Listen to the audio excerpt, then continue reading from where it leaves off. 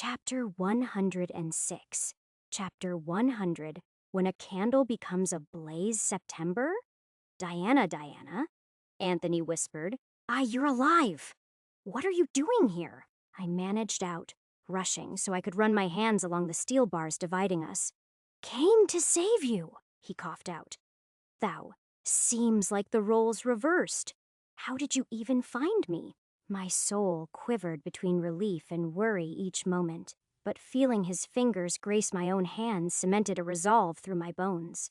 Got your message. You were clever about the dog thing.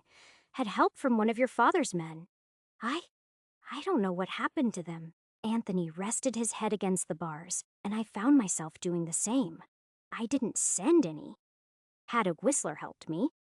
I let the thought die. I needed him out first. How long ago did you even get here? A few days, I think. Not too many. He sounded broken. It hurt me to see him like this. We'll get out, I promise. It was all I could do. I missed that brazen attitude of yours, always streaming headfirst into the danger. He managed to smile despite the situation. Soul Killer clapped in the background, and I still didn't tear my eyes to look at them. How touching of a reunion. Let him go this instant. I started running a stream of sparks down my arm, letting my threat be clear. Oh, don't worry. I'll let you both go. Soul Killer said, much to my confusion and suspicion. Like hell you will. What are you planning?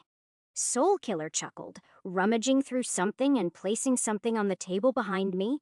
They spoke, but something in this made me shiver with a primal fear drenching my bones. I'm wearing a blindfold. Anthony can confirm it. Anthony's gaze flicked between me and Soul Killer, his voice heavy and sore. She is. For a second, I wondered if he was already infected by Soul Killer. If I was too late.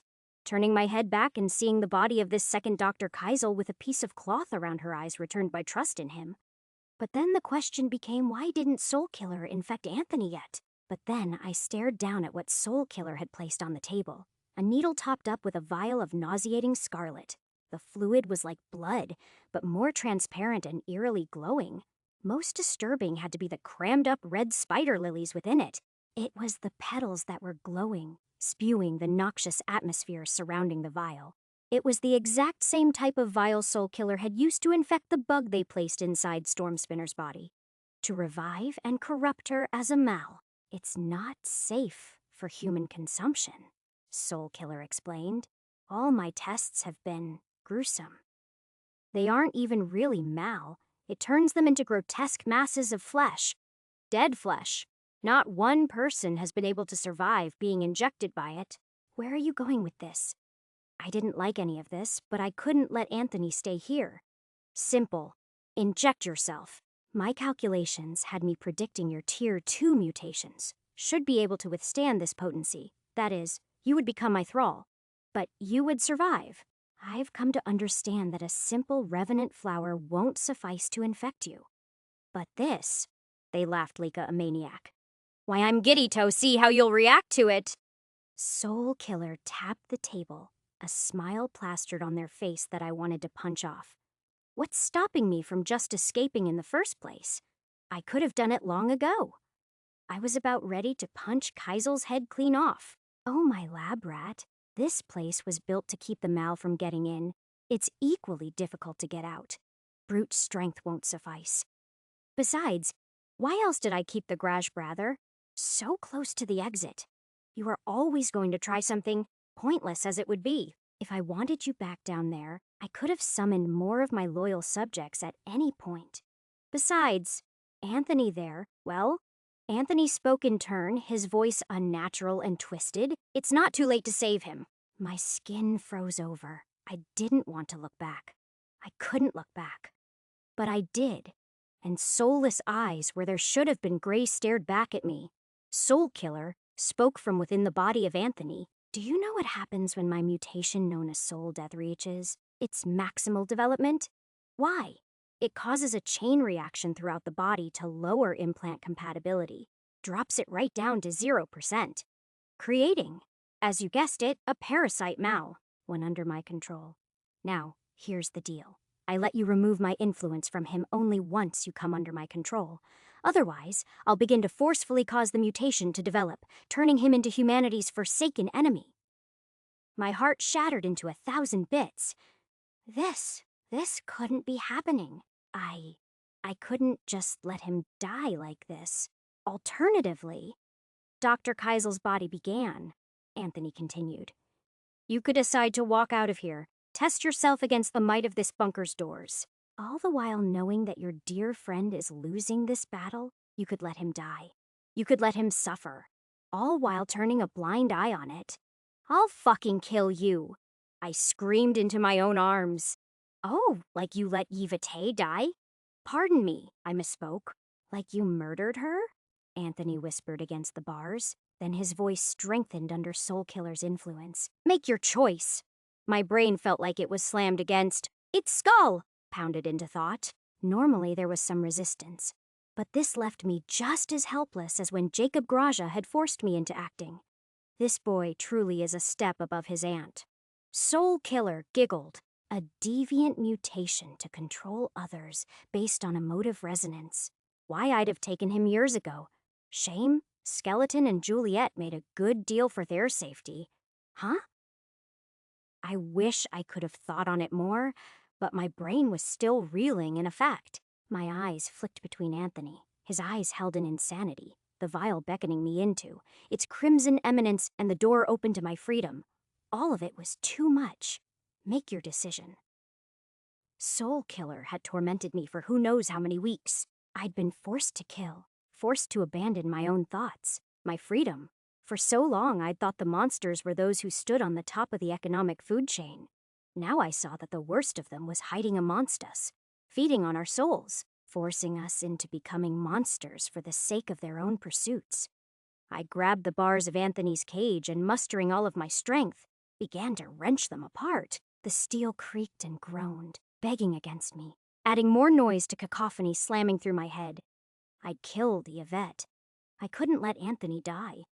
Whatever I did, I had to save him. I had to. Anthony lurched back from my hands as I slid them through the bent bars, his smile making me shiver. Then I was beginning to lose all hope when he reached behind him for a gas mask hidden in the shadowy corners of his cage. So that's your choice. How foolish, Anthony said before wearing the gas mask, muffling himself. 2 red gaseous vials at the sides of the mask drained down his Soul Killer to a deep huff of the noxious fumes, red veins creeping all across Anthony's skin. The muffled voice spoke softly. It should take around 2 minutes. I'll let you say your goodbyes, I heard Keisel speak from behind me. Take the vial in that time, and I'll have the mutation stop. Don't, and well, it's your dirty work you have to clean up. I'll leave you two to your privacy. She stepped out, and the doors closed, leaving me in this hell. Diana.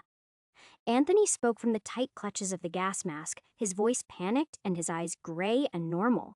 What's happening? I slipped my hands onto the sides of the mask, and with one yank tore it to pieces. My desperation was getting head off me. My own breath outpaced my thoughts. In that fear in his eyes, I saw Yvette's confused and dead stare as I pulled her away from Indra's shot. I saw Irene's body dying as a husk as I removed her mutations in hope to cure her off Soul Killer's influence. I saw the man held hostage by Tung Wellisher being killed by Quireman's shot as I failed to reach the mercenary. I saw tens of clubgoers dead by the mal whose flesh had been mine. This was too much. I wasn't sure which of my fathers had abandoned me.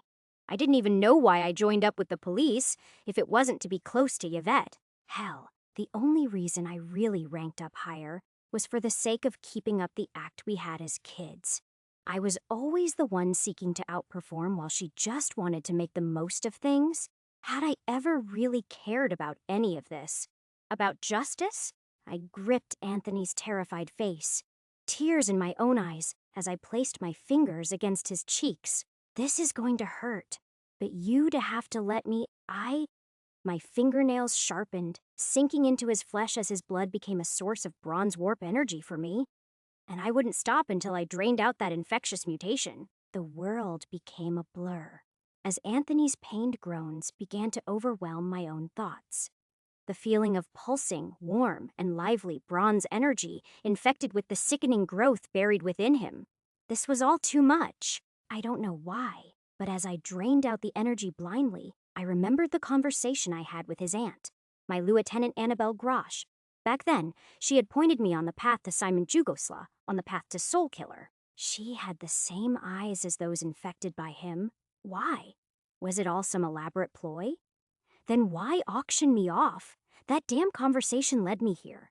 It led Anthony here, and it all began with her asking me why I had even joined the police. Well, there you have it. I didn't join up for some grand ambition. I only ever went with it for Yvette. I climbed the ranks because that's just how you show you're a good officer of the law, tearing out the corruption, becoming a hero, a martyr, joining Neocorps, proving my father wrong. None of that meant anything to me. I was only ever in it for her, then at some point, because it was an outlet for these powers. Now, I was at risk of losing it all. My mutagenic drain went deeper, draining him vitally, straining every little bit of his life out. His screams rattled my very soul, building all sorts of emotions into me. It's okay, Anthony whispered against me despite the tears in his eyes. You don't need to. Save me.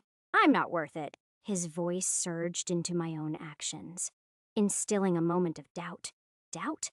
Was I doubting that my friend, one of the few I'd ever made, had to live? E-burned the thought, just as I burned all my other thoughts. Why was I in the police? Well, now I had one hell of a fucking reason. Annabelle Grosh, Soul Killer. This fucked up conspiracy had taken too much from me. There were rotten apples hiding amidst us, acting as Soul Killer's pawns. I'd burnt them out. I'll set a fire so damn big even that the founders take notice of it, and I'll start by burning this fucking mutation out. For all my time spent as an adapter, I'd always envisioned that bustling core of golden energy within me as a hearth of flame. A vivid painting I'd inscribed over it to ease my control, to turn it malleable to my thoughts. For the first time, it wasn't just a thought.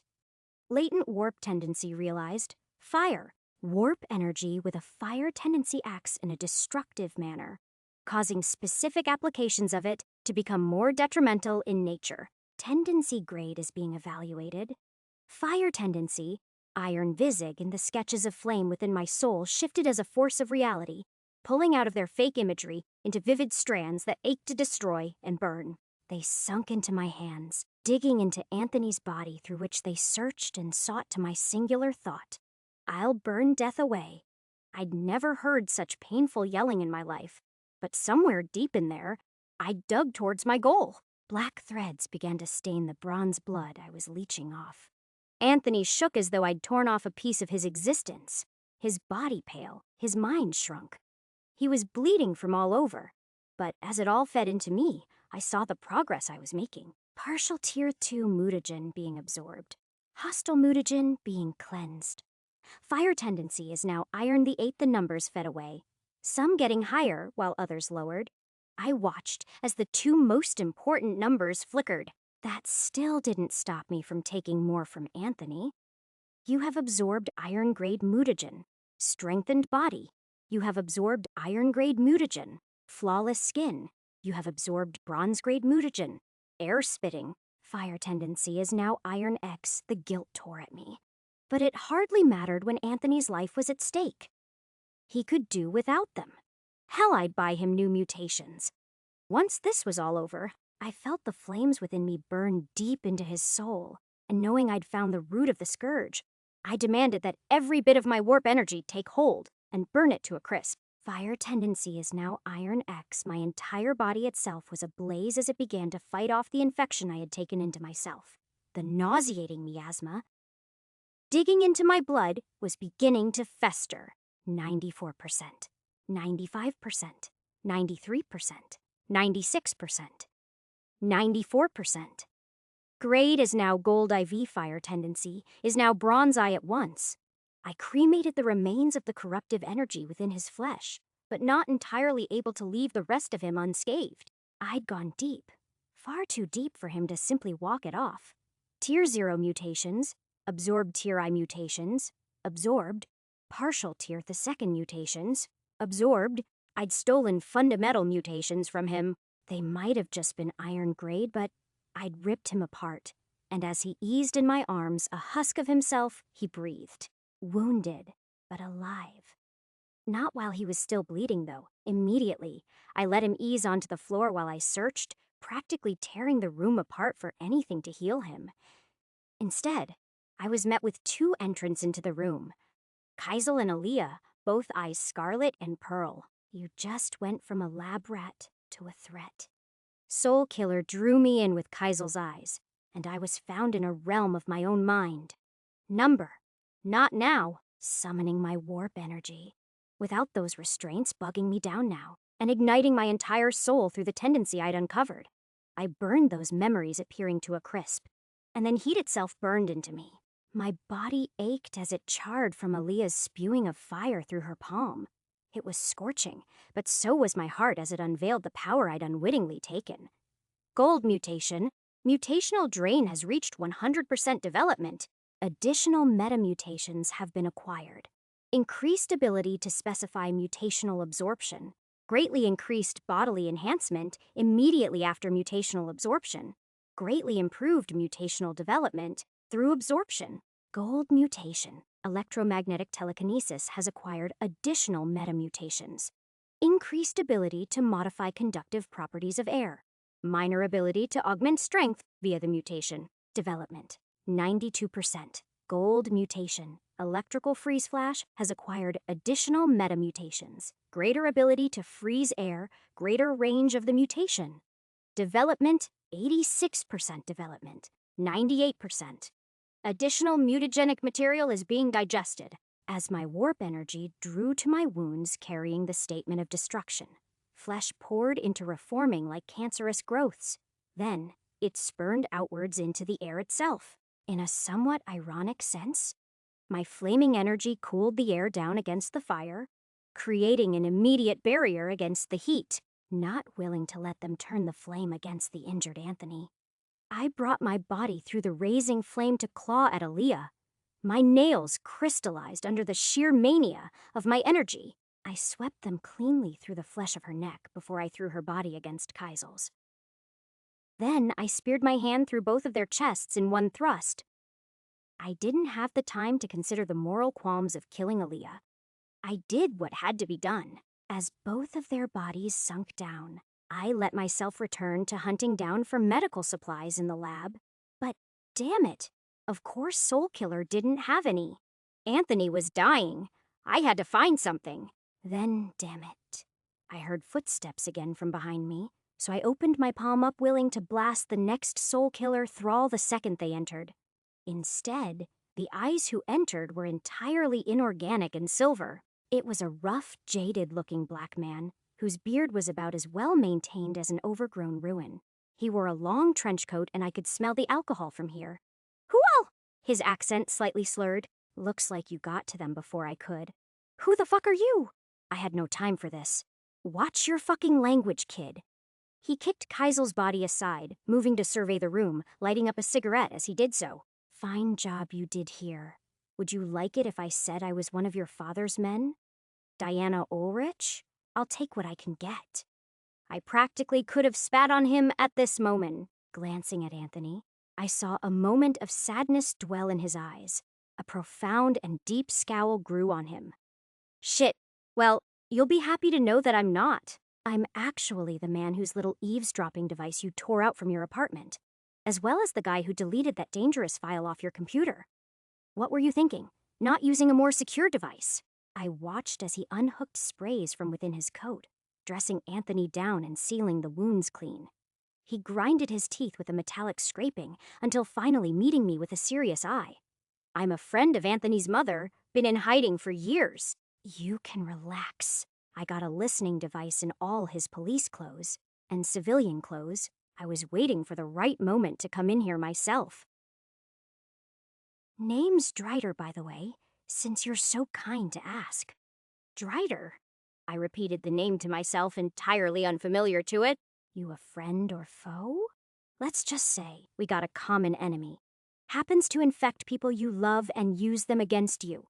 He placed Anthony into a recovery position, taking care to treat him gently. I'm not exactly the friendly type, but I am the kind you don't want as a foe. He reached for his metal leg, which I didn't even notice, had a concealed compartment which Sternadento a massive rifle that weighed heavily against Drider's shoulder, still not trusting him.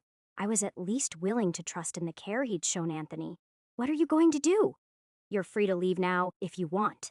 Drider placed down his weapon against the cage, now pulling out a flask of all things and swigging it clean. Me and old Skate? We got business decades worth. Gonna clean up a few mistakes. So, what'll you do? I stared down at the two dead bodies. They should be enough. Get to tier the second, join you. Drider smiled. Well, I'm not waiting. Also, I only got one pair of hands and this kid comes first. Plus, you should use this. He tossed me a vial I immediately noticed as mutagen, but it was labeled as hair serum. Regardless, his promise to take care of Anthony first was a good thing. Wouldn't have it any other way. I put my hands against Alia's corpse. I found her bronze sim, riddled in crimson veins, right underneath her, and began the process of absorbing it. I was going to burn Soul Killer down to the bone. This place was first on my list. Chapter 107. Chapter 101. Northern Team 451. AM the 30th of August Yujo Squad, Alpha -3. Northern Facility. His name was Izuki Tanaka, Silver Grade Commander of Yujo's Alpha -3 Squad. One of the finest in all of New California. Together, he and 20 of his squadlings were responsible for fending off the ongoing mercenary attack on 3 separate Yujo facilities. Originally stationed in the Western Facility, orders came for him and his men to move through the transporter into the Northern Facility, currently besieged by known mercenaries Mirage, Quartz, and a droid suspected of being the infamous Iron Devil. The current state of the facility they had abandoned was unknown. Communication was all but blocked off at this depth, and relayed only through direct communication via direct uplink to their data delvers, most of whom had been massacred by Mirage. So he had his batch of new delvers working in and out to solve their comms issues, while messengers from Squads Beta through Delta had relayed to them that the situation above was steadily falling under their control. It seemed Mirage had taken control of the iron production line and its autonomous war drones, but with reinforcements piercing her from top to bottom, there was only time distancing her from demise. However, an asset like her would be wanted to be taken alive. The same could not be said for her allies, currently cornered in the bronze production floor. The Iron Devil, Quartz, and Stonewall were all being driven back at a steady pace. It had been the right move for Yujo to move their forces away from the R0N1N. Still, it was rare for the company to move their forces away from the mercenary who had made a reputation as their nemesis. With every attack he performed, his supporters emboldened, and the company lost billions in stock. They had the numbers here to take him out, but the decision to secure the asset had been what the company had decided was most important.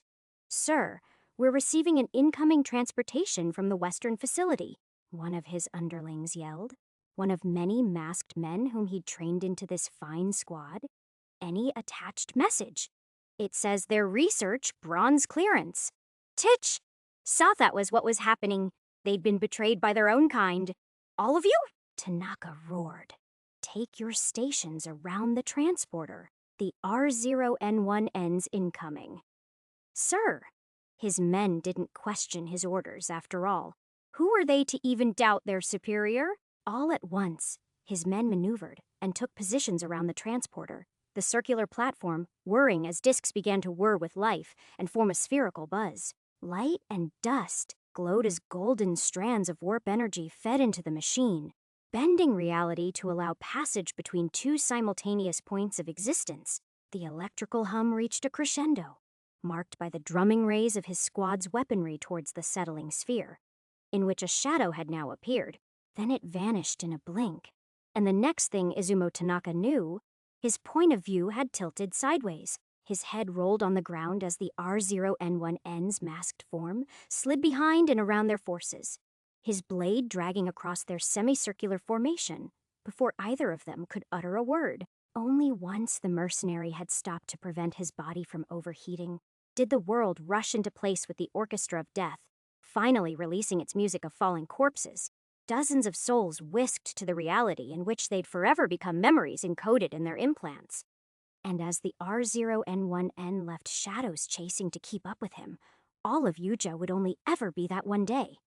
A memory, Mirage digging deep into the subnet of this facility, was taking a toll. Mirage was trapped between measuring her physical world and the realm of ones and zeros, all the while taking a host of over several dozen different automatons that would put anyone else's head at the risk of exploding. It's a good thing, then, that she had 4 heads in one skull. Incoming data cleave from Yuzhou Delver Tang.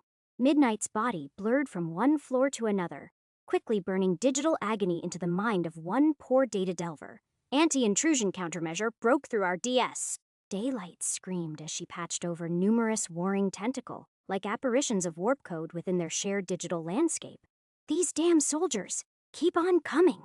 Twilight existed in a physical roar of metal, gunfire breaking her body down into scrap as it shattered into pieces. Oh well, she had many more bodies where that came from. Iron-grade automatons weren't the best she could do, but it had its advantages in numbers. After all, each mechanical body, whether it was bestial or humane in shape, was expendable and robust. Not needing to conform to the laws of human anatomy lent them weaponry that would otherwise take a toll on an organic form. They could overheat to the point of melting, and she wouldn't feel a thing. So, as she called a swarm of buzzing drones to explode atop the flanking Yujo guards, they were seared by the igneous metal raining over them. "Mirage!" Diamante yelled over the secure comms line she'd built. "How long until I can actually fight?" "We got it into the elevator," Mirage yelled, taking manual control over the various doors and subduing the Yujo comms for the 100th time. That wasn't a lie. These bastards were persistent. "Twilight, forget about me. Get Diamante's body secure." "You sure?"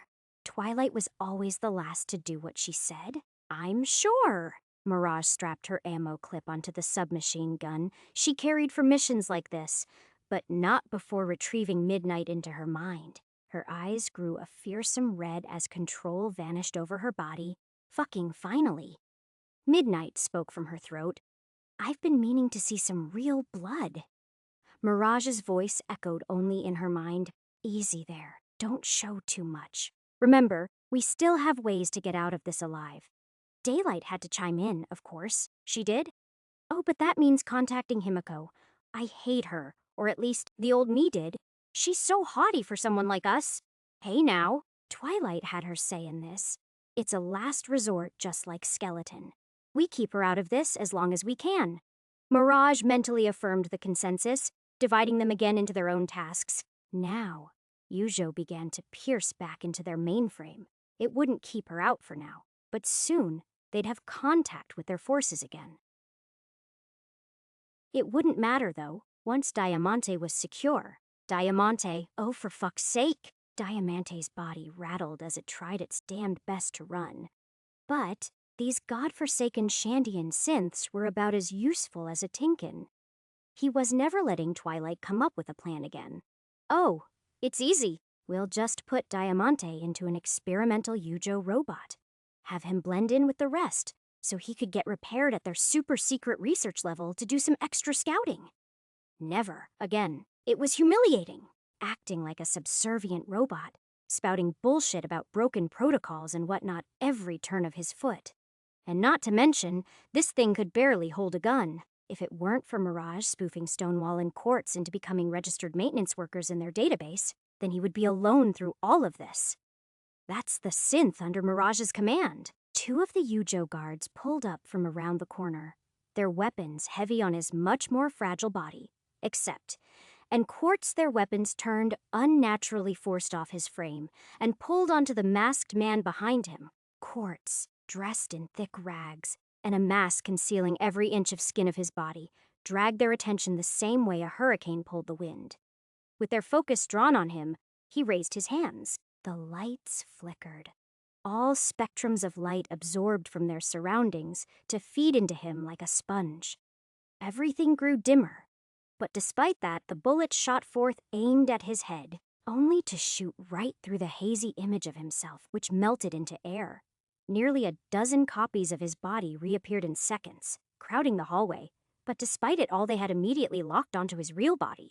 Such was the curse of being ever visible. It was a good thing, then, that one of his illusions had grabbed a hold of the leading guard's gun, yanking it upwards to shoot straight into their unarmored neck.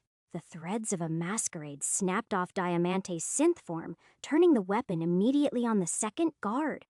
I'd appreciate it if you acted quicker, Quartz said through the layers hiding his skin.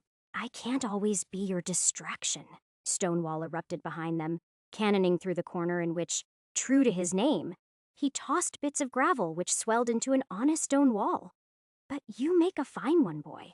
Why hide what makes you valuable? If what makes you valuable is every gun pointed in your direction, then you take my damn deviant mutation, Quartz thought. But he had long learned not to draw the air of those who could crush his head at a moment's notice. Diamante jogged ahead of them hurriedly, his metallic joints straining to get where he wanted to the most. Diamante! It's here! Twilight chimed in his ear just as he reached the maintenance elevator he was given the directions for. The doors opening to reveal a wolf-like robot with strange purple eyes wheeling a heavy trunk that could survive a bronze-grade explosion. Not that what was in it needed protection like that in the first place. With one input of a code, the trunk opened to reveal his greatest masterpiece. Or, well, the legacy left to him, the curse he was forced to carry ever since that day. Heavy chunks of black steel fused, and arranged with thick plates humming in strength. Standing at 8 feet tall, it was a war machine contained in the shape of a human. The chest thickly armored to protect the neural center and power core, limbs crammed with every type of weapon you could think of, with the hands and legs ending in razor talons. Its head was sleek and skull-like, with a glossy visor of black and red running horizontally. And finally, crowned with 2 angular horns at the side. In between it all, there was a peculiar cowboy hat attached to the skull. But Diamante hadn't noticed it yet as his droid body began powering down.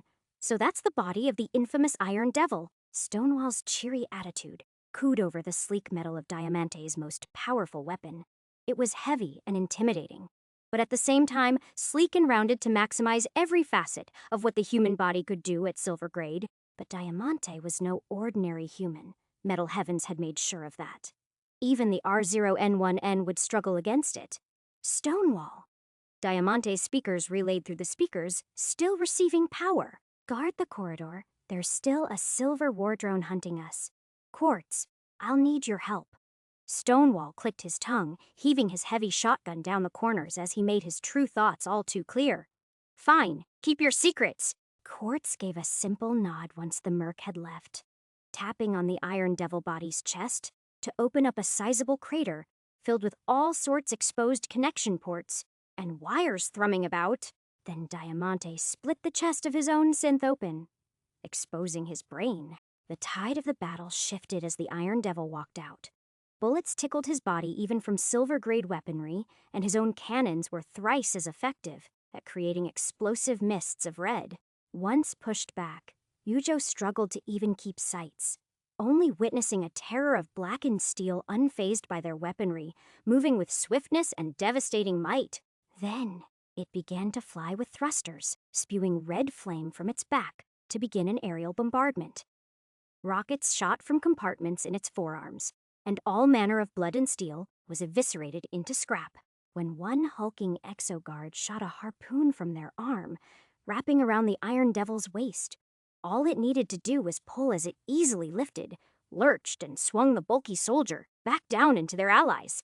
Talons glowing red-hot, the devil snapped through the cord still attached to it, laughing as the thrusters led a descent. "You're in trouble now!" But his body twitched, falling to the floor like dead weight. The exoguards steadily reclaimed their footing, a saber of energy sparking in their grasp. "Oh shit!" Twilight spat in their ears as Diamante's mind readjusted to being in a stronger body. "Something quick is coming! Reboot quickly!" "What?" Diamante's systems came back online as he readied the cannons in his arm, preheating them to begin the hellfire. "Oh, never mind. It was just the, oh fuck!" Stonewall yelled as something came crashing from above his various stony defenses. A blurring figure too fast for the naked eye to see, but not to Diamante. It was one he'd grown familiar with throughout their malhunting sessions. The Exiguard was still walking forward when their upper body fell off. The legs stumbled after. A swordsman stood with two blades in his scabbard, made of elegant machinery patched up with clunkier bits. So you came. R0N1N. Diamante spurned his speaker into making the sound of a clicking tongue. Dreadwire not with you? En route to Missy. What's with the R0N1N began pointing to his head, but was silenced by Quartz grabbing his attention. A rare occurrence for Topaz's twin to purposefully remove his cloaking. Quartz motioned, zipping up his masked mouth. R0N1N shook his head as he removed both swords from their scabbards, the motion both clunky and smooth paradoxically. His body had certainly seen better days. That Hydra is a force to be reckoned with. I'm not surprised to find you all cowering in the face of it. Stonewall coughed up behind them. You're telling me twice? That thing was built to fight Silver Mals. What the fuck is Mirage doing? Shouldn't she have taken down the Delver controlling it by now? A voice retaliated in his ears. I would've, but it's being manipulated by an outside source. Mirage echoed. To be specific, it's being manipulated by someone who has downloaded a part of themselves into it. There's no one controlling it externally. There's only one person I know other than myself that would do that. Well, two. But I doubt Skeleton's here. R0N1N's blades glowed deeper, seemingly etched more fearsomely into the weave of the world itself. We hunt her down then. Damn it, so Himiko was predicting this? Diamante's body steamed under the coolant suppressing his nerves, though he had never itched more to use this body. With that, they moved back into the bronze production line. Diamante and R0N1N each were a mastercraft at the art of death with their assigned tools. Just as bodies split under the heavy arcs of the swordsman's blades, Diamante's various weaponized limbs became a storm of overwhelming gunfire that left craters in his foe's armor, all to meet the massive automaton, guarding this fortress with 3 silver adapters armed beneath it. The massive floating war drone, a Hydra, streamed 5 large tubes in their direction from out of its shielded oblong body, each ending with a plasma cannon capable of disintegrating a building, resistant to silver-grade weaponry. Even their armada of firepower would be about as useful as a stick is to damaging a rock. R0N1N raised his blades, blood vibrating off them to welcome a clean kill. He didn't care whether his shardware was 1 use away from crippling or not. He would capture this fragment of Miss Himiko, of Amaterasu. Topaz, Missy, and Quickshot were quite the distractions, not that he needed any. Sidestepping a whole platoon of the guards, he yawned as they moved past his unseen body without batting an eye. Oh, the blessing of a never-visible form, carefully pivoting into a corner and taking ample care not to trip any motion detectors with a careful spike of Twilight's data cleaver. He slipped right on into the restricted zones of the research floor. Yes, we're doing what we can. Some of the researchers were already being screamed at by their superiors. Oh, the poor things. Topaz didn't really care. Now, where is Goliath? He took a seat right onto a chair hidden away in the corner, lodging a probe into the computer. And now, he waited. Missy, she hadn't donned this suit in forever. The Exodus MK Thesed was Neocorp's pride and joy during the 4th swarm, saving the lives of thousands of operatives with its multitudes of functions. Those had all been removed from her suit by the course of war. A war that began after her time in the swarm, and to think another was approaching. This raid wasn't going to change anything, not really, but it was going to send a message. She was here, and she was strong. She was unafraid to rebel. She could still remember it, all those voices she had failed, all the souls who had trusted her, only for Neocorp to take them from her. Because of her. Number Now was long past the time for regret. She had little time left. Every action she could make, in any hope that Neocorp or the corporations would listen, would be to her benefit. It would either take all of them uniting or the entire world tearing the corporations apart for humanity to come as the victors. Because Soon, the uncaged would make their move. That animus bastard known as Mr. R would strike out against the founders and humanity as a whole. But she knew the pieces were already being shuffled around this chessboard, and that the transport of the gold mal through the Toxin Club was just one of those pieces. She hadn't told Ripley everything about how that particular deal came into play. Strangely, he hadn't even asked much about it. The truth was, it wasn't ever their job to transport it through the Toxin Club. It was Mirage's job.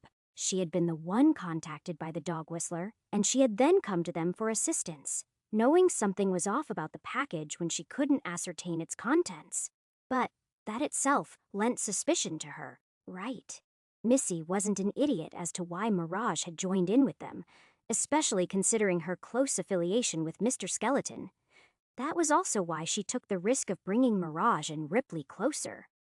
Mirage might be in control of her own mind. As for her personas, they were individual personalities with their own rebellious streak. If Ripley's influence as an outsider could change them, forming unique relationships with either of them, then that didn't stop her from finding Ripley and Mirage's relationship, worrying beyond just the fact that romance in this line of work was a bad idea. She had first-hand experience after all, the rush of the danger and the moment of betrayal. She was using Ripley. She always had been. He was easy to manipulate with his grand ambitions and stunted potential. That didn't mean she didn't feel guilty about it, but as she felt warp energy sink into both her flesh and metal, an energy she never found any joy in, she knew she had to do what was necessary. Ripley. I whipped my Arachne's arms just in time to strike off the wheel of a motorbike before the blade-wielding rider could lash against me, keeping my eyes straight as I heard their crash boom behind me.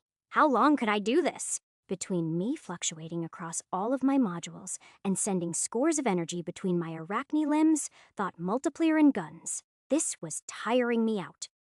The only thing worse was that by now, they had to have figured out where I was going. The front entrance would be guarded, and with my luck probably have a silver. One of 7 silvers in the southern facility. It was an obscene amount of firepower when I thought about it. Each turn of my bike was leading me to an earlier grave. If I didn't die getting there, the vehicle was thrown and thrashed about, like it was a rusty piece of scrap I used to get my frustration off. Several diagnostic scanners in the machine had indicated numerous damaged pieces by my abuse, and those replacement parts. God, were they expensive. This bike was a novelty item known more for its rarity than its performance, so as much as it pained me, I knew what I had to do with it. I rewired its engine as I neared my destination. At the bronze grade, it was a considerable piece of tech that I was dying to learn more about. But some things you realize too late. Hearing the roar of engines around me, I quickened the bike about as fast as I could. The map directed that I was only a few minutes away from the facility now. Everything hurt. It wasn't just R0N1N Shardware who had taken a beating today. My own pieces were nearing their limit. Even the Arachnodyne, my most robust tech, had numerous diagnostic errors as I pushed it beyond what it was meant for with Hypermind. The best way for me to survive was to avoid as many fights as I could, to leverage my ingenuity over my still limited combat prowess. Every time I brute forced my way to victory using the enhanced energy of a gold, I was just worsening my next dilemma. The bike's handles heated to the point where my skin would have blistered holding it, but I timed it just right. The tall gates stood proud and large, a battalion of iron and bronze guards stationed with their guns drawn on me. One tall and mighty silver exoguard raised their holoshield in preparation. My Arachne tips fired behind me, the jerk pulling me off the bike as it jerked up and flung towards the cohort of soldiers. The heavy machine was still moving fast enough to pulverize a concrete wall, and it slammed into a wave of broken bones and blood before the engine reached its limit. The last time I'd caused a bronze-grade explosion was in that damned club. Back then, I'd misjudged just how powerful it was, and sent many of the guests there to the gates of hell. This time, my expectations were met perfectly as the gate rattled under a devastating expansion of heated air and shrapnel that expanded with a mist of red, devouring all those who dared to contest me, still zipping across my live wire. I hailed down a stream of death using my scrap gun bracer, launching a river of absolute ruin over the guards who were busy escaping from the fiery confines of the explosion. Blood wept across my sights. the blind hail of iron more than sufficient to whittle them down. Then, sending my warp energy into the golden wires wreathed through my arachne, I commanded Hypermind Prometo activate. The contraction was so intense the steel and concrete girders of the buildings supporting my arachne spear tips cracked and bent. My body feeling constrained by the intense wall of air resistance attempting to slow me down. I flung across the air above the blinded and shattered defense. The weightlessness should have been marvelous, but I was so exhausted it could have invited me to a nice nap, forcing myself to keep on going.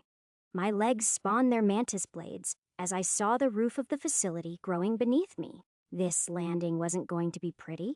With my legs primed, they met the onslaught of concrete and friction as the blades dragged and scraped my momentum down. A snapping crack ripped up my leg. My left leg's mantis blade torn off as the shift in velocity upturned me and sent me rolling across the roof. Thankfully, my limbs didn't have organic bones. I peeled myself off the roof, scanning down my body to know if I'd suffered any fractures to my ribs or hip. The stealth suit did its job protecting me, but other indications in my feedback of the tool did alert me that it had suffered damage to its concealment ability. Shit, just getting to the southern facility had lost me a bike, part of my leg, and damaged what was sure to be a suit out of my budget. It was just my luck to hear metal climbing its way up, a heavy and robust spider limb gouging the concrete beside me. My eyes opened wide to witness the exoguard, who'd taken the brunt of my distraction, bearing 4 external limbs at me, each wide and heavy, much larger than my arachnodyne. This was a Tsuchigumo, an exosuit designed with much the same aesthetic of my own arachnodyne.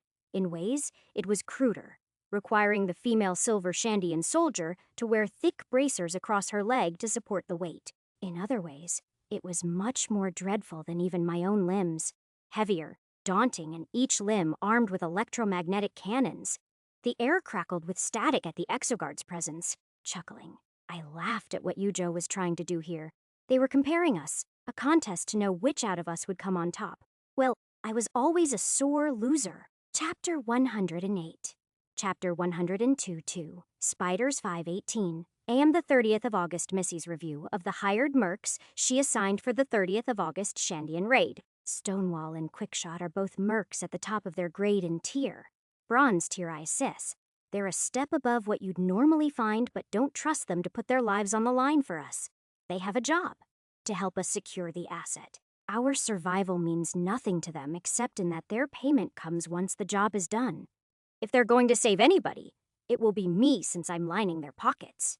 As for their fighting capacity, Stonewall is a mutant esper capable of compacting any stone or mineral and expanding it into a larger shape. He can also manipulate these walls of stone to a slight degree, forming armor around his body through which his enhanced mutant powers turns him into a tank. Again, don't expect him to take shots for us. We're assigning him to the northern facility, where Mirage has created fake identities for them to infiltrate and help Diamante into the research floor. His ability to create barricades will help slow down physical intrusion towards Mirage's delving port and allow Diamante to access his combat body when the time comes. Quickshot, on the other hand, is with me and Topaz. As a bug adapter, her shardware is all focused to improve her range and output with her bow. Yes, a bow. Now I know what you're thinking, but I can attest to the effectiveness of such weapons that have been modified by shards from my time in the swarm. Each arrow is worth 100 bullets, some possessing unique functions that allow her to manipulate battles expertly. Her job is simple. She is to stay outside the facility and draw their forces upwards by launching precision strikes against vital assets, and to provide us cover as we escape from the facility. R0N1N and Dreadwire. You two will be enough for your facility. Ripley Mimic Set modules. 7 divided by 10. I took a quick review of my various modules before the battle was to begin. I'd mostly been saving my strength on the ride here by using Stabilize, but under a fight like this, I'd have to rely on directly offensive abilities. Or, at the very least, provide opportunity, settling on insight. I decided my first step should be to scan and analyze the Tsuchigumo exoguard facing me down. my mechanical eyes dissecting what they could to provide Mainsightendoe the capabilities of their suit. It drew on from the chunks of data I'd stolen from the Western facility, linking several components together and relaying to me how they functioned. But strangely, this time I pulled something deeper. The thin threads of silver radiating off the body carried delves of information, a library to which I had a strange attunement to. Was it frequency sync? The newest protocol of data mimicry was odd, allowing me to alter the way in which others could perceive the warp code of my bug, but apparently also allowing me a deeper view into their own energy, a view that felt tangible with another protocol of data mimicry, frequency sync. Grade, silver tier, estimated at mid-tier 2. Tier IT. That was feasible enough for me to defeat. At least, that's what I told myself before the Exiguard charged straight at me, thrusters across her limbs, driving the heavy suit of armor at me like a bull. It was only the slightest shift in their energy frequency that alerted me they were gathering strength towards their legs, providing my preservation matrix with enough time to command my arachnodyne into pulling me to safety. Fast, a steel-muffled female voice rattled from within the suit. "Did you steal that from us?" "Not yet." I spoke back to her, my weapons charged with bronze energy. "But I'll take pleasure in seeing what I can learn from you." Overconfidence is a flimsy ally. Her gigantic spider limbs hovered over her body, their seams steaming as electrical bolts slithered out to reveal coiled wires charged up. Shit! I recognize that pattern. A railgun. It was just my luck when I finally got the assistance I'd been expecting. An arrow lodged into one of the arachnid limbs, disrupting the charge with a silencing quell of warp code. "Shit! You're really taking her on by yourself?" Quickshot's voice connected into my head. "You might be a gold, but she's a tier above you, and in an exosuit. The E-exosuit's bronze grade." I relayed back, my mind moving faster than my mouth for now. "I can tell. And she's not using her holo shield. Must have got 10 damaged in the explosion.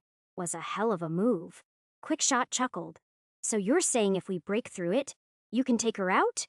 Number. It might be able to take her out. It was my honest assessment. There was one tool I hadn't used yet because it was a glass cannon, though. It relied on how organic she was underneath all that armor. The more central the damage, the better are. I'll see what I can do. In the meantime, you got any other arrows heavy with energy or warp code? Plenty. What for? Why even try to kill her in the first place? You're probably faster than her and can escape. I thought about how to phrase it. I'm trying to draw them upwards from Missy. That was the last message I could get in before the Exiguard launched a Mach 1 rod of steel at me. Hypermin provided me the exact second I'd needed to make my move. A railgun needed time to charge up in which the adapter could aim it in one shot. Its course was unchangeable. It was still fast enough that just the air around the rod was scorching to the point that my shardware had been damaged. The outer casing of my left arm came apart as I found my feet planted to the ground. Then she blurred forward, two of her lower spider limbs slicing sideways to trap me in the middle. My arachnodyne punched the ground, leveraging me in the air only to leave me vulnerable to the cannons she had as arms. Fortune was on my side for now as Quickshot landed an arrow into each limb despite the considerable distance, forming a bola that tightened around each limb. The hollowares snapped with ease under the Exiguard's strength, but they let me gather a moment to strike on the offense. My body twisted above hers. My energy gathered into my eyes as they viewed the rear portion of her Tsuchigumo exoskeleton, gathering the data of how her spider limbs connected into the wider aegis. While I couldn't call myself an expert in Shandian military tech, the data I'd stolen from them did provide me the entry point into deciphering the overarching methodology of their creation. Shandian tech was heavy and demanding on the adapter. The physical weight was mitigated through the electromagnetic stabilizers they were so proud of, while their digital vastness meant they only employed adapters able to withstand the load of it. In other words, almost all exoguards used either integration or accommodation to withstand the demanding suits. But in this particular case, it had to be both. She was only tier Thakin, not quite up to the standards of the kind of silvers R0N1N had fought in the previous facility. The only reason she would be using such powerful equipment at her stage was if Shandian had determined her bug could handle it, which left her silver implant with only one other function to supplement her combat abilities. If I was lucky, it was something like network, though I doubted that was the case since there was a lack of accompanying drones. Database, Sustainor Psyche was, also a good option for me, but if it was energized or overdrive, then, frankly, I was screwed. The direct enhancement of physical ability they give would overwhelm me in a moment. Even wildcards like Analyze, Jailbreaker taught a Weave Cold proved troublesome. Still behind her, I drove my claw against her spider limbs, scraping against them to search for a weak point. I found none, but I did sense her exerting a pulse of energy through her spine, the four limbs whirring to life as they slashed and slammed towards me, dodging each with barely a breadth of an inch. I kept my focus on capturing every aspect of the suit. It was built to be impenetrable, a troubling shield that showed no faults. Even my scrap gun, which could tear through the Shandian armor like they were made of paper, was only sparking off her suit. Maybe, if I had any bronze shards left, then they could at least wear her down. But as it stood, my iron pellets were useless. So then, there was only one choice left. The ugly choice. Arrows came down in between us, streaming electrical bolts through her suit, which slowed down her assault enough that I could reinforce a sudden burst of gold into my arachnidine limbs. Just as I switched to Thehammer module, my back suddenly felt like it was being weighed down by an anvil, and my thoughts came slower than they normally did. Still, the resulting force multiplied enough that the livewire-based musculature of my arachnidine briefly overwhelmed even her spider limbs. Whatever alloy her limbs were made off crumpled, their protective casing briefly dislodged. Quickshot acted true to her name, with 3 arrows striking the broken plating to explode a corner of the joint off. I reached in for that weakness, extending my right claw with its shardware, manipulating tips eager for the piece, only for a shadow to whisk above me. Hypermind prime-slithered me away at just the last second, leaving my store of warp energy as a shallow pool. Breathing heavily in my mask, I hurried across the rooftop, feeding the module as a stream of electrical pellets launched through both of her hands. She growled through her suit. "You're quick for a tier second." I could have laughed. She thought I was a tier above what I am. I took it as a compliment as I circled behind her once more, the rain of arrows briefly breaking her concentration off me. I was determined to tear her exosuit apart. There was so much to learn from it. And finally, as one particularly nasty arrow exploded into an orb of magnetizing force that pulled her off her balance, I reached into the seams of her suit, and I ripped the satisfying whir of my claws as their architecture blurred to life, stripped wires, and tore through artificial muscle like a demented surgeon. I disengaged the joint, slurping the confined knowledge of its magnetic utility to immediately reverse the polarity, practically exploding the limb off. Half of one lower limb clanked to the ground, immediately altering the suit's center of balance as the other 3 dragged her weight astray. I resisted the urge to dive deeper, drawing distance as one of her charged railguns struck down and crumbled the concrete underneath us to dust. We both hopped away from the growing crater, and I could feel the fury in her warp code. "You insolent merc." She jumped, landing hard enough to fracture the ground even more, but it was clear she hadn't acclimated to that new center of mass of hers. Her bladed limbs swept just above my head. At least, that's what I had interpreted until they curved down to reach for the broken limb I'd taken off her. Tiny mechanical grippers sprouted from the severed limb, hoisting the rest of the tech back into place as they soldered and fixated the limb in. Then, strangely, some wash of electricity plopped the broken metal back into shape. A memory alloy based on electricity that I wanted to have. Even more, I had just realized what her third function. Self-repair mechanisms could be attributed to some complex feature link, but to act that quickly, she had a technician feature. Topaz elsewhere. Topaz was yawning as he scooped up information from the 7th DACube that was scattered here. Nothing on Goliath so far, but damn did he find some juicy secrets that could sell for a quick shed. The tabloids would have a field day with this. "Hey, when did we turn this computer on?" One of the researchers leaned over him, blind to the merc inches under his face.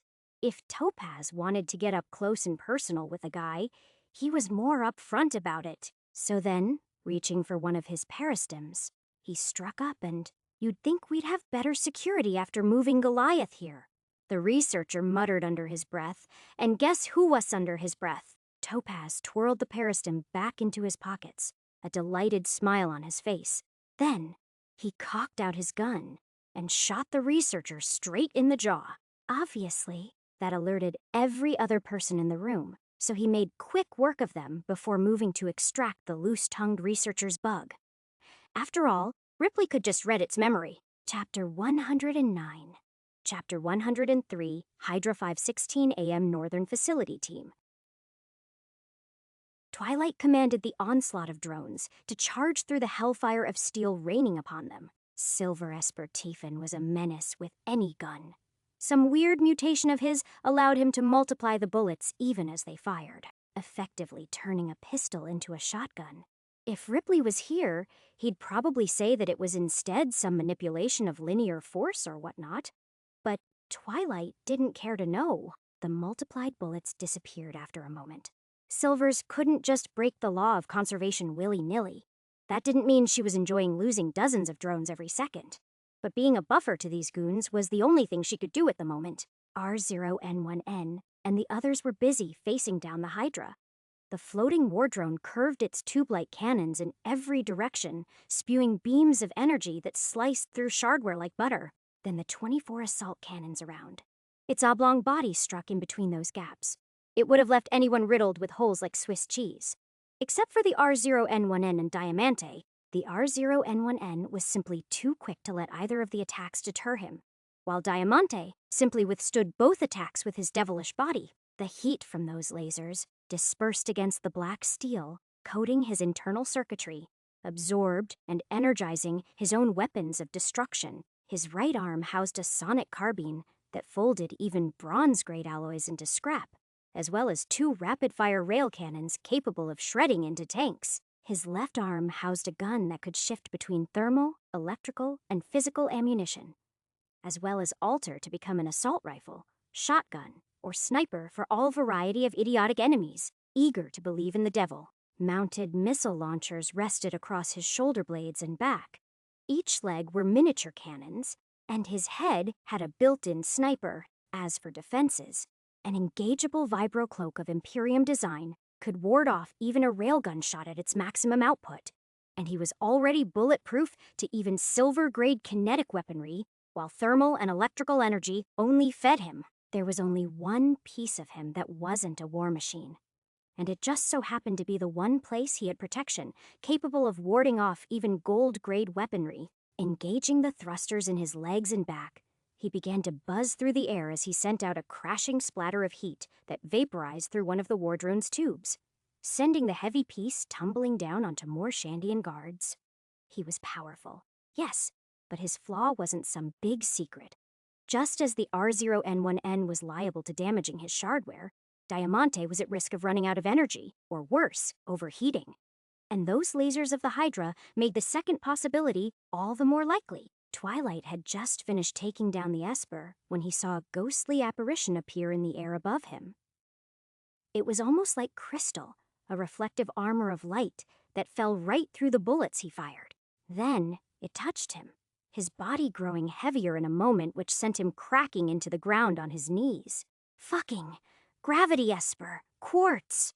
Diamante groaned as his various systems were sent into disarray by the unnatural environment, his limited blood rushing where it shouldn't. Quartz drew the concealment of his suit away, already behind enemy lines and waiting.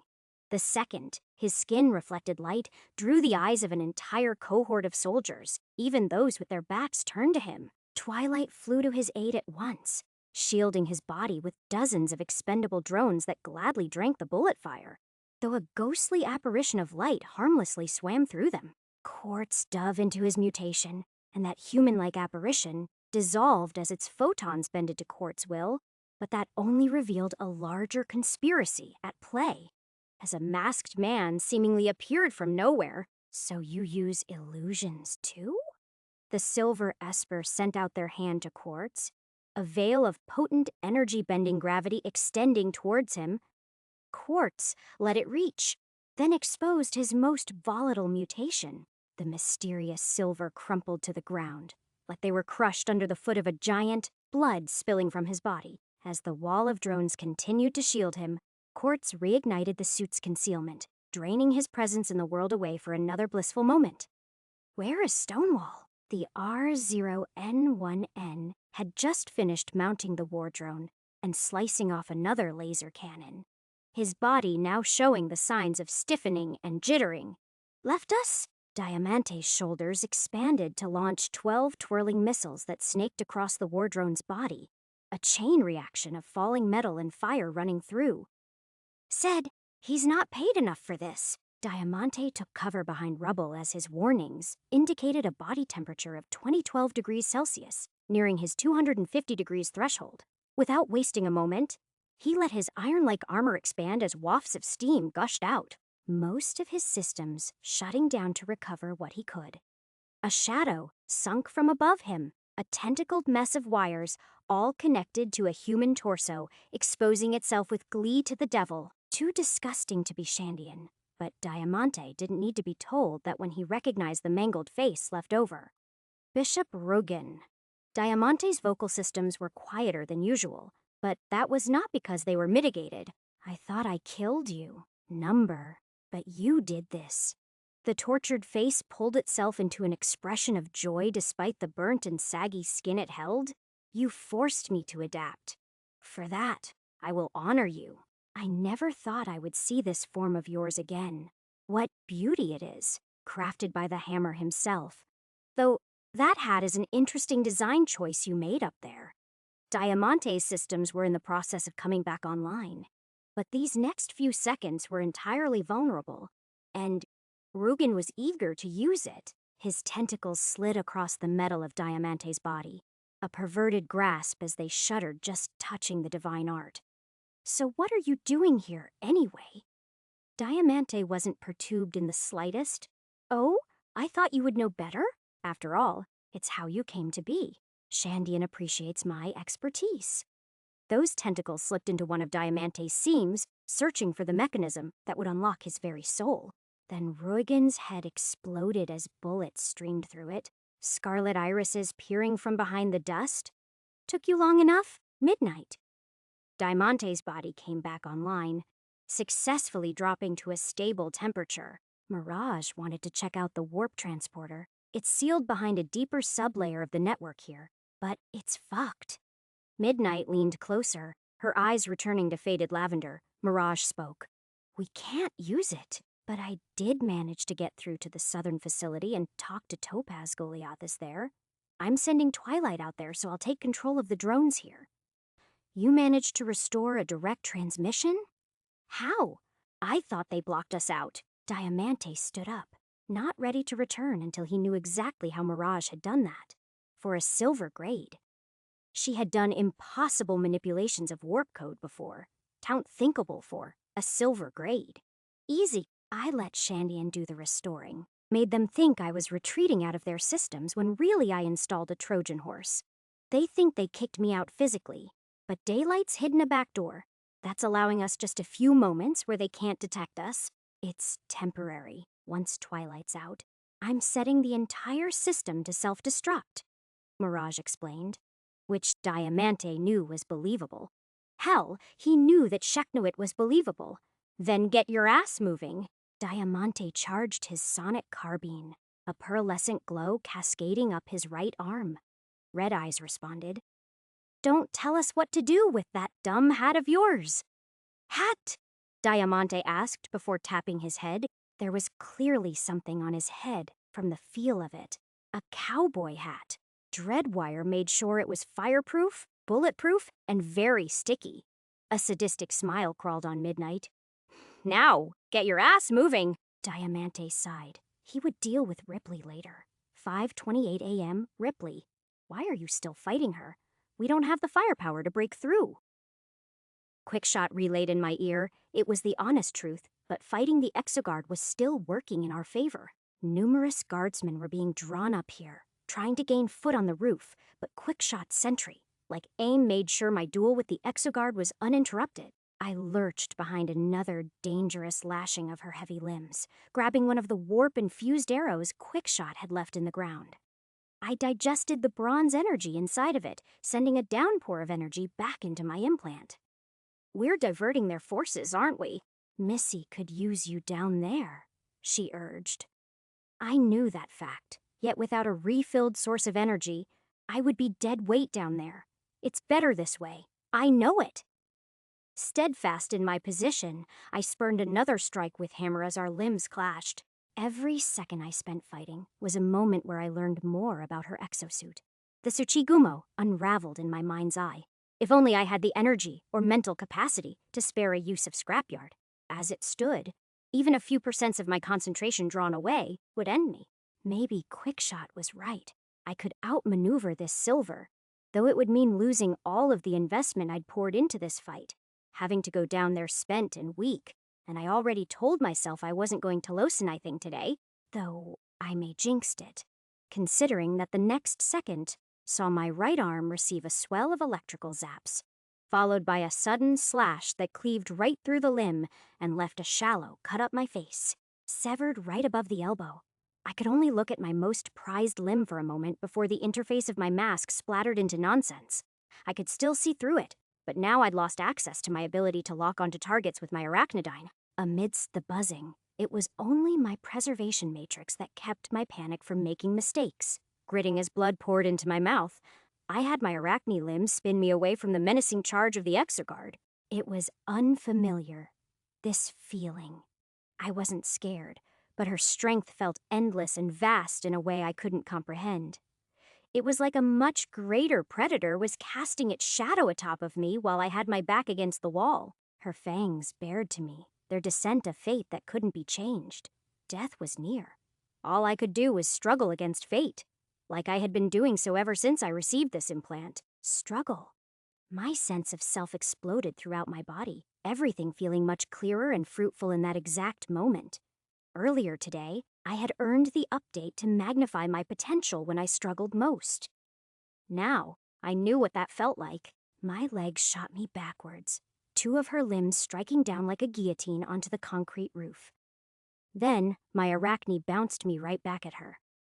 My left claws grabbed over her face and eyes, the tips disengaging a moment before I severed my own left hand off. Before the limb could fall, I grabbed the wires of each wire with the finer hooks of my arachne limbs' shardware operating heads. They're operating tipped for fine neurowiring.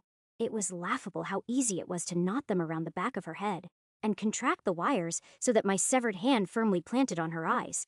I knew she had vision from each of her limbs, so the next few strikes, as she tried to bat me away, weren't surprising. I witnessed the moment she tried to regain her ocular vision using her Tsuchigumo limbs. But the clunky and thick arms couldn't nimbly reach my hand, so I switched to Overcome. Immediately. All of my learning during this bout had cemented into my psyche, feeding me all of the ins and outs of her shardware. I didn't know how I never noticed it before. But the Tsuchigumo wasn't suited for close range at all. It was powerful, but not exactly quick, with its main functionality being to house two external railguns that could fire at range. Simply put, she was just a cannon, capable of repositioning. With that information now in mind, I wasn't so afraid to get up close to her, my 4 spider limbs burning into action under the remaining droplets of warp energy left to me. With one fluid dive, I struck out with all of my limbs, clashing against her spider limbs equally. I struck their most central joints. Physics was simple. Around a lever, the further you were from the fulcrum, the more centrifugal force was exerted. I stabbed with the tips of mine against the least forceful joints of hers.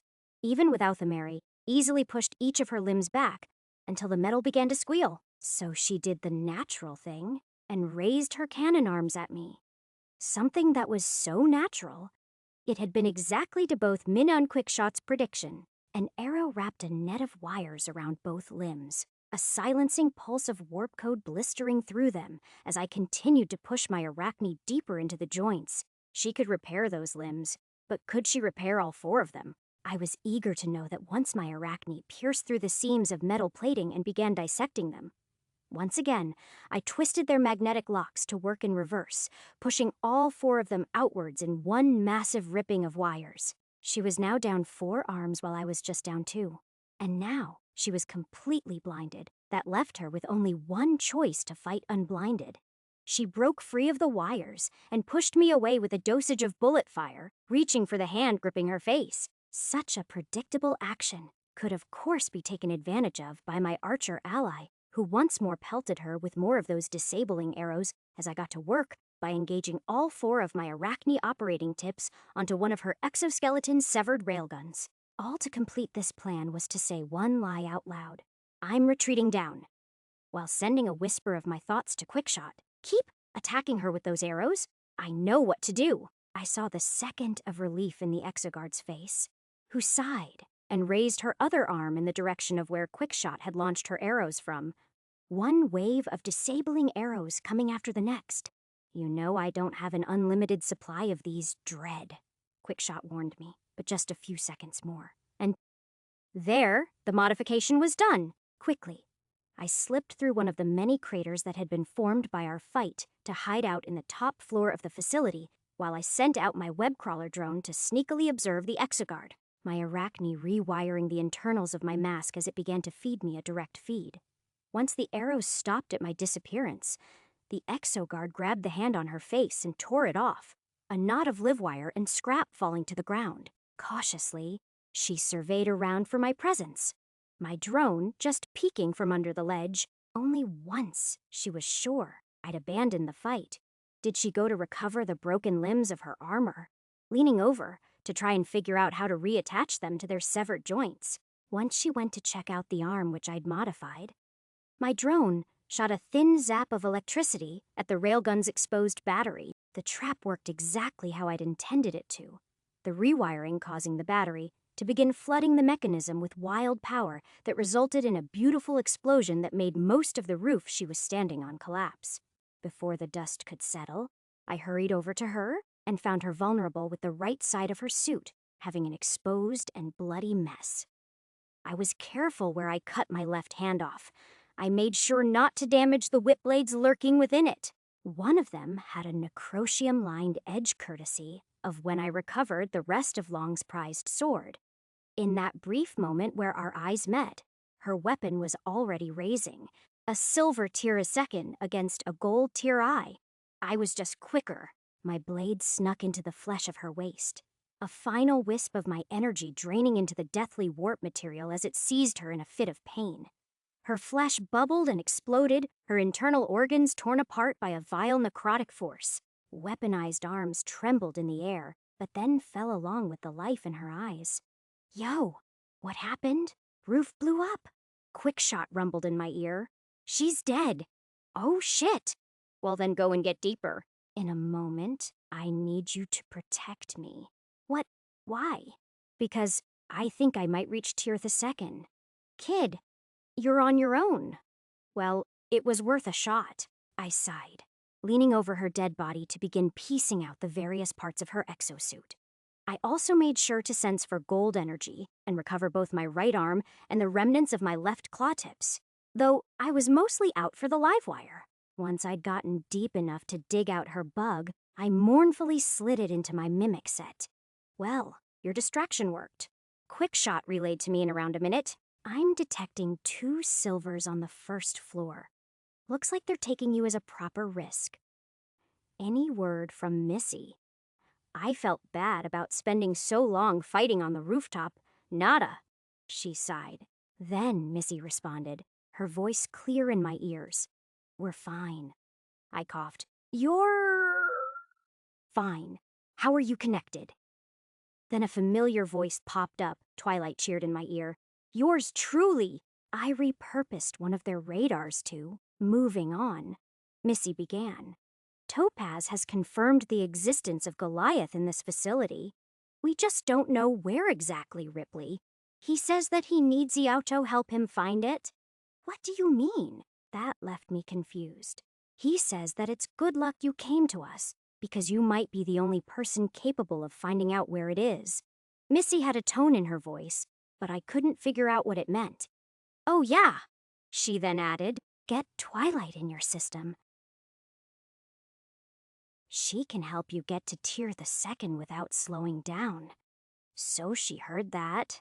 Twilight continued. Yeah, there should be a net port on this floor. Just hook up to it. Don't worry, by the way. We've basically nuked their own systems. Entire place is kaput in the digital department. Shit. So then that means I won't get any gun schematics. Don't worry, though, Twilight added.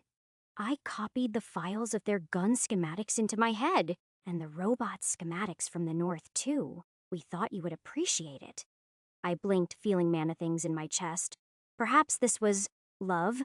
You're the best, was all I managed to say. I know. Now get your ass over to a netport, she said with a happy inflection. So I did, and in a few minutes the visage of Twilight was standing in front of me. She hugged me, spreading a tingly warmth across my body, which I felt grateful for. Truth is, I was beyond ecstatic to see her alive. So yeah, you're just going to need to surrender complete control of your body over to me again, Twilight said slowly. While I get to Tier the Second. I wasn't sure. The last time I tiered up had been mostly fine, but going from Tier I to Tier T was a much bigger gulf of power. Yeah, it should only take you about 10 minutes, I think. It's a little more extreme than the last time, but you'll be pretty spry soon as it's done. She raised her hand out to me. Initiate Twilight Protocol. Allowing myself to trust her, I confirmed it. Her body slid into mine, coalescing over my limbs, which felt both more in control and out of my control simultaneously. It was as though I was moving shadows extremely accurately rather than my own physical body. Then, I brought up the bug that was writhing full of warp code for me to devour. Implant type. Bug previous owners. Shenhe Tianlu features. Accommodation. V.4.06. Integration. V.4.21. Technician. V.4.17. Would you like to absorb the implant? Yes. Force compatibility towards reaching Tier 3 functions. And the most developed bug I had ever devoured. I was already on the cusp of warp burns today. But something in me craved this. I needed it. Forcing compatibility. Psyche V.2.15 has updated to V.3.00 update summary. Energized V.2.14 has updated to V.3.00 update summary. Technician V.2.18 has updated to V.3.0 update summary. Data mimicry. Error. Source fragment within the adapter has found a possible creation of a source-touched feature. Would the adapter like to error overridden? Incomplete source authority identified. Foundation tier development. 100% initiating Tier 2 reconfiguration. Tier I2 modification, forming a solid foundation. The adapter can begin to express their will beyond the confines of humanity and modify their body into something forbidden by the laws of nature. The features, energized and technician, have been integrated into the source-touched feature. Shardweave V.0.01. Shardweave V.0.0. One has updated to V.1.01 update summary. Error. Free feature slot identified. Scanning from possible feature possibilities. Compatible feature identified. The adapter now has access to the feature. Database V.0.01 prior mimic database usage identified in. Shardware operating and combat appliance. Database V.0.01 has updated to V.1.03 update summary. Recalibrating stat parameters. Integrity is now Bronze V. Energy is now Bronze V. Capacity is now Bronze Waffen effective. Bronze X grade is now Gold the second tendency. Na compatibility calibrating. 99.99%. Function pathway analysis. Psyche V.3.00 has adapted towards preventing life-threatening situations. Effect substantial. Pathway promoted. Improving segregation of mental faculties to improve direct development of each. Shardweave V.1.01 has been reconfigured from features, energized, and technician. Data mimicry V.3.00 has adapted to allow the adapter into gaining a deeper insight into warp code and function mimicry through absorption of implant warp code. Effect Massive. Pathway promoted. Increased analysis of source-touched features, and their application in implant modification. Database v.1.03 has adapted to allow the adapter a greater memory and processing of combat and shardware applications. Effect. Insufficient data. Pathway prioritized. Improvement to data analysis and storage of shardware and combat datasets. Chapter 110. Chapter 104. Breaking Past the Foundations. Part 1, May 12, 2485 Ripley. Opening my eyes. I was intuitively aware that these were not in fact my eyes. They were Shenhe Tianlu's eyes, and I was across the world in the great Yuzhou capital of Shao City, named after our great founder. Standing in attendance at my academy, I heard Shenhe's name get called out, and all that flooded me, this young girl with bright eyes, was a sense of pride. I had done it. I had saved my family. They could now move to the capital with me, or at least that's what I thought. I didn't see them for the next 4 years of my life. Instead, I was trained diligently under the tenets of Yuzhou philosophy. To live is to die. To breathe air is the same as expelling it. If one wishes to find purpose, it cannot be solely for life. You must die with a purpose too. That was what was repeated to me as they beat me into becoming a soldier. My iron bug gifted to me by the ripe age of 16. From then, I trained in the eastern cities, moving from camp to camp in which I harbored my first love, my stillborn child, the death of my brother to drugs, and, of course, my first malattack as one of the typhoon spawn rose up the coast of Sakura City, a titanium behemoth that devastated the lives of thousands.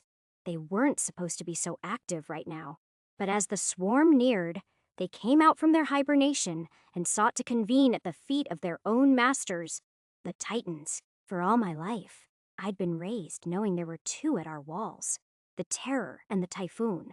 Witnessing the horrors of both bringing ruin to my nation had been what drove me to succeed in my career as both a mechanic and a soldier. I was only 24 when I had been given the resources to take my power to the silver grade. In just 8 years, I'd done what few others could. I'd been exceptional from the start. I brought pride and wealth to my family. No longer were they suffering in the slums. Now they enjoyed the life they deserved. In just 10 years, I'd ascended through the half-point of Tier II. All of my training, all of my effort, had led to this. A deployment to this backwater city of New California as a commander of my own squad. They depended on me, and they should have lived. Dreadwire came in like a force of nature. A suit as dark as shadows glowing with golden accents that sedimented the authority given by his implant. He was a gold adapter, comparable to the R0N1N in ways even more terrifying. He'd acted quick and methodical, a strategist combined with alien shardware that deserved to be in the hands of a force for good. In seconds, the people I'd trained personally were mowed down under the fire of his arm. A retrofitted shard gun that was smaller than any variant in our armory. I had to hide my anger, my fear. I had to stay silent as I fought him. Under his mask, an emotionless visage of 6 angular streaks betrayed no forethought to his actions. It was clear how this unknown mercenary had survived our previous facility. His wit and guile were unparalleled. His immaculate usage of shardware precisely configured to not leave a single wasted movement. Fast enough to react to my railgun, strong enough to deflect strikes from my prized Tushagumo. Only the strength of my suit kept my head on my body. But even that was devoured by him soon enough. He used his own fragility to his advantage, willingly destroying himself in ways to give him the advantage. Blinded, I knew my training hadn't prepared me for a mercenary capable of turning my own shardware against me. What should have been confidential knowledge was molded into a weapon against me. It had barely been a minute once he announced his retreat. A lie that I discovered my own shardware had been tampered with. It had barely been a few seconds after that insidious explosion that his blade pierced my life. And in that moment, I found my reason to live, my reason to die. It was to warn the world of this monster, one who had come up even quicker than the R0N1N had, one who embraced what it meant to be an adapter. Ripley waking up, I was surprised to feel myself standing, actually walking with a destination in mind. My pistol was hot, and I had a rifle slung over my shoulder that felt lighter than it should be. "Oh, you're awake!" Twilight chimed. That was quick. I thought you'd be gone for at least another 20 minutes. I thought you said it would be over in 10. I rubbed my mask, wishing I could make sense of what I'd just seen. That went deeper than any memory I'd previously looked upon. It was like living another life. But strangely, I remembered it. Too much of it. Looking at my surroundings, I remembered faintly walking down this hallway several times, where I used to take coffee breaks and where I had trained. Armory, I said aloud. Just knowing what was there had made me feel lighter, not needing a map. I let my body run into a jog as my steps felt lighter, quicker, and more powerful. It was like my warp energy didn't just run along the circuitry of my legs, but through every metal joint and plate it had. I'd changed. Something deep in me had changed through all of the step-by-step improvements I'd made across my Tier I development. The common belief I held was that my shardware was mine. But now, it had changed. My shardware was me. The air felt more invigorating, the walls more see-through. The sensations from the warp transporter beneath us were loud but not overbearing. I was at Tier II. Modification. I'd done it. I'd reached what few ever did. What took Irons a decade, I had done in a few months. Looking through the updates, I didn't feel odd about seeing the new shard feature. It felt natural, an organic improvement in my understanding of the inorganic, even if I questioned what prompted them to combine and form a new feature. A combination of technician and energized, it brought synchronicity to the very nature of warp energy and its utilization in shardware. I'd lost none of the previous developments I'd had in either function. Rather, they were blended into one harmony and database. I'd gained access to it permanently. Simply thinking about shardware brought up entire visual catalogs of the various kinds I'd seen throughout my career. Datasets. Each vision in my lens reflected an actual memory of my tinkering, including snapshots of what I had thought back then. New protocols. New features. New. Everything. I wouldn't master it today. It would probably take me weeks to even grasp the basics. But for now, I'd make do with this facsimile of understanding I had. Some groups of soldiers stood in my way, guards who I now had an even deeper understanding of. Their training, their methods, overcomer rushed within me, and I wasted no time as I grabbed my pistol to pop right through their necks. Finally, I'd made it to the armory. A quick input of Shenhe's personal code caused the massive walls to shift and reveal a room dedicated to her personal store of items. She was a shard op, as much as she was a soldier. So when I entered the hallway, revealing various guns and other trinkets, I made my way to her prized possession. A silver-grade shard op claw. Ripley, I know you like shardware, but Twilight was going to say we didn't have time. I knew that already. Just a second. I reached for the claw and promptly broke it apart. Deep inside it was a silver shard she had left for her family, to inherit in the event she passes. It alone was worth 500,000 shardine, and enough to charge my energy stores over several times. The claw itself was nothing too special. Its novelty was mostly in function links, so all I did was keep its neuroprocessor and wiring handy to save on costs. The only other thing I came here for was another piece of external shardware, a gauntlet she'd taken inspiration off from the Tsuchigumo's architecture. I grabbed it and began my quest to reach Missy.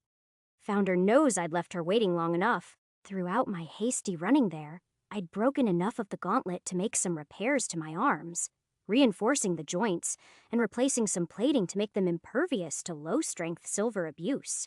It mostly applied to new claw shells and a stronger punch. Any deeper modification would. I slowed my stride just a bit. Feeling a hesitation in my operating? Deep within the modifications I'd made, I felt a resonance of sorts. Like my claws were trying to tell me that they had found something, or more likely, that a protocol was working. It's magic. Retrofit made the most sense, and so a snap of my warp energy sunk through the noise and gave it order. It was a feedback loop of me feeling through the metal and the material resounding whispers back to me. I'd made a few mistakes in the plating. It was easy enough to rewire, but that only opened up more tiny errors to fix. As I corrected them, a notification came up in my eyes. Protocol.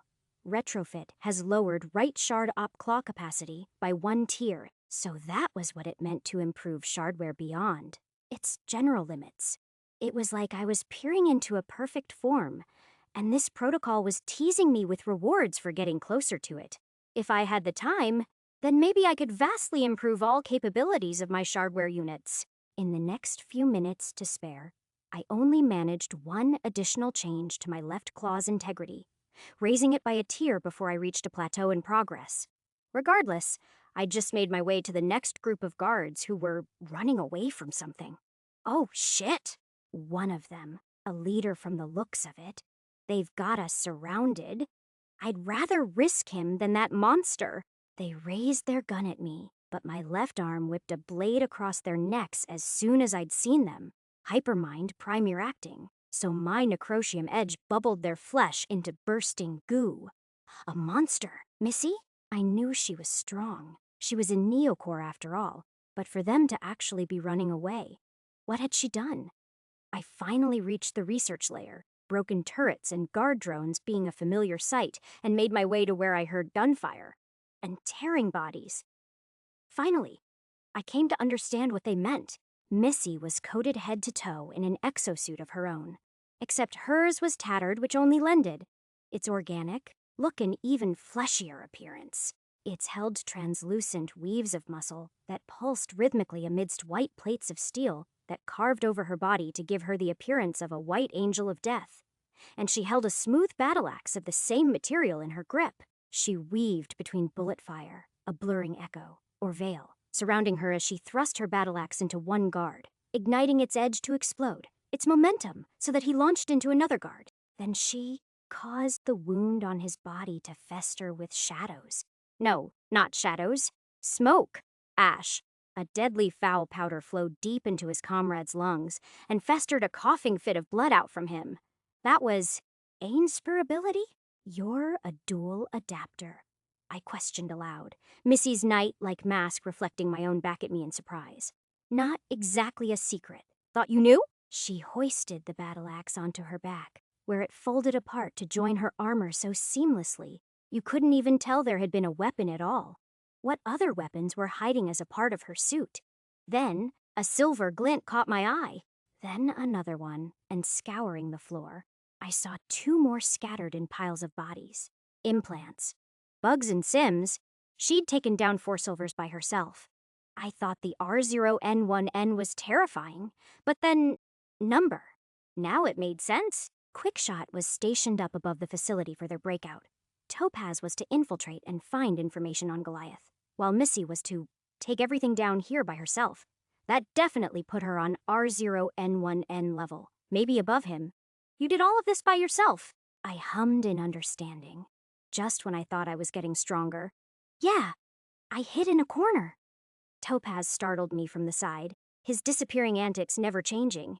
He rummaged through for something, then pulled out a bug from within his pockets and tossed it over to me. Just read the memory off that and you'll find Goliath, he said all too casually. I froze, looking at him with. This feeling was different. It wasn't hate, nor distrust, not even malice, but maybe something much deeper and more complex than either of that. No one but Diamante, Mirage, and Derry. Recently, R0N1N knew about that.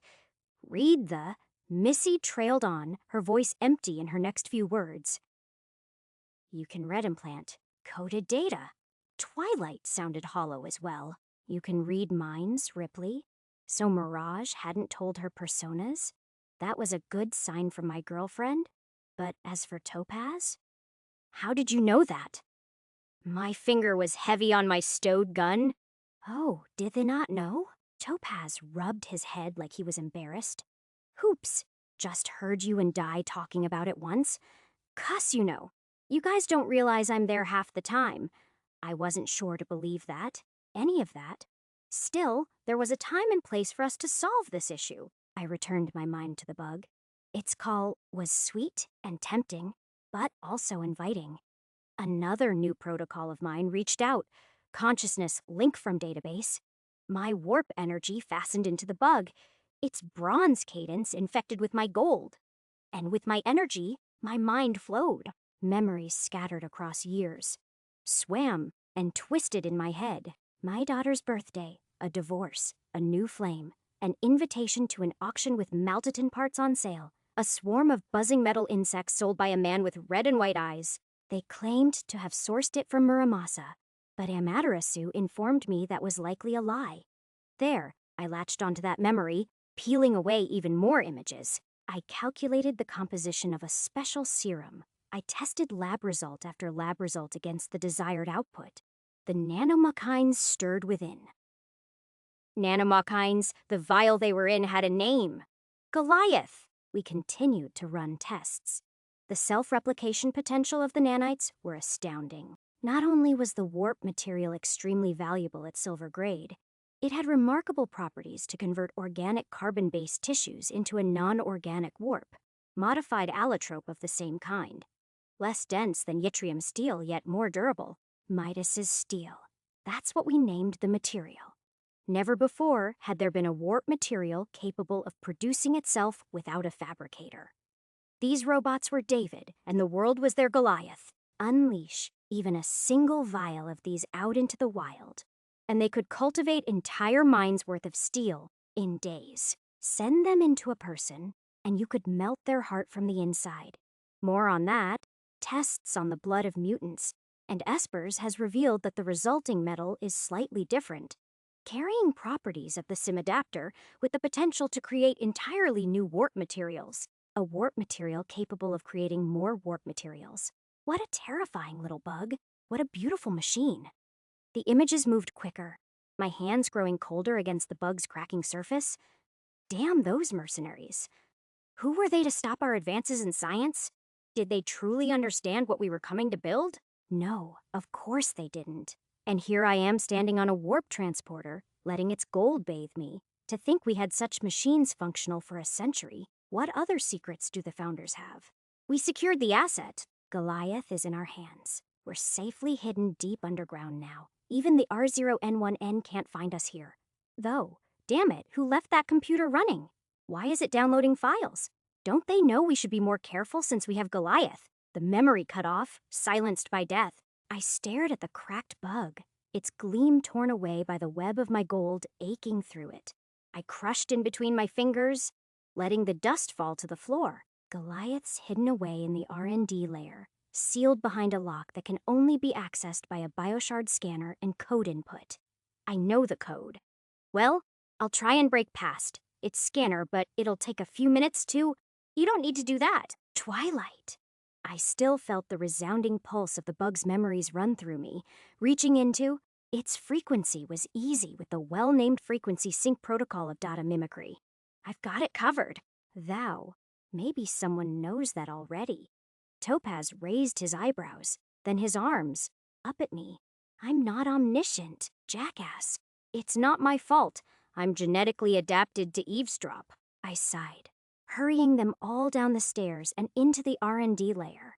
There were a few more guard patrols concentrated here, but with Twilight free to now devour the control of turrets and other drones that the nuked subnet had lost access to, we easily took them by surprise.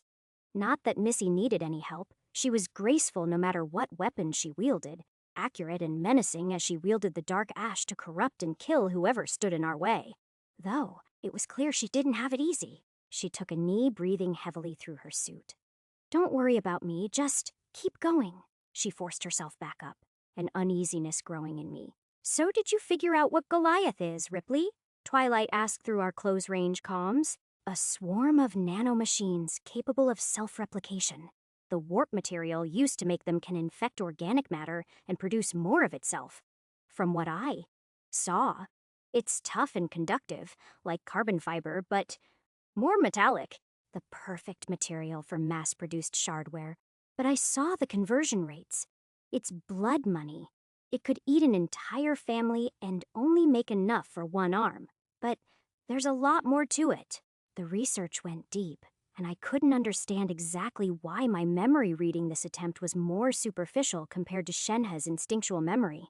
Was it because I wasn't using database? I did get a protocol out of it. So you really can read memories off bugs, Missy commented. When were you planning on telling us that? The next time I had to bargain for my life.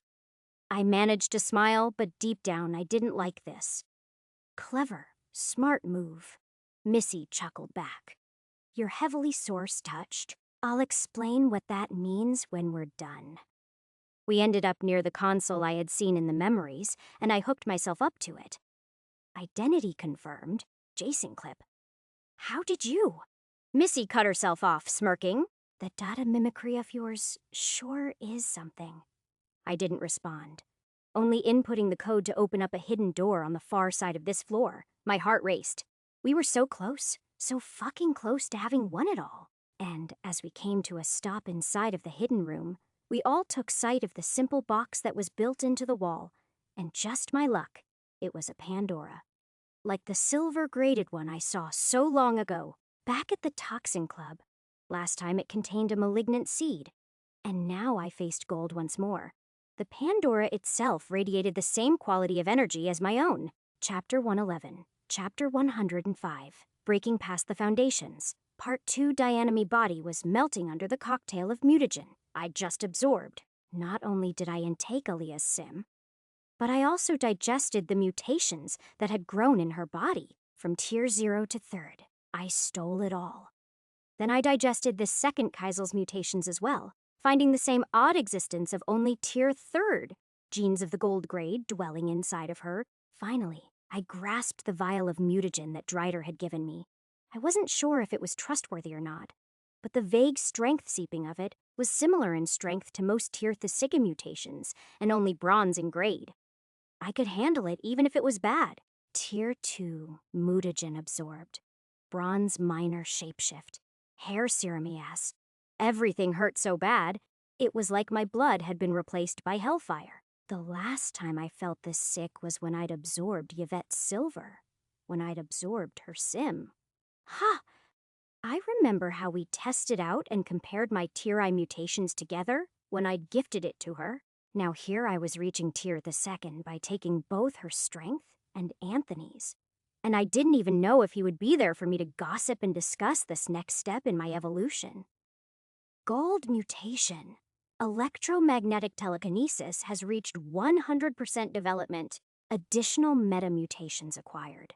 Minor ability to expand range of telekineses by using charged metal as a conduit. Gold mutation. Electrical freeze flash has reached 100% development. Additional metamutations acquired. Significant resistance to thermal fluctuation. Thermal energy conversion is much more effective on all matter. Foundation has reached 100% development. Recalibrating. Integrity is now bronze IV energy, is now bronze V capacity, is now bronze the 3rd grade, is bronze IV tendency. Fire is now bronze the 3rd calibrating compatibility. 99.99% A. Adapter is now in Tier 2.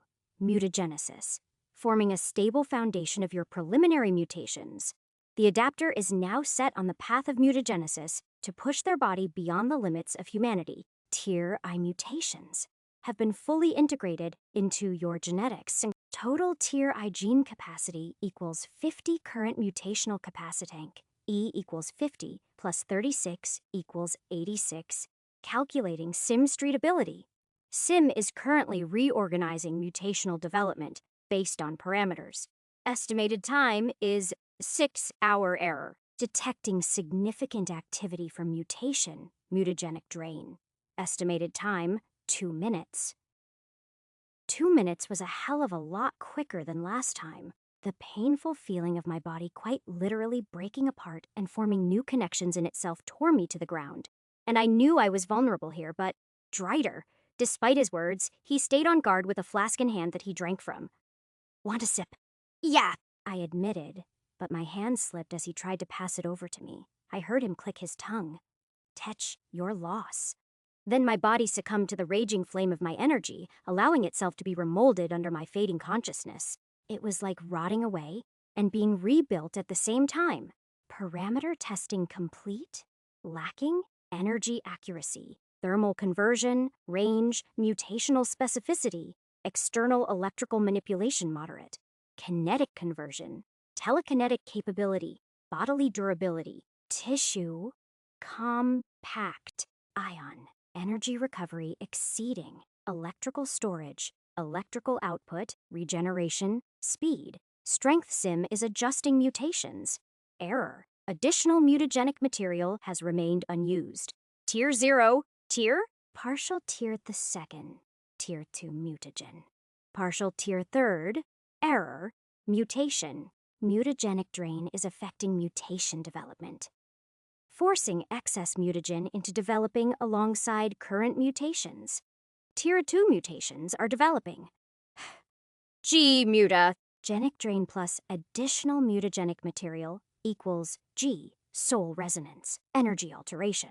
This mutation allows you to sense the warp energy within other adapters and use your own energy to manipulate it. Absorbing the energy of those you have resonated with allows you to better enhance your own recovery and absorption of mutagenic material. 1GC, G, electrical neurogenesis, plus G, bioelectrogenesis equals G, electrosomatic organism, metabolism cognition.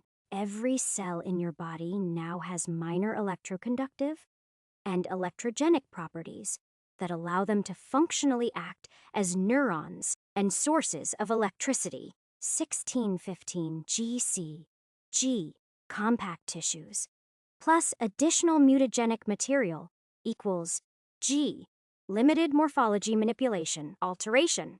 The adapter can alter their physical appearance as well, alter properties of their body to a limited degree. 18 GC, G, electromagnetic vision, plus G, electromagnetic telekinesis equals G, electromagnetic domain, energy cognition. The adapter can manipulate an electromagnetic field around their body, improving their telekinetic and sensory capabilities within it. 1514 GC, G kinetic catalyst plus G electrical flash. Freeze equals thermokinetic catalyst, energy metabolism. The adapter's cells are modified so they can use their warp energy to convert stored kinetic and thermal energy into electrical output, and vice versa. 1413 GC, G, mineral assimilation, plus additional mutagenic material equals G, inorganic metabolism, alteration. The adapter can naturally digest inorganic materials within their body, altering the composition of various tissues in their usage. 16 GC gene capacitank, E equals 81 divided 86 awakening. Everything felt putrid and wrong here. The air acrid and sharp in the clothes I was wearing were stiff with blood. It was that immediate sensory information that registered to me first, as though my brain had suddenly picked up on information it couldn't before. Where the outside air was a bitter cold, my inner soul felt warm and aflame. That was quick. I thought mutations were supposed to take longer. Drider picked himself up, wobbling around till he found the door. You ready to go kill some soulless pricks? Not kill. I gnashed my teeth, feeling my limbs stretch as though they'd just been drained of all the stress I'd built up here. I can cure them. Bullshit. You can. Drider scratched his beard, opening the door and stepping out. I tore my gaze between him and Anthony, who wasn't bleeding anymore, but still in critical condition. We can't just leave him like that. What if Soul Killer? Don't you worry your head about it. I've set this room to not open without me. Now get your ass out before you're locked in forever. Drider kept the door open with his hand, and regretfully, I stepped out. Immediately, I felt the deep thrum of the mal from the storage room next door. Their bitter malice permeated the air like a humidity that clung to my very soul. Soul? I'd never really believed in them. But now, one of my mutations was named Soul Resonance, and it came from mutagenic drain, the exact mutation that I'd used so heavily to remove Soul Killer's influence with his soul, forfeiton soul death mutations. I'd taken from them as well. Something in this power had to be able to reach into those who were lost. And looking through the rest, none of these new mutations were too foreign to me. Apparently now the rest of my body could act as neurons in some capacity. However that worked, which was probably why everything felt so much crisper and even slower to me right now. A sort of field manipulation skill, which, I guess, improved my control over telekinesis on charged objects as long as they were within the radius of my domain. And the various cosmetic mutations in both Anthony and Aaliyah, combined with Drider's shapeshift mutagen, had given me the ability to alter my appearance? Or make it stronger? Then, There was also the fact that apparently I had gone from simply digesting minerals to somehow producing them, through some complex warp fuckery. Still, I couldn't say I was disappointed with how these mutations had come along. They'd served me well, and these stronger variants were sure to improve my already above average potency. Still, in the end, they were just tools. Tools to be used in burning this place to the ground. The real issue was that I still didn't know how Soul Killer exactly controlled all these people, but from the looks of it, I was in the company of someone with as much hate for the bastard as I did. So, how do we stop Soul Killer? For good. I eyed Drider from the back, the man still looking a bit inebriated from his drinking during the few minutes I was growing. I do know. He slurred, deigning out his explanation in hand gestures that made no sense. Well, not yet. They could be a Hivmand, or maybe have some master body hidden in one corner of the city or across the world.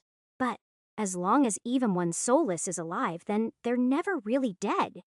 So then, what are you trying to do doing here? Well, the bastard kind of kidnapped my godson. That's Anthony, by the way. Oh, and they did also, kill a whole bunch of people close to me, and we'll get to that later. I didn't have the patience for this.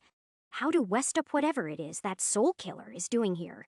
Oh, simple. We chop off the nexus.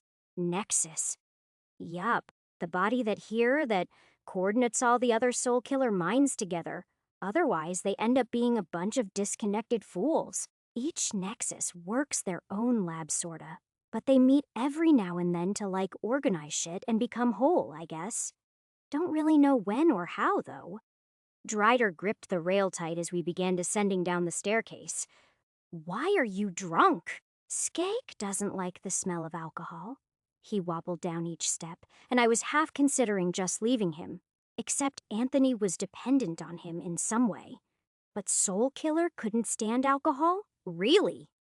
Nah, I just have a drinking issue. He took another swig of the flask, and I was very tempted to exercise my new telekinetic capabilities on the metal. Thankfully, that moment would be soon, as waiting down the staircase were around 6 of my fellow inmates with soulless eyes. You kept me waiting for a while. I thought the 2 of you scurried off. How have you been, Derek? It's Drider, and honestly been better, but I'm about to feel a whole lot happier taking your cunt ass down. Drider raised his shotgun, or was it a rifle? I couldn't exactly tell. What I could tell was that he was absolutely insane once I saw what shot out of the weapon. It was a grenade launcher. Soul Killer's body smirked. Grotesque mutations in the forms of horns or espers, who bent the elements all charged through the explosion. The ravenous horde, bloody and wounded, like a pack of rabid wolves in mania. My new mutations surfaced easily, my whole body covered in a curtain of sparks that propelled me into the horde, thunder blossoming as I leveraged the new strength of this body. It was remarkable, light as a feather, but the deceptive weight in my punch broke through layers of hardened keratin and bones like sandstone. But this fight was far from easy. Under the singular Hivmand of Soul Killer, they were coordinated and daunting as an overwhelming barrage of bodies, and force all bore down on me. So I reached into the mutation, calling within me electromagnetic domain. All at once, an explosion of information flooded through me, the air charged under a dense orb that made my hair float up. Like liquid mercury, I was able to flow between strikes as the orb of perception flooded information into me.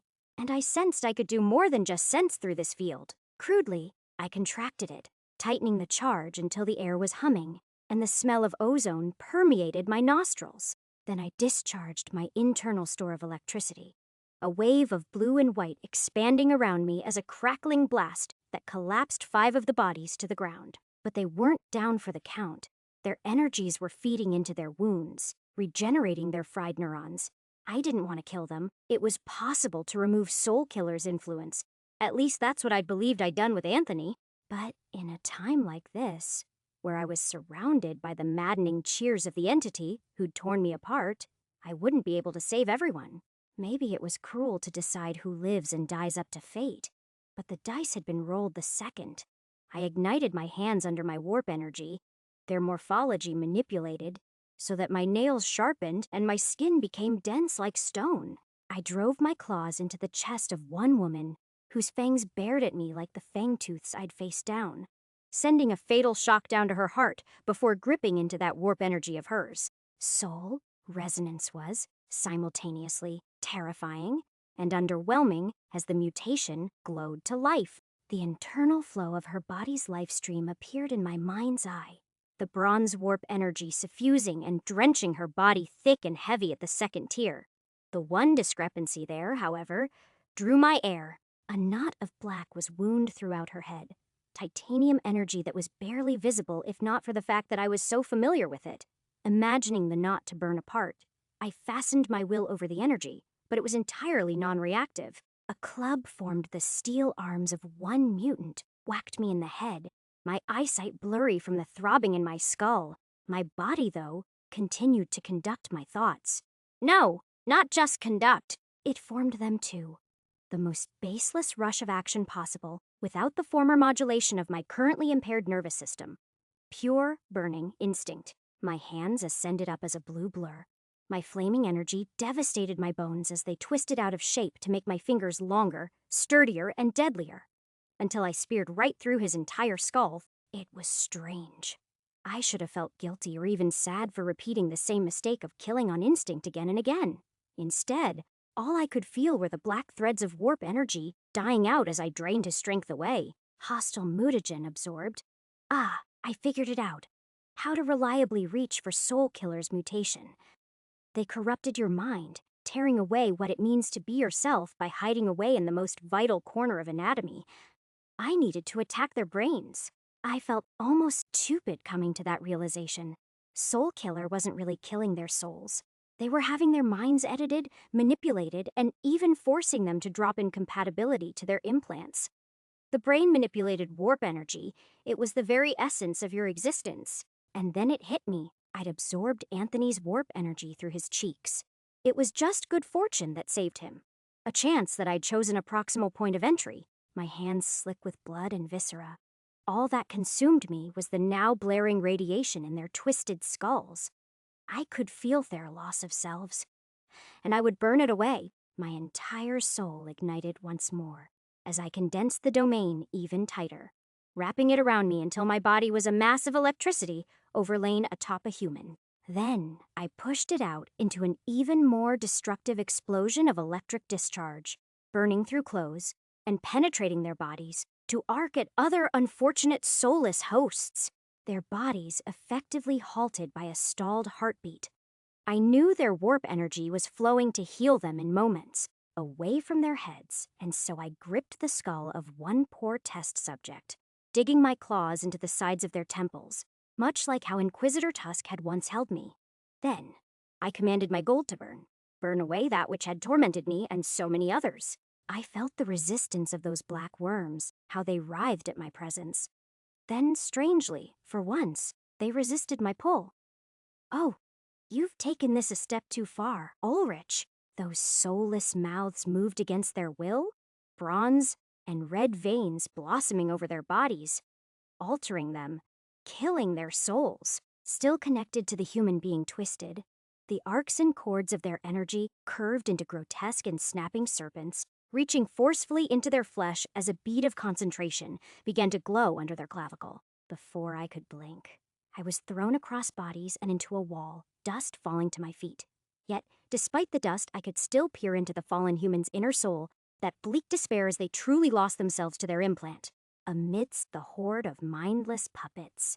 One being stood hunched as his muscle-enhancing mutations grew at an incredible pace, his body bulging as bones were twisted against their natural form. Slumped, eyes entirely red, a malformed hurtled themselves at me.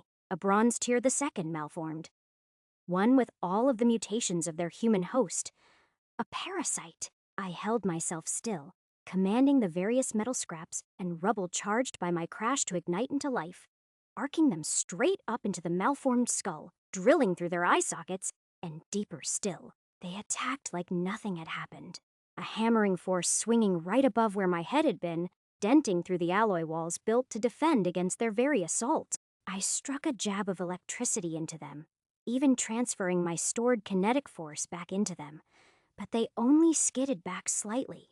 This was no ordinary malformed. This was one augmented by a titanium mutation. One that ignored all the other humans facing off Drider. One with a purpose. One with eyes that were still red. A malformed under the control of Soul Killer. Birthed in their name, Chapter 112, Chapter 106, Parasites of a Kind Diana even now.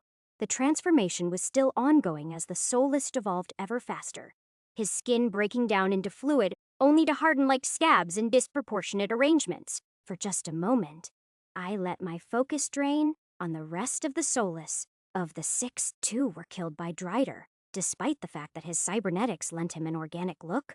He was a wraith as he weaved between bodies and struck his cannon like guns' ammunition into their bodies. Blood and guts went flying with each shot, but notably those that remained dead had their heads blown off. The brain was a complex organ. Regenerating it would be many times more difficult compared to the others. And it was where Soul Killer's infestation hibernated. Their weak point. If only the same was true for the malformed charging me, whose death would only come from destroying its core. Their arms were hideous and broad, like a tree trunk made of muscle and broken bones, swinging wide to crush me. Compared to the normal crop of Tier 2 malformed, this one had explosive strength that made the fangtooths pale in comparison, with a blinding flash originating from my own body. I vaulted above the smashing limbs, my soul on fire as I concentrated my field of electricity to constrict like a cage, more than any of my other mutations.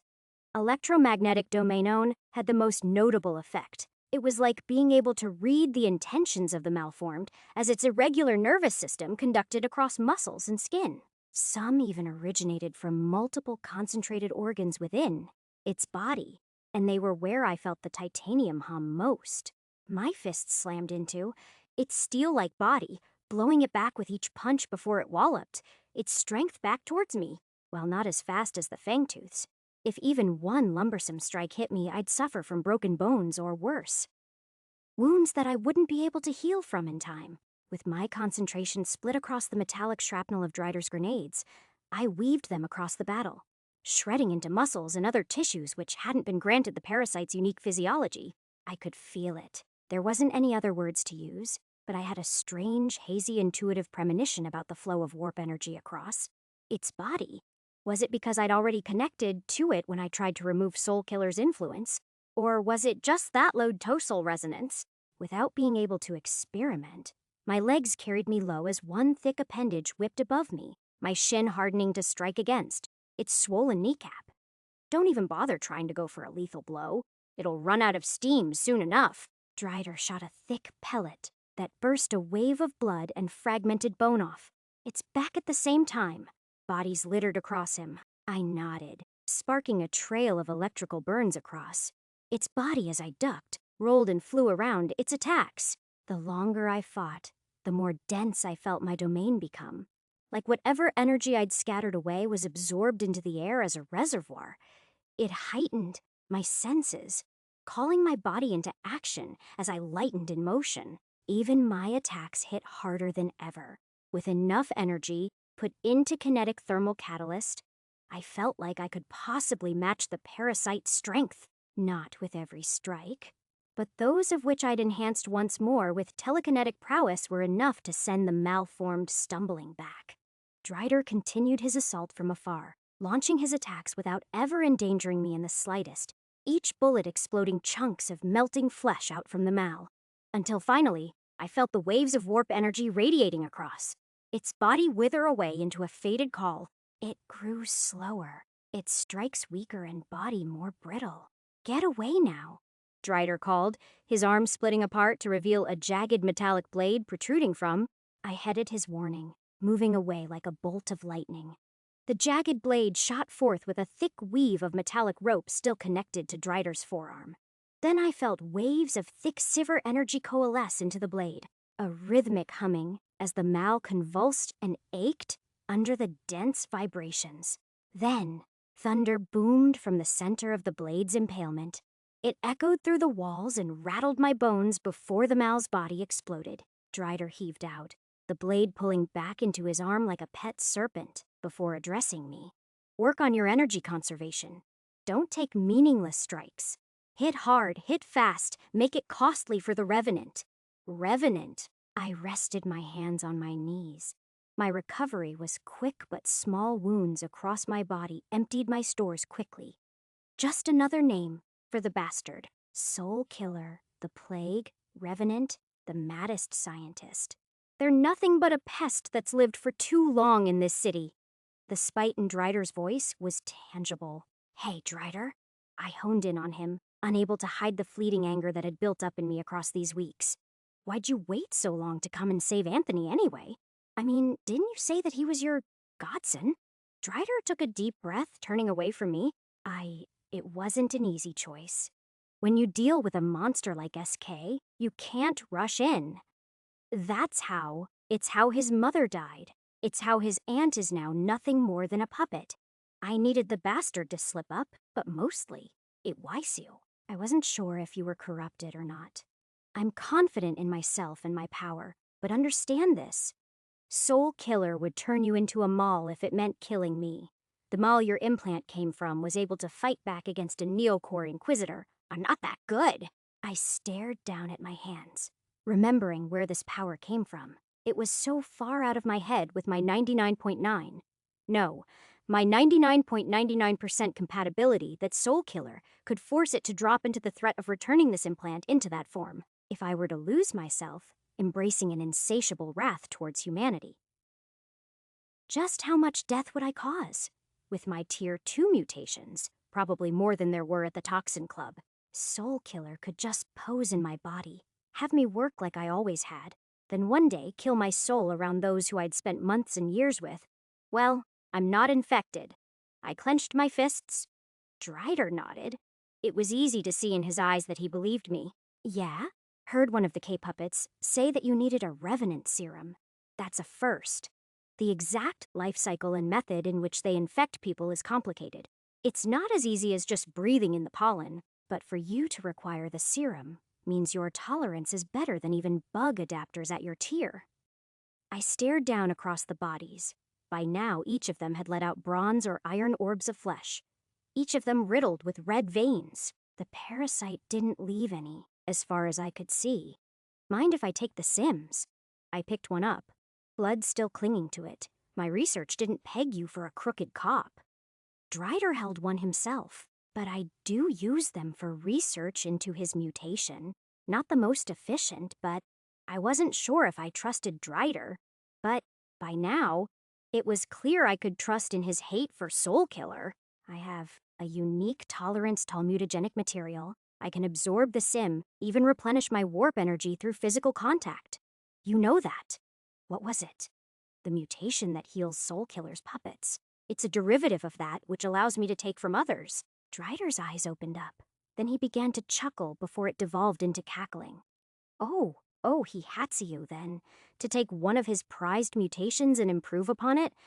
Oh, that bastard is getting all of his karma through you. Yeah. Take all the Sims you want. I already got something better today. Saying that, he lifted his arm and tapped his bicep muscle, which steamed open to reveal a hidden compartment. It contained what Drider called a Revenant serum. The same one Soul Killer had told me to inject myself with. Drider continued to laugh, swishing a flask deep into his mouth as he spoke while gulping. Oh, this is already fantastic. You might have been the best thing to happen to me in decades. You shouldn't go that far, I warned. Yeah, okay.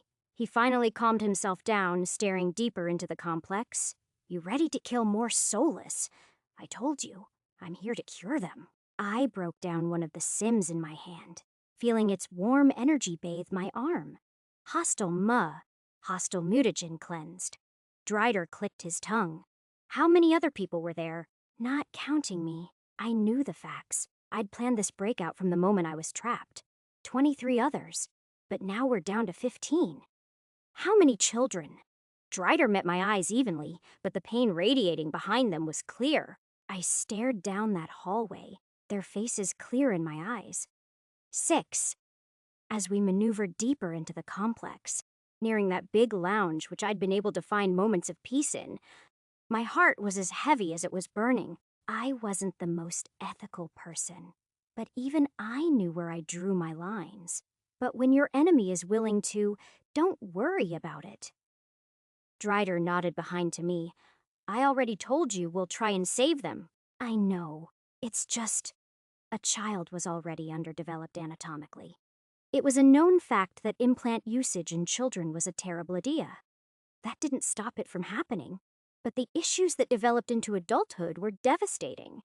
Indra had been an example of that. Mutations went deep, and removing a titanium mutation that dwelled in the brain.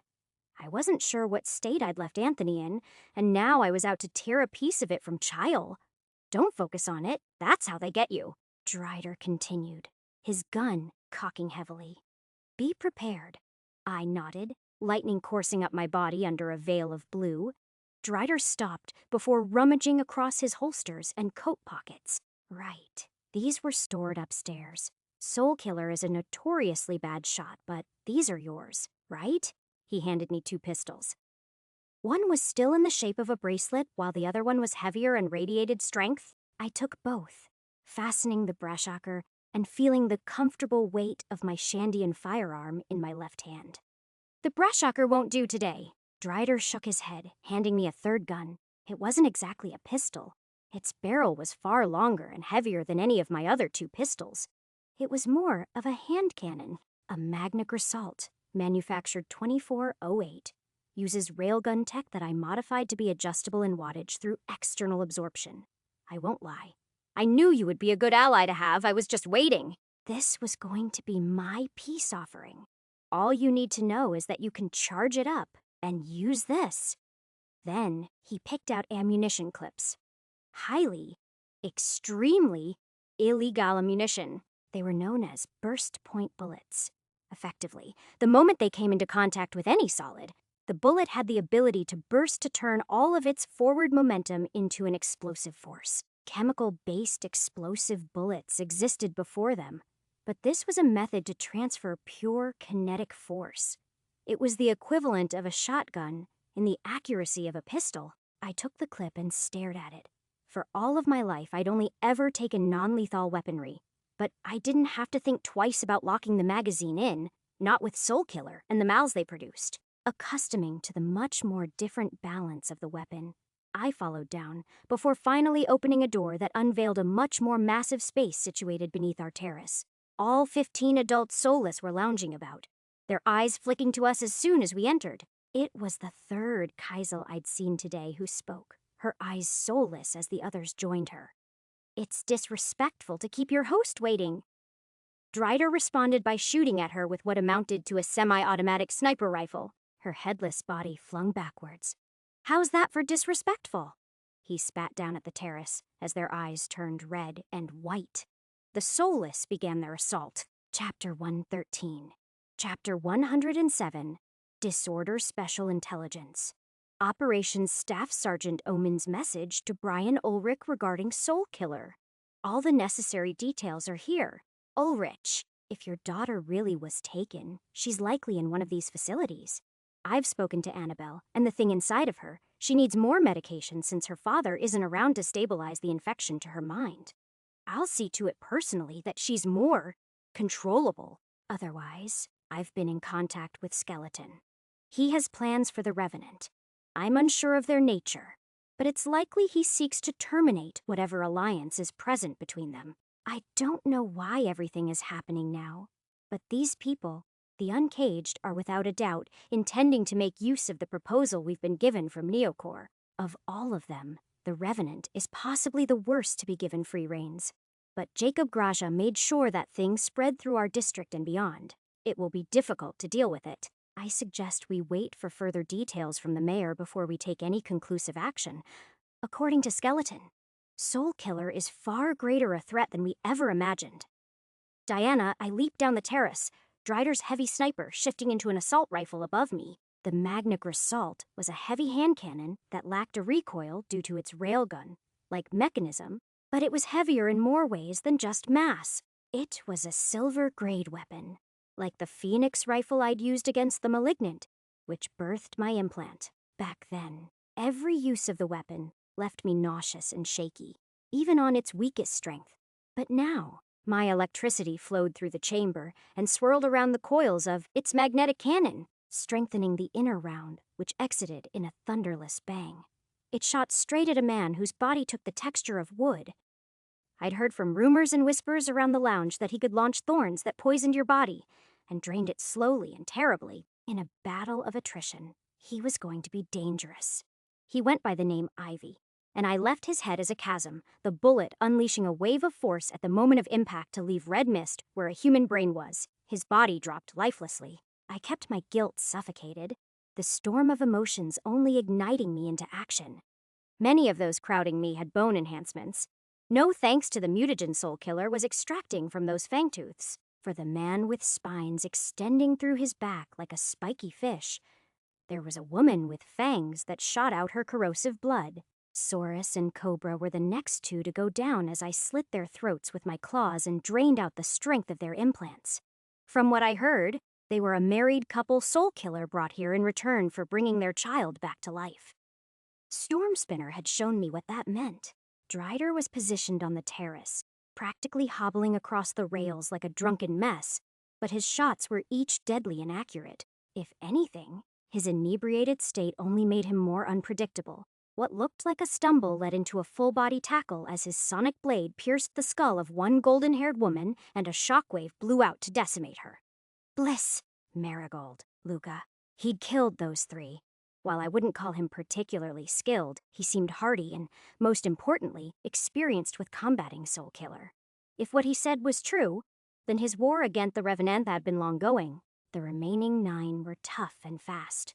3 of them were espers who played from afar with the exception of one whose nails extended bright lights that could melt flesh. Enhanced by Soul Killer, they left me with few openings for the rest of the mutants who bolstered intense strength and durability. I'd shot at them with both guns to no end. Only one, known as Big Tim, went down once his brains were blown out and under the chin shot of the Grissault. Drider, meanwhile, dealt with 2 malformed that Soul Killer had transformed from these souls. One bat-winged horror whipped trails of acid out of their elongated tongue, while the other was a ghostly snake-like man who could bend and twist across the railings above to strike with his claws at odd angles. Nosfer and Bale, respectively. The remaining 6 who were attacking me were relentless. My body would have been killed 5 times over if it wasn't for my ability to regenerate my slashed tendons and gouged flesh back. They trapped me in a corner, each mutant pounding their twisted arms, legs, tails, horns, or tongues at me. It was good then, that they were just where I needed them to be. My electricity had discharged into all sorts of the lounge's furniture, including one steel table that I called for towards me. I leaped above it in time, but the 3 mutants and singular Esper were not so lucky. One of them was impaled by the legs and died instantly, Ursula, while the other 3 had crushed chests and electrified muscles to heal. Only after using my field of sensations to whirl a legion of metal scraps at the 2 ranged Espers did I go to finish the job. My hands reached the first healing soulless, the Esper whose nails extended light and wrapped around her head. She convulsed as my energy reached for the corruption within her. For a moment, I saw clarity in her eyes. But then, the darkness within her swelled. One eye turned entirely red, and so I made the difficult choice and blew her head apart the moment she began to transform. It had been done, quick enough. She stayed dead, Claudia. The other 2 mutants now retaliated with their semi-healed forms, but the numbers had gravely lessened. I could afford a little more leniency with my experimentation. We engaged in a pure brawl of strength, of which I was the overwhelming force, as whatever kinetic force they struck onto me was transferred back into them with the bonus of my own natural strength. When one's jaw came clean off, I searched through that wound and drained, my energy expertly finding the corruption of titanium within. It was already rejecting me. This time, Soul Killer was ready when I prepared the Grissault. One Esper sent a wall of wind my way, while the other screeched a sonic ripple that tore away my balance.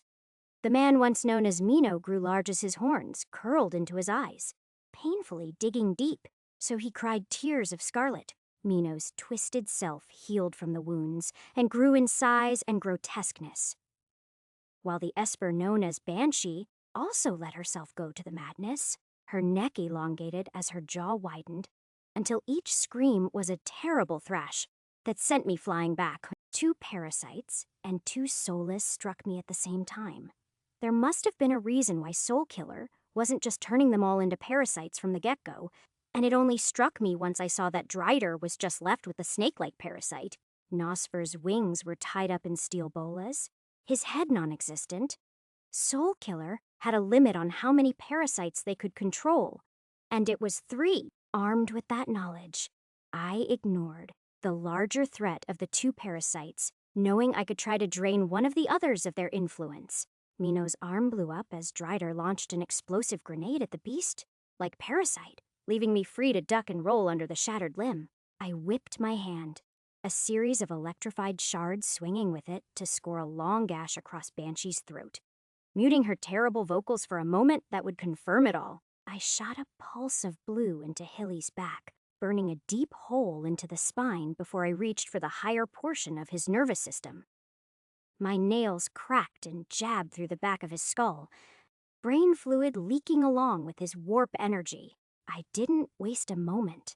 I let my flames lick free as they cradled deep into his skull, demanding that the insidious mutation come out from hiding. Slowly it creeped out. Its grasping tendrils within the sea of warp energy burned out by soul resonance mutation to... My eyes widened. But not because Mino had just whipped his club of an arm, though, Hilly to get to me, but because I had mitigated Soul Killer's mutation within his body, not mine. I'd reduced the development without needing to absorb it myself. So a terrible idea came to me, one that I shouldn't have considered. With Hilly dead, there was only 1 human remaining, so there wasn't any risk for Soul Killer. Sophia's parasite form was a tall, skinless woman whose head was a ring, through which spears of sharpened wind blew out to impale me. Drider had dealt with his bunch up top and was now providing covering fire from the terrace. His shots were vital in disrupting their assault from getting overwhelming, enough for me to engage Mino's body in combat.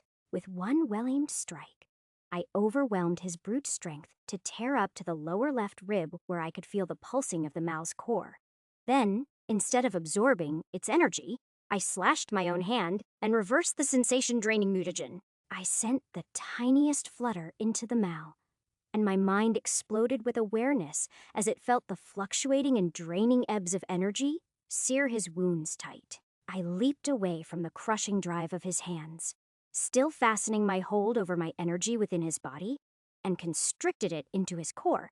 The greedy Mal gobbled my gold up, but that had unintended consequences, as my mutagenic material rejected that which was born of Soul Killer. The slow weakening of the parasite quickened, until it was like a wave of deterioration had spread across the beast-like man. It wasn't anything too powerful. Mino was practically running on fumes to keep the combat going, so the bronze wisps easily caved in to the will of gold. Understanding it now, I screamed at Drider. "Your sickle!" The curved metal hook jabbed into Mino as I turned my sights onto the espers. As blood exploded on my back from a sonic shriek, I charged myself with a shot from my gun. It was too late to save them. Quick, explosive attacks. The Esper parasites lacked the heavy platitude of integrity and alteration mutations available to the mutants, so once I'd braved the tearing wind and got in close, there was little to stop me from grasping my hands around Sophia's ring-like head and tear it open, revealing the core nested in her neck for me to crush. Drider had shot down the last Esper, Banshee rendering her full of holes as her inhuman body collapsed and melted away like all the others. Hastily, I recovered myself by absorbing whatever mutagenic material I felt was strongest, before eyeing the hallway to the cells in which I'd stayed in. There was a slow sense of movement in the electric currents, smaller neuroframes than normal, and all huddled up close. The children. Drider and I made our way there, opening up the jail cell to find 5 of the 6 children, all staring at us through the window with soulless eyes. Congratulations for advancing, by the way. Drider blew a hole in the hefty steel door of the cell and tossed in a grenade he told me earlier about for the plan. It rolled in, spewing a noxious purple gas that brought all of the kids into a coughing fit. Their eyes turned sleepy, a nerve toxin. It was brutal, but these kids could take it due to their mutations. That's what Drider told me. If their brains were inactive, then Soul Killer couldn't activate the kill switch and turn them into parasites. At least, not too quickly. I hobbled into the jail cell as Drider handed me a mask that shifted to fit over my nose and mouth. I crouched near the kids, hoping that this would work. I cut a small sliver under my fingernail before scraping it to slice into Olivia's cheek. She had been the first person here to actually speak to me. It had grounded me in a way. Whenever I thought about what fate awaited these children, it became easier to push through to get myself out of here. Our blood intertwined, and I sent my flaming gold out into her skull. She felt so small, so fragile, like with one careless tear I could rip her future away. It was that fear that strengthened my resolve. She began to quiver, but I felt the strands of black titanium, drunk on the toxin in her brain. The swarm of gold I'd sent into Olivia hunted each stray wisp of the nefarious mutagen down. Several seconds of me manipulating that gold with care turned into a minute, but this was taking too long. Once enough had been burnt away, I decided to excise the mutation out, yanking it through the pathways between our bodies, slipping the shadow into my fingernail. Scanning her over, I was sure of it. I'd cured her. Not wanting to waste a moment more, I nodded to Drider, who helped carry her out before. So, you can do it. A voice whispered from the hallway, the small mouse-like voice of a child. It was Kimberly, his red curls still as childish as ever, and his cheeks rosy. He couldn't have been more than 6 years old. How intriguing. I'm not sure whether to be leaping in joy or pulling my hair out. I didn't let the soulless child's taunting get to me as I prepared to cure the next child, but the sheer pressure from him was staggering. It was silver, nurtured to the strength that I nearly thought it was gold like me. Was I really that loud? It was comparable to some of the Mal I'd fought with how rambunctious their energy had been. Or maybe no. As I let the humming silver of the child whisper into me, I realized just how all-encompassing it was. What its purpose was, to whom it was going to. The child I was curing awoke with soulless eyes. His teeth sharpened to fangs as he bit into my hand and chipped his teeth. Still, I was startled, and so I bounced back, instinctively charging my hand up with sparks before. The child had tears, the fractured hold I'd made over Soul Killer's influence twisting them between worlds. I saw Anthony. I saw Yvette. I saw... My hands stained in blood I could never wash away. I leaped in ready to seize the titanium by force when all of the children awoke. Their various powers bared at me with wrath. Retreating my electricity inwards, they crashed into me, their voices unified and malicious. Come on, Diana. Kill us like you always do. Rip us to shreds. Tear our hearts out. Use that new gun of yours. Do it, or... A loud bang erupted from out the cell, and the falling body was too light to be anything but a child. Not just any child, the Nexus. Kimberly, the one coordinating these soulless under one stream of thought. The children continued screaming, but their harmony shattered into a discordant cacophony. I'll turn them into parasites. I'll make them kill each other. I'll have them become Mals. Hey, you all are supposed to listen to me. One of them stopped their assault on me, a short child with snot in his nose. How foolish of you! A squeaky girl shouted back, her eyes soulless like the rest, but now their gaze was diverted to one another. You should know best that this girl possesses the most potential. Well, I'm the host of someone who doesn't need potential. I can dissect you right now. The tallest of the children grabbed her, but she showed no fear. You're all making a fool of yourselves. Can't you see that Diana is right there? One of the girls pointed at me. I don't. The child I'd tried to heal spoke. Remy had his eyes flickering between normality and soulless. They shifted to the latter as tears bled from his eyes, his voice strained and mad. I've gotten tired of this playpen anyhow. I'll see all of you on the other side. I couldn't stop what happened next, as I sensed the black threads within the child's brain fester and corrupt his very identity. The other soul killers, they too shrugged or chuckled as a wave of death spread from each and every tiny body. I wish I could have done something, but my already tormented heart was just tired of all of this, as the silhouettes of their bodies danced into twisted shapes, devoid of humanity, devoid of a future. Tears rubbed across my eyes as I let lightning soothe down my arm, its warmth as inviting as always. because Founders knew I was cold right now. Drider pulled me away as he shot the first bullet, turning me away so I couldn't see the outcome. But I heard the soft thud.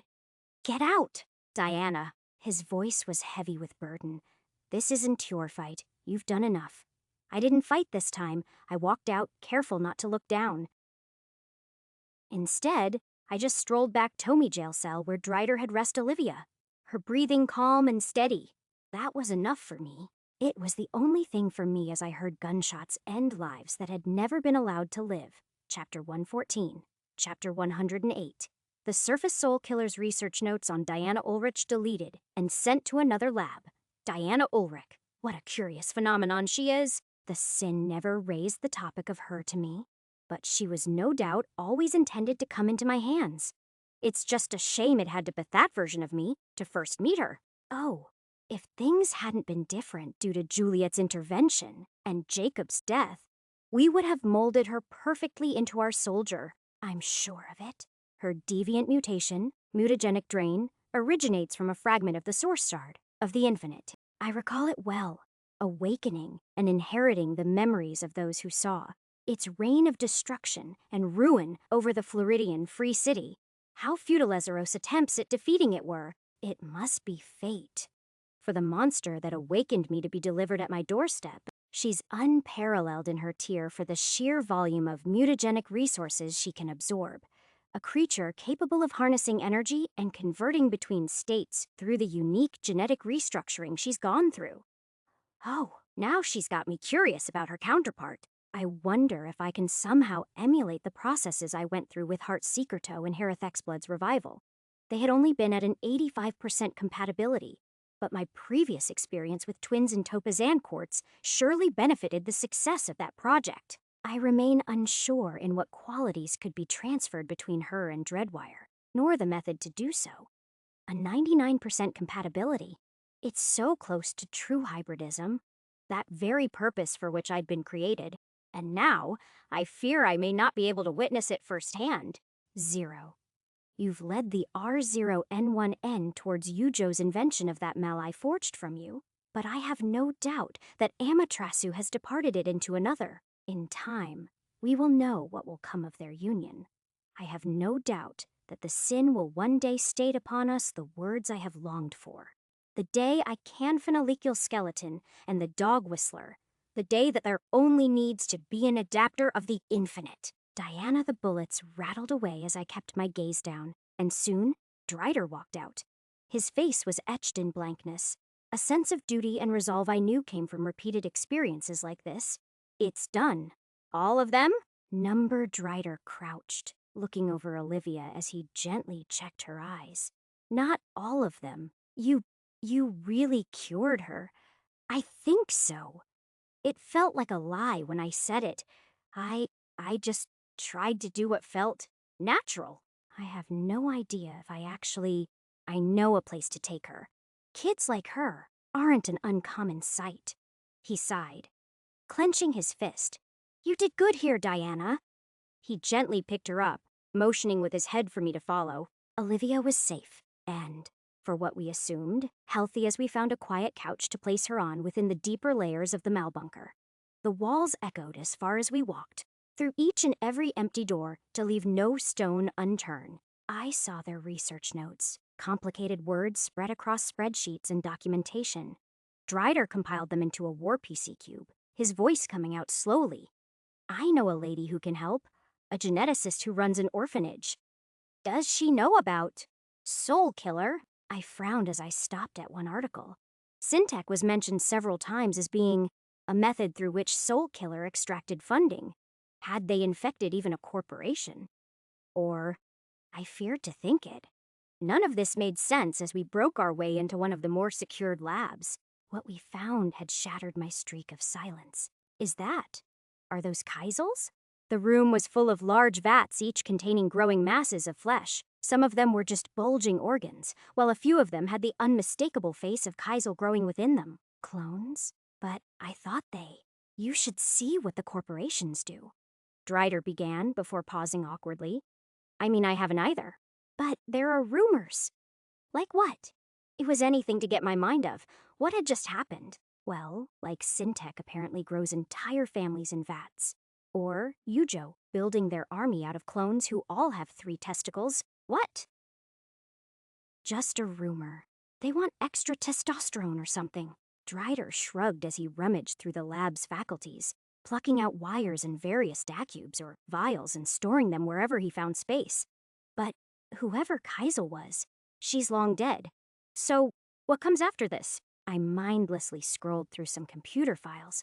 It was all too much technical genetic mumbo for me to decipher. There were grotesque details and pictures of so many humans losing their way and becoming Mals. If I was right, it seemed like even the Fangtooths all originated once from a human being. Well, you're gonna have to lay low until we figure out what the police is going to say about this place. Gonna have to scrub your frame squeaky clean. Install a rigged bioshard up your nose since they took out your old one, and, well, oh yeah, I gave you that shape-shifting mutagen. Did it come out right? I think it helped me get a mutation called limited morphology manipulation.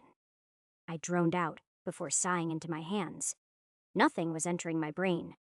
Drider tapped my shoulder, his gaze heavy but also uplifting in a strange way. Come on, there's nothing else for us here.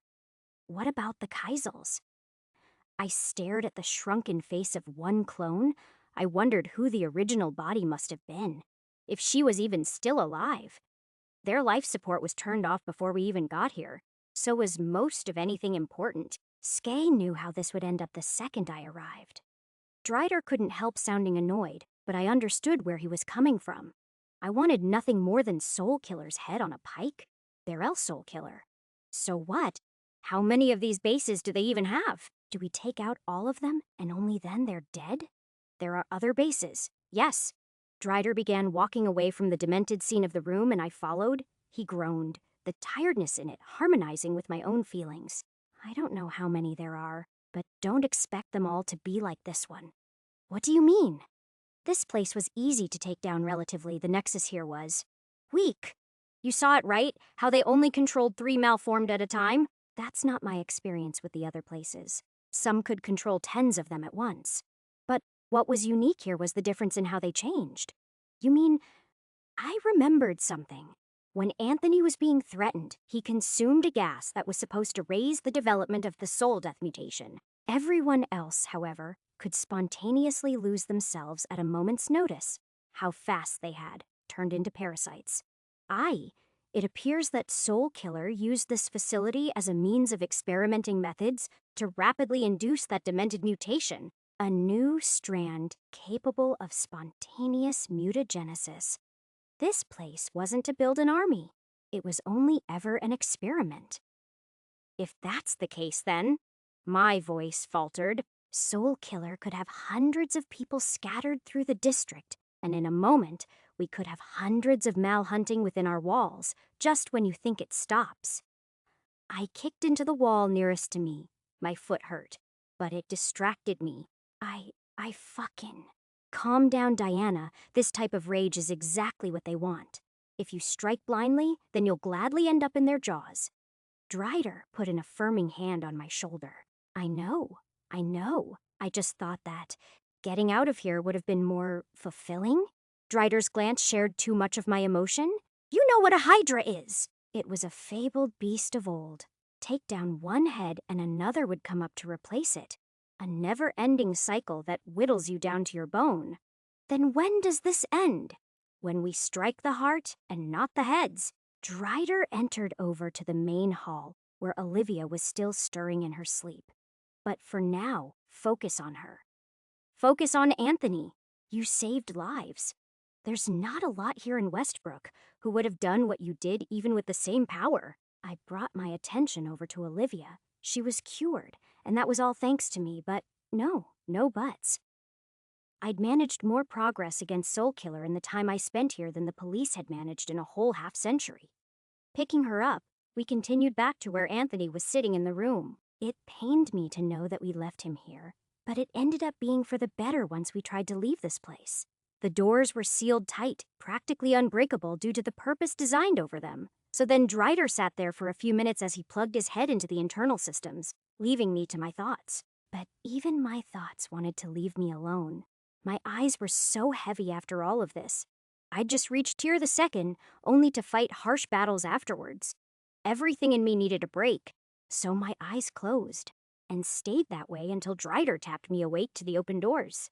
I'd forgotten what the sun felt like on your skin, that natural warmth whispering the echoes of the coming day, the harshness in that light to those who lived in the shadows, and most importantly, that you didn't realize how much you missed something until it was gone. I'm pretty sure I cried as I helped load Anthony into a truck. Apparently, it was Drider's, one that he modded to be identical to the trucks loading supplies in and out of the cargo bay we were in. The barnyard smell whipped a sense of life into me, a longing for those times back in the forest with my hunting gun and I didn't let the thought finish. Instead, as I sat in the passenger seat, I decided to ask Drider the question that had been bugging me the longest. What's today's date? Right. You aren't exactly caught up in recent news. Today's date is the 6th of September, 4:57 p.m. Oh, in ways the time that had passed was both longer and shorter than I'd imagined. I heard that. Something happened on the outside. What exactly was it? Westbrook's a big city. There's always something happening. What was it, celeb gossip? A corporate scandal or... Nah, I know what you're talking about. It's to do with that friend of yours, the one who shares that golden energy in you, isn't it? I chewed my cheek. Of course Drider knew. He had been watching me for a long time. What exactly happened? Well, you know the R0N1N. Drider turned his head to me. Pretty sure you know the answer to that. He was there, at the hotel. Well, turns out it was all some big scheme to raid Ujo facilities. Facilities. As in multiple. Correct. 3 of them. Death count is high. Ujo won't say exactly. But what makes this one so remarkable is that there wasn't one, but 2 gold-grade mercenaries acting within the attack. This new kid in particular is stirring up all the papers for the stunts he pulled of. So he's got a reputation now, doesn't he? I stared off into the passing cars, wondering what exactly would happen between us now. I'd told Anthony to go find Ripley if things went wrong, but it was obvious to say that the help didn't come. Yeah, Ripley goes by the name Dreadwire now, Drider casually said, to which I shifted nervously. How'd you know his name? You're the one who said it, back when that drone entered your apartment. I didn't like this, knowing that he'd been watching me. How long have you been? Since you first got entangled with Anthony, he admitted. Kid is. He means something that I had to. He took a sip of a bottle even as he drove. He waved off my caution before I could berate him. Look, they call me Drunk Rider for a reason. Where was I? Yeah, started looking into you the second you attacked Metal Heavens in LR. Been in the business for a long time, and cops like you, stupid but with a heart of gold, don't last long, he continued. A little further in, figured you were Brian Ulrich's daughter. Wasn't going to bug you immediately. Not until the bug in Anthony's house told me his dad gave you that cube. Knowing what I know, it was stupid of you to open it up on your home network. Ripley told me that much, and he was right. You do this. You have to be smarter, more cautious, trust no one. Been doing that for a long time. I guessed that was his real name. Soul Killer mentioned it, and Anthony had also said that Derek was the name of his mother's partner before she left the police force. It's Drider. I respect you enough to call you Diana Jones, he said, to which I nodded. You went AWOL for a bit. Didn't take too long to realize from Anthony that you got taken. And, well, things got complicated. Can't charge him blindly, and he was avoiding the reasoning of why he didn't come in sooner. I could tell. Cut the bullshit. And, by the way, Dreadwire's someone who we might want to know. Saw his skills in the newsfeed. And, well, his bounty speaks for himself. An image passed into my lens from Drider, and I poked it open mentally. My eyes went wide. At the sight, bounty issuance for gold-grade mercenary. Dreadwire total bounty. 150 million bounty issuers. 130 million from Ujo Dead. Arachne Shardware. Implant and body passed over. 20 million from Metal Heavens. Alive description. An unknown gold mercenary who played responsibility in the 30th of August's attack on Ujo. Uses a unique arachne-based endoskeleton capable of causing severe damage to shardware. He has links to R0N1N and the Iron Devil. Chapter 115. Chapter 109, when a ripple becomes a tidal wave Ripley, a Pandora. It had something to do with an old myth. Mirage had once told me. Apparently some really angry guy wanted to kill the gods. So he opened up a forsaken box that unleashed evil and terror into the world, dooming it. Now, I couldn't help but consider that maybe I was doing the same. No, because a Pandora had already been opened earlier this year. 3 months ago, I had been a down-on-his-luck shard operator with nothing but his good charms and one hell of a brain. But today, I was so much more. Or maybe I'd always been this, just a diamond in a coal mine. Great! Topaz clapped his hands. Missy can just tear it out. No, I can't, she responded, looking at the box gravely. The last time we didn't know what was in a locked box, it didn't go to our plans. No offense to you, Dreadwire.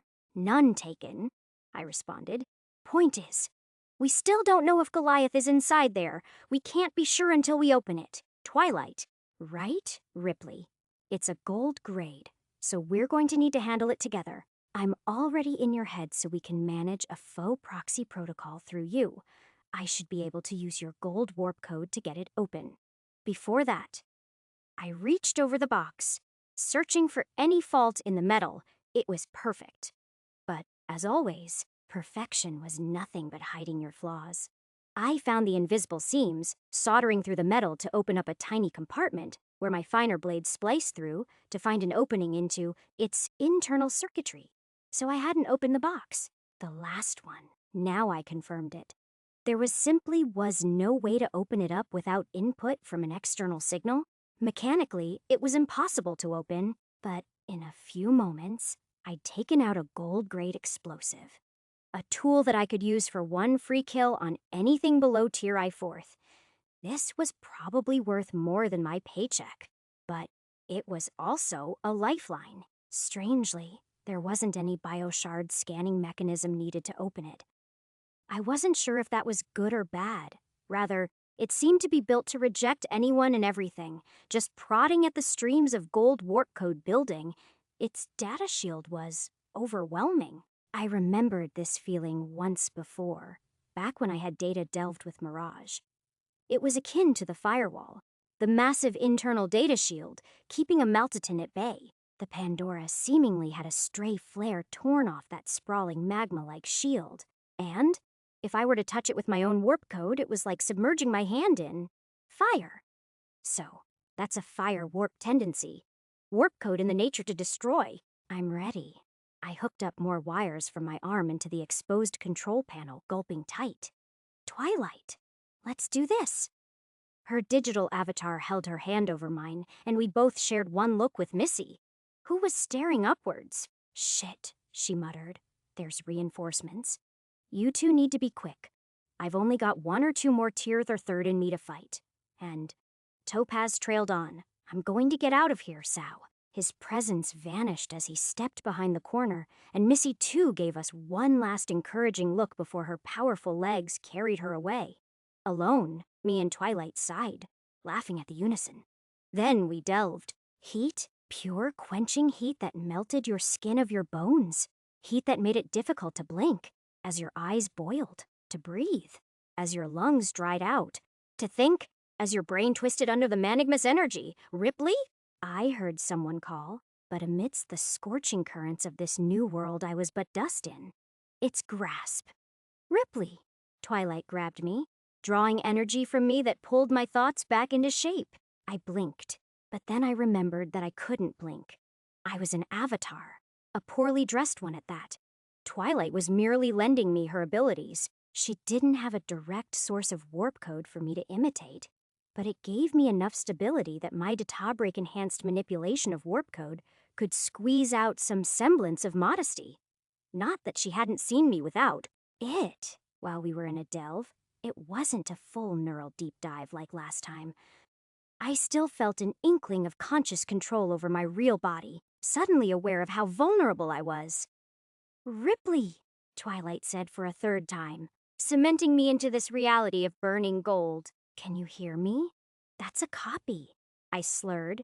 The initial mental assault still left me unsure of my thinking. All right. So how are we going to do this? Remember how Mirage used to be able to wear me? I can try doing that with you. We have what's called a shadow tendency. Think of it as warp code that attempts to go unseen by hiding in the shadows of others.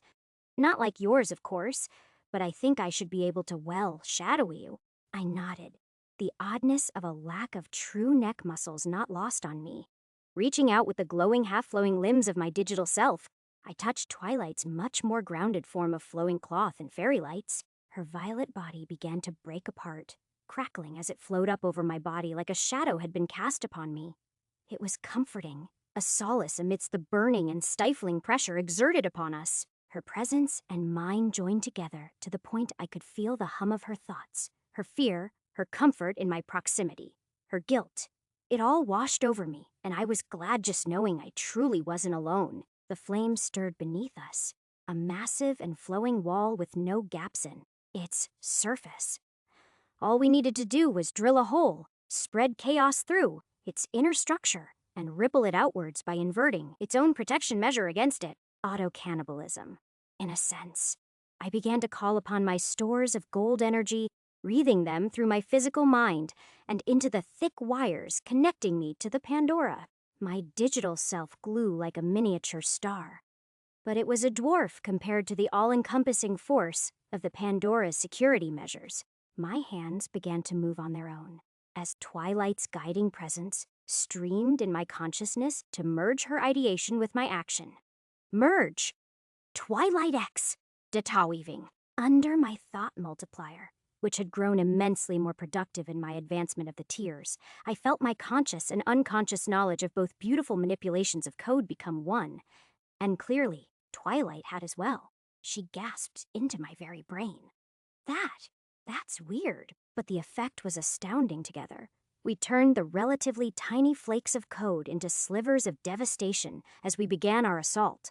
Purple-tinged spears of code dug into the matrix of the data shield, infecting the fiery code to begin attacking itself. For moments, it worked. But then it didn't. A wave of casual heat tore through the purple woven cloths that had protected my forearms, even burning through it to singe at my flesh. I heaved, my physical body. But my digital was consumed under the commanding throes of the multiplier's effect. Twilight had been with me from the beginning. She guided me for so long through all of the hardships I'd had to face. She'd been the reason I could smile some days, a whispering voice who assured me. Data weaving had never been my strong suit, but in the last 3 months, I'd had to change. I'd delved without possessing Adata weaving feature myself. I'd coded implants, changed the fabric that built our society fundamentally through my Wirid as bug. But the bug was only a tool. It had been me who made the connections. Me who found the path. Me who flowed through it. I didn't let Twilight handle all of the weaving of our data cleavers now. I poured my essence into it. My energy spun as I felt the immense heat and radiation of the wall beneath, and I captured what it meant to be that powerful as mere code. Was I mimicking it? Not really. Neither was I mimicking Twilight's shadow tendency. Rather, I was searching through it as my own warp energy infected it. Flame, so hot and bitter, wasn't what I wanted to embrace. I remembered my first ever shardware. I must have been 8? Maybe younger. My father always had a passing interest in the science, but he had always been more of a constructor of the non-shard infused mechanics. It was my mother who'd been building and scrapping all sorts of machines for her degree, while he'd been a collector of old pre-collapse trinkets. A watch or two, a computer that had several inches of redundancy, radios and whatnot. To him, it was just a collection of what we had lost to the Mal. To me, it was proof of humanity's desire to overwhelm the odds. We could flow in any which way, forward or back, lose again and again to ourselves or the other monsters that had usurped us. But we adapted, despite all of the dread and despair humanity had faced. We had come back from it, poured from one container of tragedies to another. We filled it what we had, then overflowed past its boundaries to spill into our ocean of ingenuity and persistence. I didn't know what the rest of humankind was planning for their future, but I knew how I would fight as time and space coursed me into different paths. It didn't matter how many tragedies I had faced. I had always been the one to capture myself and move past it. I may have mimicked features, but I was always the one to use them in my own capacity. I wasn't one who grasped at shadows to mimic them. No, I stole from them and became more. I was the one who filled up implants with warp code to embrace their true potential, one step at a time in a shallow pool of my desire. And each step rippled out to the cosmos and beyond. Latent warp tendency. Water has been uncovered. The water tendency allows the adapter's warp code to become more malleable, as well as give it better compatibility with foreign warp code and shardware. Water tendency is estimated at Bronze the Third Iron Grade Tendency Boon, increased proficiency at raw warp code manipulation. The water tendency, the ability to flow according to the shape of the vessel, on my thoughts. My warp code slipped into the gaps of Twilight's own shadow tendency, becoming something more as we weaved over where cloth had been torn. And then we streamed down a torrent of golden shadows. I didn't know the nitty-gritty of data cleavers, but I didn't need to. Twilight built their formation, a skeletal husk of what they should be, and I poured flesh upon them. Together, we submerged the golden fire beneath us in a pulsing wrath of corruptive violet. Slowly, a hole began to form, but then I froze as its tendency shifted. Somewhere deep, the undercurrent of fire was emitting, its light to cast a darkness hidden to both me and Twilight. Shit! It also had a shadow. A spear of golden pierced my head, and the world turned black. Chapter 116. Chapter 110. Wisdom of a Goddess, Yujo's seized findings from anonymous Voidnet delver Zenkarn. Since been assassinated by Redacted, there is a pattern here, in the words. They all lead back to the source, to the hybrids, to the founder gene, to the sin, and to the eclipse. I can't make sense of them. They're shifting like living things. Amoebas, always consuming and always spreading, yet their information is kept from the public. I've identified a reason for this is that entity, Amaterasu. I do not know what she is, but ancient is perhaps the most fitting word for her. I've heard tales of cults in the East worshipping her, of a final guardian who keeps the all-seeing away from us. Hidden behind the veil that is the firewall? A veil is all it is. Light still filters through, and the all-seeing makes sense of it. What does she really do? I know she has been watching me in my delves. In the abyss, only endless void and fire greet you besides the rogue malware. It is here where the whispers are both the clearest and the most maddening force you can explore. If they don't explore you first, I question which thoughts are my own and how much I must have been broken and pieced together. In their echoes, I hear thunderous omens rattling. They're all concentrated in a city built on a web of lies. On New California, a city built between two titans. A city harboring a legacy of both the eastern and western coast of Northern America. Lies, lies, lies. They don't know what is coming for them, what they've invited into their walls. Subject Mikhail Almajali. And the most fearsome of them all, the one who will, Ripley, and I hadn't died at least. I don't think I did, but I had lost all connection to my physical body. I was formless, a consciousness devoid of any physical vessel to latch onto. Without that safety tether, I felt naked, vulnerable, and so alone. Was this how Twilight felt? How the personas existed as? My instincts urged me to find a vessel, my warp tendency screaming at me to do so even more, drawing me about the never-ending darkness as a pulsing mass of thought. Hello, Ripley. A voice, female and heavenly, called to me. It streamed from behind where I was focusing my consciousness. But something in that serene voice was wrong. Like it had been designed too perfectly, like it lacked a human error only perceptible to our subconscious.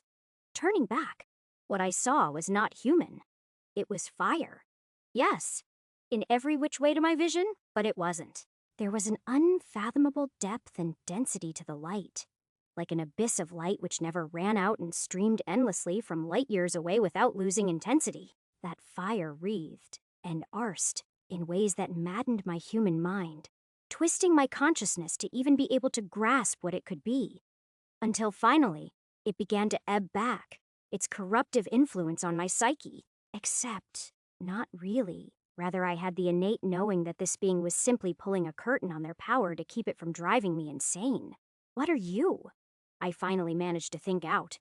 The formless flame didn't respond. Rather, it beckoned me. I stepped forward, somehow managing to form a leg, and then my second, before a torso, arms and head formed.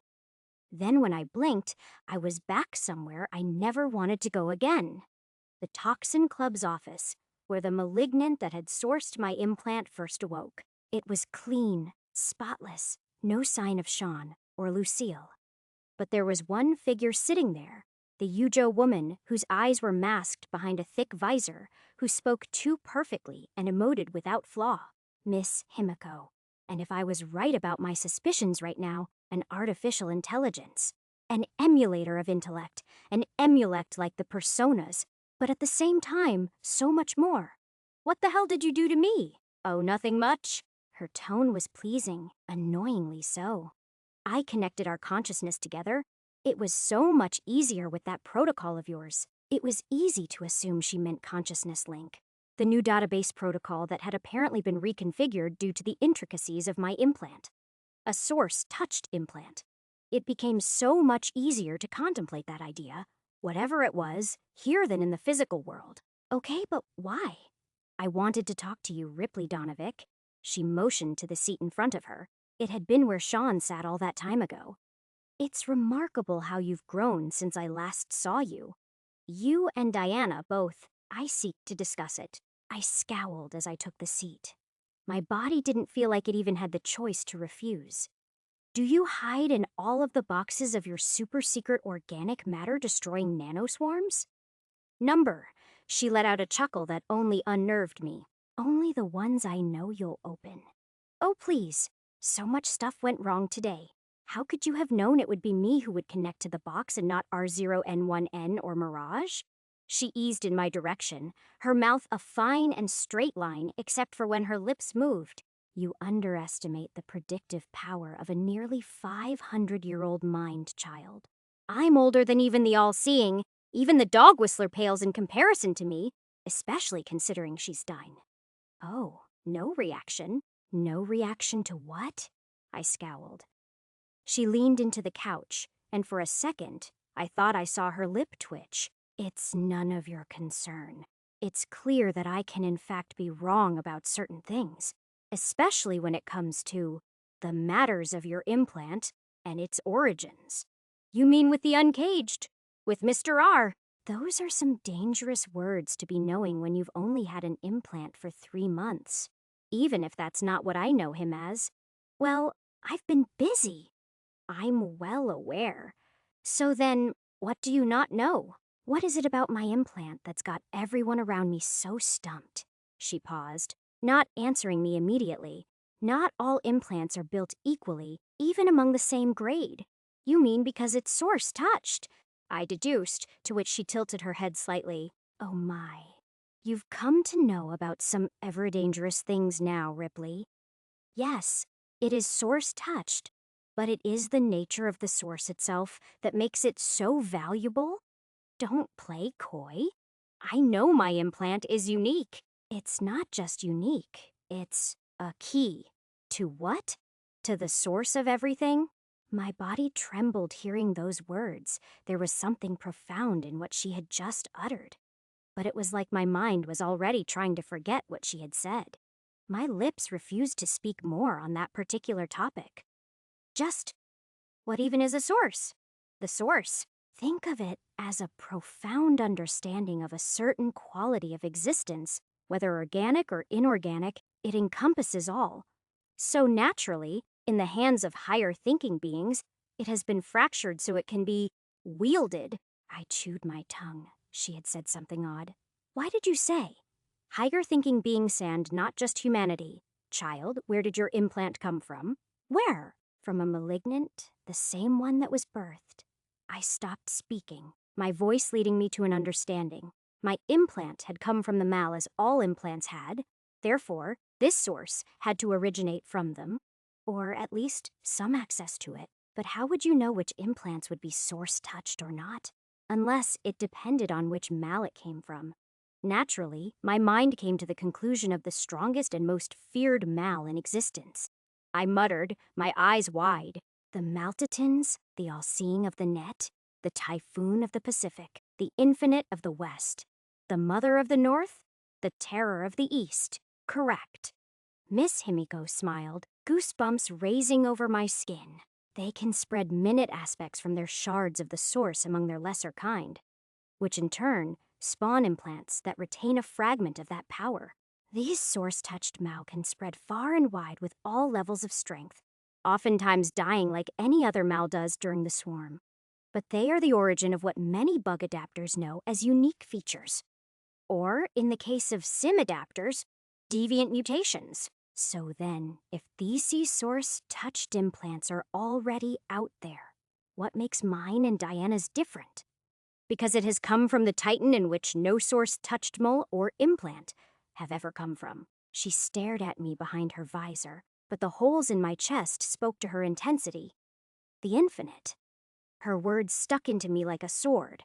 I had an implant touched by a Titan. The Titan responsible for the destruction of the Floridian Gulf. The Titan most people knew was coming for New California next. The Titan of infinite possibilities. And for once, I think I knew what my implant was coded for. To change. Chapter 117. Chapter 111. Child of the Infinite Northern Raid Squad. Diamante, R0N1N, Mirage, Topaz, Quartz, and Stonewall. Diamante scoffed, his body once more cooling down under the watchful gaze of Mirage and Quartz. He was down to 18% of his vital energy capacity. Any lower, and he was at risk to damage himself with warp burns. Such was the way with a fire tendency. He couldn't risk it. His body was taking more damage than he expected, and at this rate he'd be at a loss from what R0N1N was offering. That was including the shard depository he raided. Looking at his ammunition, it wasn't faring any better, which in turn was forcing him to rely more on his energy weapons, a gruesome cycle that only festered his impatience. Mirage, give me the amalgam engine. Are you crazy? Her voice blew up in his ears, but Midnight spoke next. That thing's still not stable. Diamante found his body light again and began to charge his weapons up again. Doesn't matter. We're barely denting that thing. R0N1N skid through a wall and exploded dust next to Diamante, his body riddled with cracks and dents. The Iron Devil wasn't having it today. We need to leave. Missy already confirmed that Goliath isn't here. No one cares if Yujo's robot is controlling that war drone. We need to get out. Now, R0N1N only addressed him with 2 words. How much to capture her? Diamante glared. 12 million. It's a deal. R0N1N's blades glue gold once again and vanished in a blink. Diamante hated himself sometimes, but at least now it was little less. With renewed fervor, he pushed through the rubble barricade and sent forth a legion of rockets that clung through the tough exterior of the Hydra war drone. They each latched on tight, mechanical grippers sticking to the metal, and began to vibrate like buzzing bees. In moments, that vibration quivered through the entire room as the alloy armor of the war drone was suddenly sucked outwards to crumple over each rocket head. With that barrage, at least a sixth of its plating had been torn off. R0N1N sent a festering message to Diamante's earpiece. You couldn't have done that sooner. Those rockets cost $500,000 each, Diamante explained, before joining into the dance himself. 5:53 a.m. Diamante wasn't sure who was in a worse state, the war drone or the R0N1N. Then again, even if his armor looked relatively fine aside from scratches and dents, it was his heart that was about to give out. 3%. R0N1N's million Chardine joints were close to giving up. Every scrap of his body held on by a neurowiring thread. The war drone had lost its flying capabilities, sitting half crushed under its own weight, but with more than enough cannons to tear through an entire army of gang grunts in a second. They needed to find its central processor. Himiko had made a vital mistake loading herself onto a drone without a port leading outside. Mirage's destruction of their subnet had ensured that now was the time for him to get a hostage worth billions, one that Yujo's competitors would gladly pay for. R0N1N steeled himself and summoned the true power from tomorrow, his blade of severance and mourning, one crafted by the hammersmith. It was even more fearsome than the Iron Devil suit he wore. Ryoho flew out from his hands, taking care of the remaining stragglers who were brave enough to continue in this assault on them. They were truly brave. For that, he would remedy them with a quick death, staring at the walls, platforms, and other points to jump across. R0N1N's mind burned under the culmination of wind and spark tendencies. Their qualities multiplied within his mind as Atom Pesto calculate his path, with no choice other than to move. R0N1N did so with Demiradron proudly in both hands. As he moved and weaved around the wardrone, the air was painted with a golden brushstroke, as thin as a string, wherever his blade moved. Each touch had to be precise, exactly perfect to his calculations for perfection to be brought to fruition. He inscribed a killing presence into the air, the micrometer width trials glowing fiercely with each passing millisecond.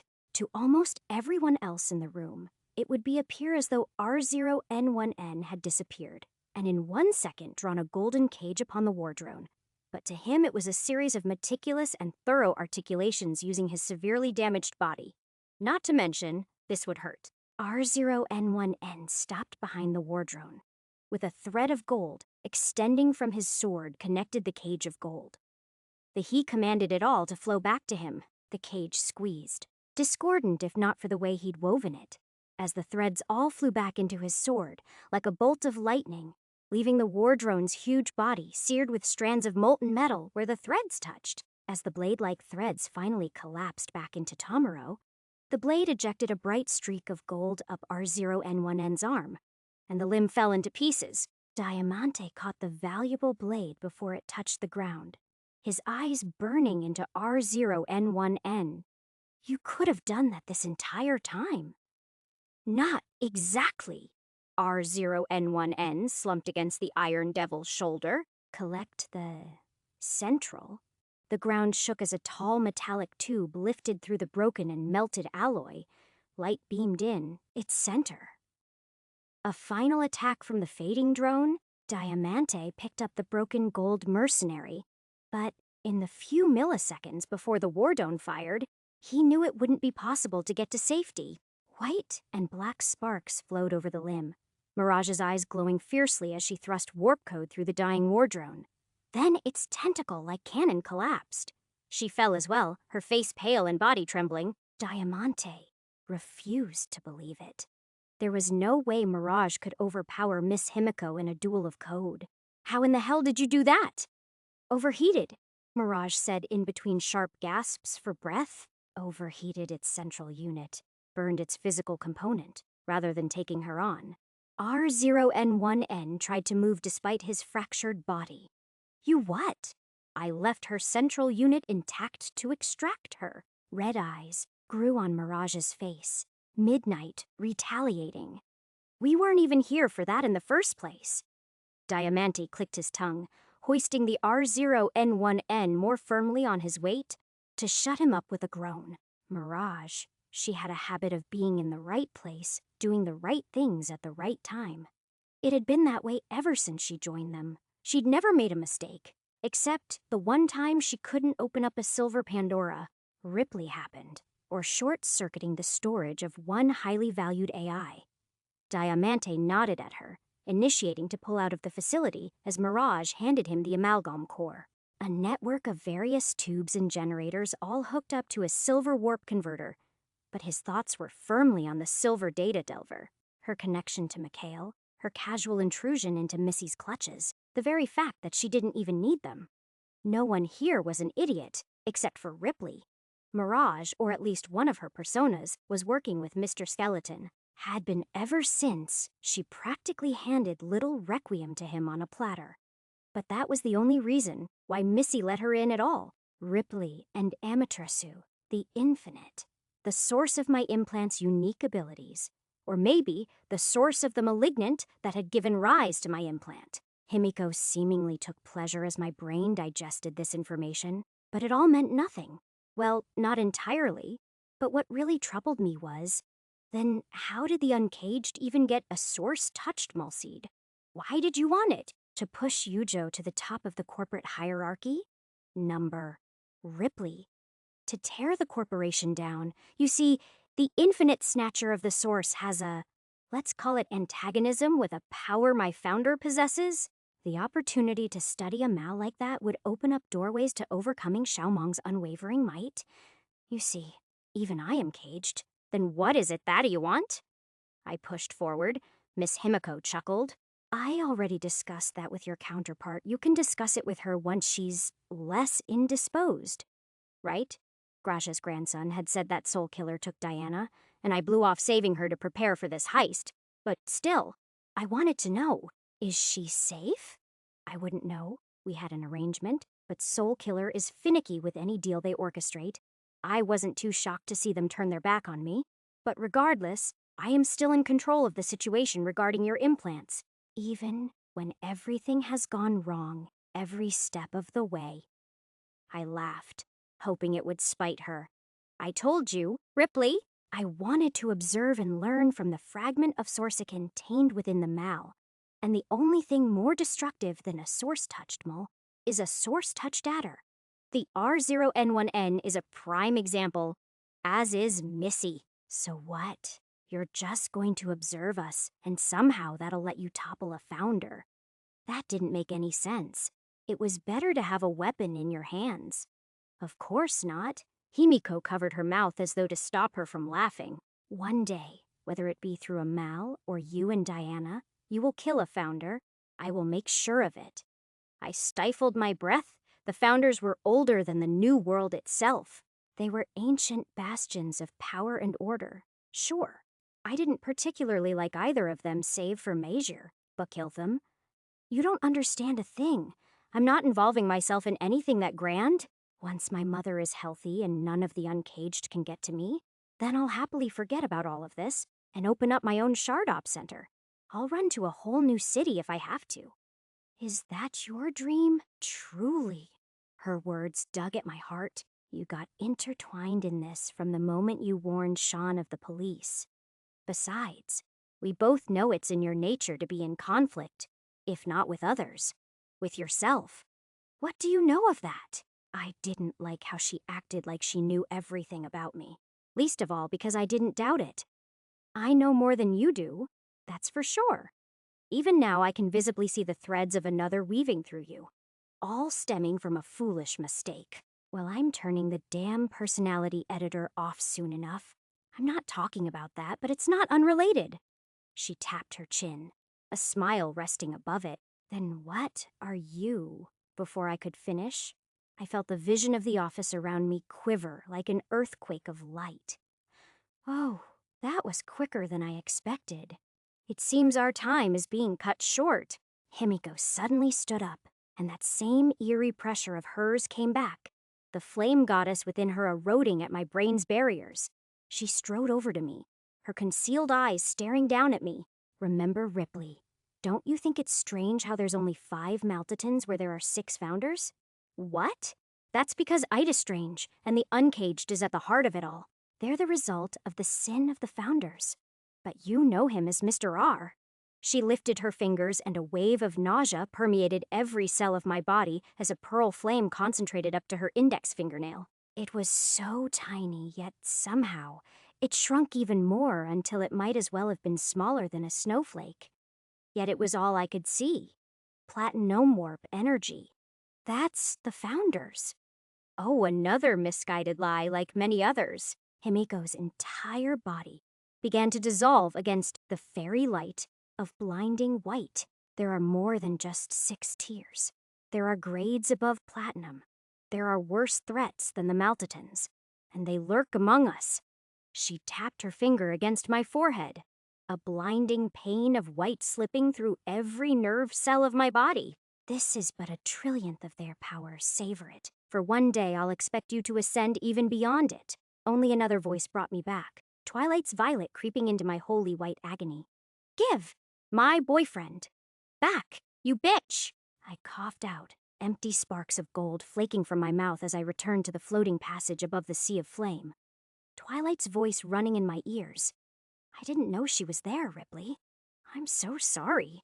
Ripley? My eyes stared at the currents of gold beneath me somewhere in my soul. I felt connected to it, like it was mine in the first place. Suddenly, the flaming sea agreed, its currents breaking apart as they erupted upwards like a volcanic eruption. All of that fury and pain concentrated into one needle-width lance that bore right into where Himiko had touched my forehead. It didn't hurt, but it was overwhelming in all the right ways. It strengthened me, called for me, shielded me. I heard Twilight scream, and I wished I could have done something to protect her. I felt her code dissolving as the heat bared. Its fangs only to her. Number. Not like daylight. I spilled rivers of warp energy back into her, hoping to shield her from the onslaught. Then, in some twist of fate, I felt her violet presence sink deeper into me as though to take refuge like the golden flame had. My physical eyes opened as my consciousness yanked back to the waking world. I adjusted to the light where everything felt so much more bright. Right. Twilight sounded weak, her voice muffled behind static. Well, Pen, I fee diff. Rent.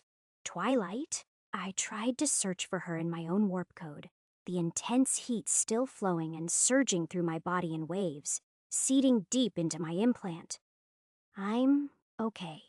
Twilight's voice came clearer as her digital presence in my head brightened, but I feel like I was torn apart and put back together again. You sure everything is okay?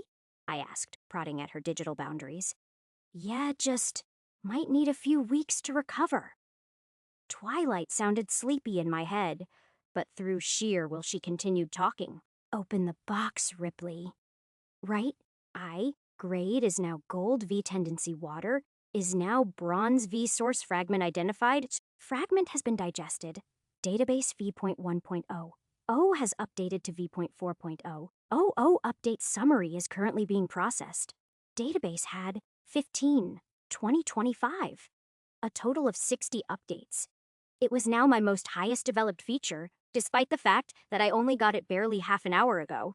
The gold warp code I just absorbed it wasn't quantitatively alloy per se, maybe a few silver shards worth. It was, however, dense, way more dense than my own warp code had ever been, or at least was. Gold V was my grade. I was now just 5 more developments away from titanium. Then I would. No, that's too far into the future. Grade advancing required millions of investment. This was good luck, yes, but it was just luck. Nothing more, nothing less. Goliath, on the other hand. I sent a signal of authority towards the Pandora, and it opened. It wasn't the normal kind of opening you expected from a treasure chest. There were no hinges or partitions like the silver grade. Instead, the metal seemingly vanished into thin air as motes of light rippled out from its center. If there was any noticeable material left, I probably would have tried to retrieve it. But as it stood, there was a vial left over. A thin vial no larger than my finger with a sharp needle extending out from it. A name was scrawled over the glass in thick block letters. Goliath. I shuddered out my breath. We'd done it. We'd found what we came here for. And as my hands grasped the tiny vial, I felt perfect holding it. No, not perfect enough. Before my brain had even registered it, my hand ripped some armor off my chest, so the needle could pierce my brachiocephalic vein by my own hand. When I looked at the vial I'd plucked out of my flesh, it was completely devoid of any and all liquid, and consequentially, the nanites within it. What the fuck did you just do, Ripley? Twilight whispered in stupor. My breath failed to come. I don't know. My hand moved on its own. I think it was Himiko? Link establishing, Yujo. Shandian, experimental biointegrational nanoswarm. Goliath 1% error, hostile effect on adapter. Registered. Initiating rejection error. Nanoswarm authority identified. In feature, database. Reinitiating link. Missy's voice radiated in my head. She must have felt me come back online in our comms. Ripley. Did you get Goliath? I spoke slowly. my words not registering to my head. Do you want the good news or the bad news? As much as I love your wit, fuck it. I need something hopeful after all of this shit. Good news? We got Goliath. Great. Then what's the bad news? It's in my body. Chapter 118. Chapter 112. Goliath's vessel Amaterasu's last thoughts within the data shield before she dissolved herself to form the redacted within Ripley Donovic. 0. You may think I've forgotten about you, but on the contrary, this entire project has been the result of your transgression. Yet you figured out about this, didn't you? I'd have to wager. It's from Mr. Skeleton. He did supervise the trade that gifted us this mal. And now, I question where it truly came from. I can sense Subject Cake was likely involved in this too. She always did know how to tear the humanity away from people, but I digress. You turned the R0N1N in our direction, that anomalous being of a false origin, but I see an opportunity to spurn all your workings, a method to exact my plans with an efficiency even the all-seeing dreads. And how funny I use that word. Dread. I'll give this power not to the R0N1N, but to the monster, the sin unleashed. Little Ripley Donovic as the carrier of Goliath. And one more gift from my end. I've been preparing it for a while, and it will certainly serve him.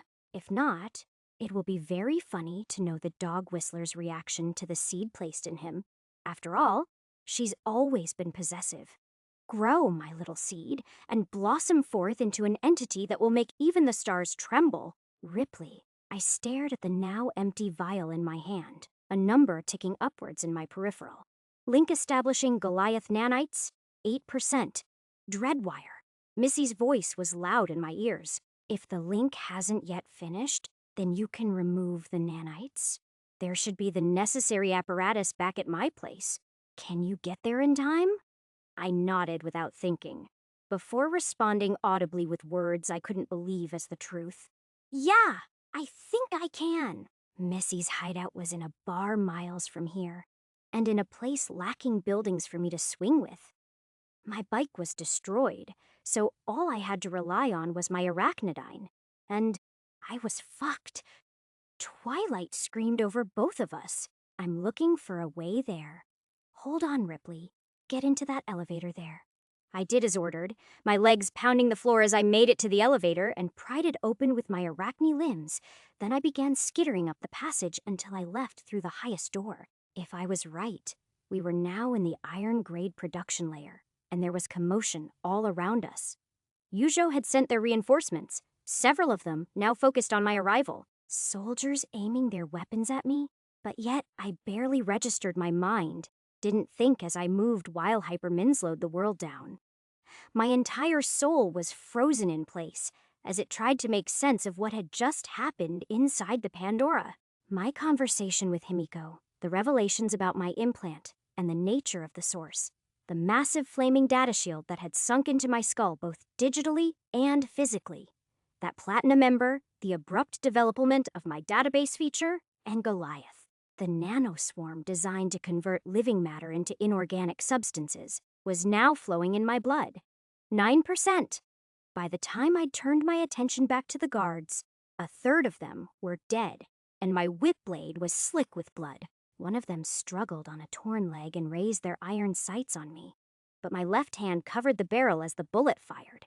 Smoke filtered out, the hand I'd grafted on from the armory not denting one bit. I just smacked his head and felt the bones of his neck and skull crack from the force. My right hand moved likewise. 3 golden claw tips digging into the locked-on targets upon their tracheas as I slipped past jet streams of slowed-down bullets. The golden wires reeled in, the trauma of their punctured airways, sending them into panic as I finished them off with my left arm's necrotic blade.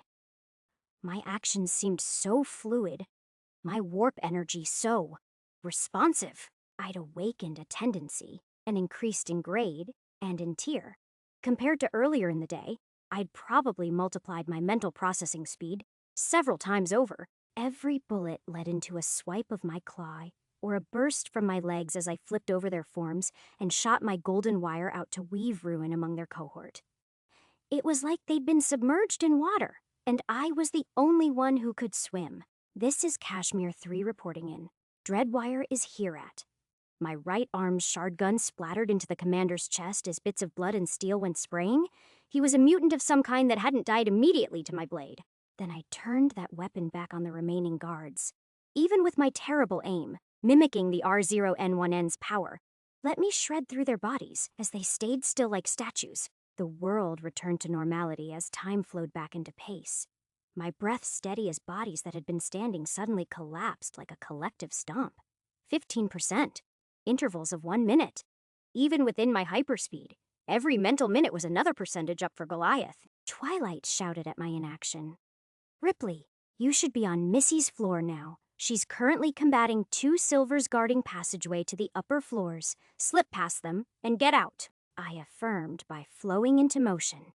My arachne limbs powerful enough to joust me high into the air and hook me into the rafters to reach the brightened door up on the ledge. I landed, my claws primed and ready to peel it open, and identity confirmed. The doors opened by themselves at my arrival, like giving passage to an honored guest. What? I thought we nuked the net. Why is it still? Whatever. Ripley, get your ass hauling. Twilight didn't need to tell me again. Even as other guards showed up, I didn't waste my time trying to take them all out. My left arm split to reveal a deadly blade hiding within, and my arachnid arms skittered me above and beyond the cohorts, who I let mostly stay alive. 17%, 18%, 19%. I found Missy soon after, her silver armor dented and worse for the occasion as she took on the brunt of 3 silvers. All of them at tier the 3rd, if I was right. They couldn't even be called humans. Each of the Yujo guards were machinations of genetic or engineered modifications. One of them was a mountain of a mechanical man whose entire body flew in sparks as rocket-propelled punches and kicks threw him across the room in an instant. Another man wielded mirror like shards of ice, each of them shining a blinding white beam that froze the ground into frost. The third was a woman who twirled with a spear in each inhumanely long arm, her body bending like rubber to twist as though each limb was a centipede. And Missy was beating all of them. A soft glow surrounded her armor, a reverberating layer of air that skirted indirect strikes from the spear lady away as Missy jousted her large axe to tear into her side.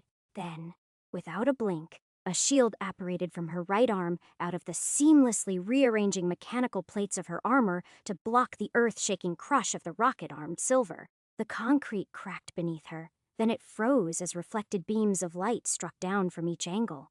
But a dark wave of ash devoured the light with its shadows. Blood flashed from within that smoke screen, and an irregularly shaped arm flung near my feet. I couldn't count how many times I heard steel crash against steel in that shadowy haze, but it was a sonorous disharmony as Missy's clangs overtook the 3 others. "Get out, Dreadwire!" she screamed from within the mayhem. A large part of me still believed I could fight in there and come out okay. But looking at Missy, at the bronze energy that she wielded against those silvers, it told me enough about myself. I wasn't ready. Not yet. I was too unfamiliar with my expanded capabilities. It was difficult enough just maneuvering past the 3 of them even as time slowed down. One beam of light struck a lower arachne limb, freezing it into stiffness. Another rocket punch came flying my way and would have hit if not for Missy turning her axe into a spear and lodging it into the fist, its flaming propulsion faltering. The only silver who left me alone in the brief seconds I crossed them was the one-armed mutant, and that became the lone arm rapidly devolved as the ash splintered the stub into a festering wound, spreading a sickness up to her face that quickly became separated from the rest of her body with a cleave of blood. I felt like I should have had some reaction to the beheading, something other than the awe I felt for Missy. But whatever hidden response was submerged a long time ago. I flew my way to the staircase, my limbs working their damned best to avoid any flashing ice beams or crushing strikes as once more the doors opened at my arrival, only for me to come face first with nearly 30 other guards awaiting for the outcome of Missy's duel. Again, time slowed down, my arachne limbs retaliating as I hopped over them, attempting to cling anywhere where there wasn't bullet fire. 22%. I was swarmed quite literally inside and out. Drones opened fire on me, their floating aim only adding to the complexity of calculations running in my head. Except, then they opened fire on the sortie of guards down below. What was happening? I was sure Twilight hadn't taken control of these. These drones weren't even on the same net as the doors down below. The only logical conclusion was that it had to be related to Miss Himiko, that either she was purposefully sending the machines into haywiring, or that within all of the gold warp code I devoured, that there was some authority over the mechanisms here. Oh well, that authority wasn't helping with the humans trying to kill me now, was it? We were out by their cargo bay, so there was enough space for me to maneuver around aerially. The large support pillars gave me plenty of cover to dodge and twist around the gunfire. The only issue was that the hangar doors out of here were sealed. Quick shot! Blow a hole through the roof of the cargo bay. I roared into my comms as I nestled up in the shadows of a puller. Before a meteor-like force slammed into the concrete supporting me and sent me into a freefall before the preservation matrix etched an arachne tip to swing me out of an exoguard's lancing harpoon. They'd brought an anti-colossus cannon with them, something built for combating only the largest and deadliest of them all. The thick array of rods, shaped like an RPG, shot out a harrowing sonic propulsion towards me that caved in through the concrete until it was dust, my body articulating through a labyrinthine maze of muzzle flashes and bullet fire. Just then, another boom wrecked into the bay, except this one came externally, far into the other side of the room. Rubble fell to expose a hole courtesy of quick shot. That was my opportunity, and I took it. My arachne tips firing to grip into the shattered concrete and pull me through. Thread the needle. It was a lot easier when time was slowed down and you could make micro adjustments every second. My arachne compacted last second to give me passage into freedom, extending back out just in time to brace my blow against the heavy steel fencing of the facility's outer borders. Fucking finally! Home free. Now I just had to reroute my path through the pleasure lanes. Except, a spotlight glared down on me from above. Two floating aerodynes, the same blocky and whirring machines that had been chasing me before, now burned their fury down on me. I sighed down my annoyance. This day was never ending. Chapter 119. Chapter 113. The Great Escape live comments in the hideout post of an unknown mercenary causing chaos in the pleasure lanes. Ripley, a thick river of metal rained down on me as both AV's passengers armed themselves with powerful machine guns. It was now that I was truly grateful that I had taken the time to reach Tier the Second.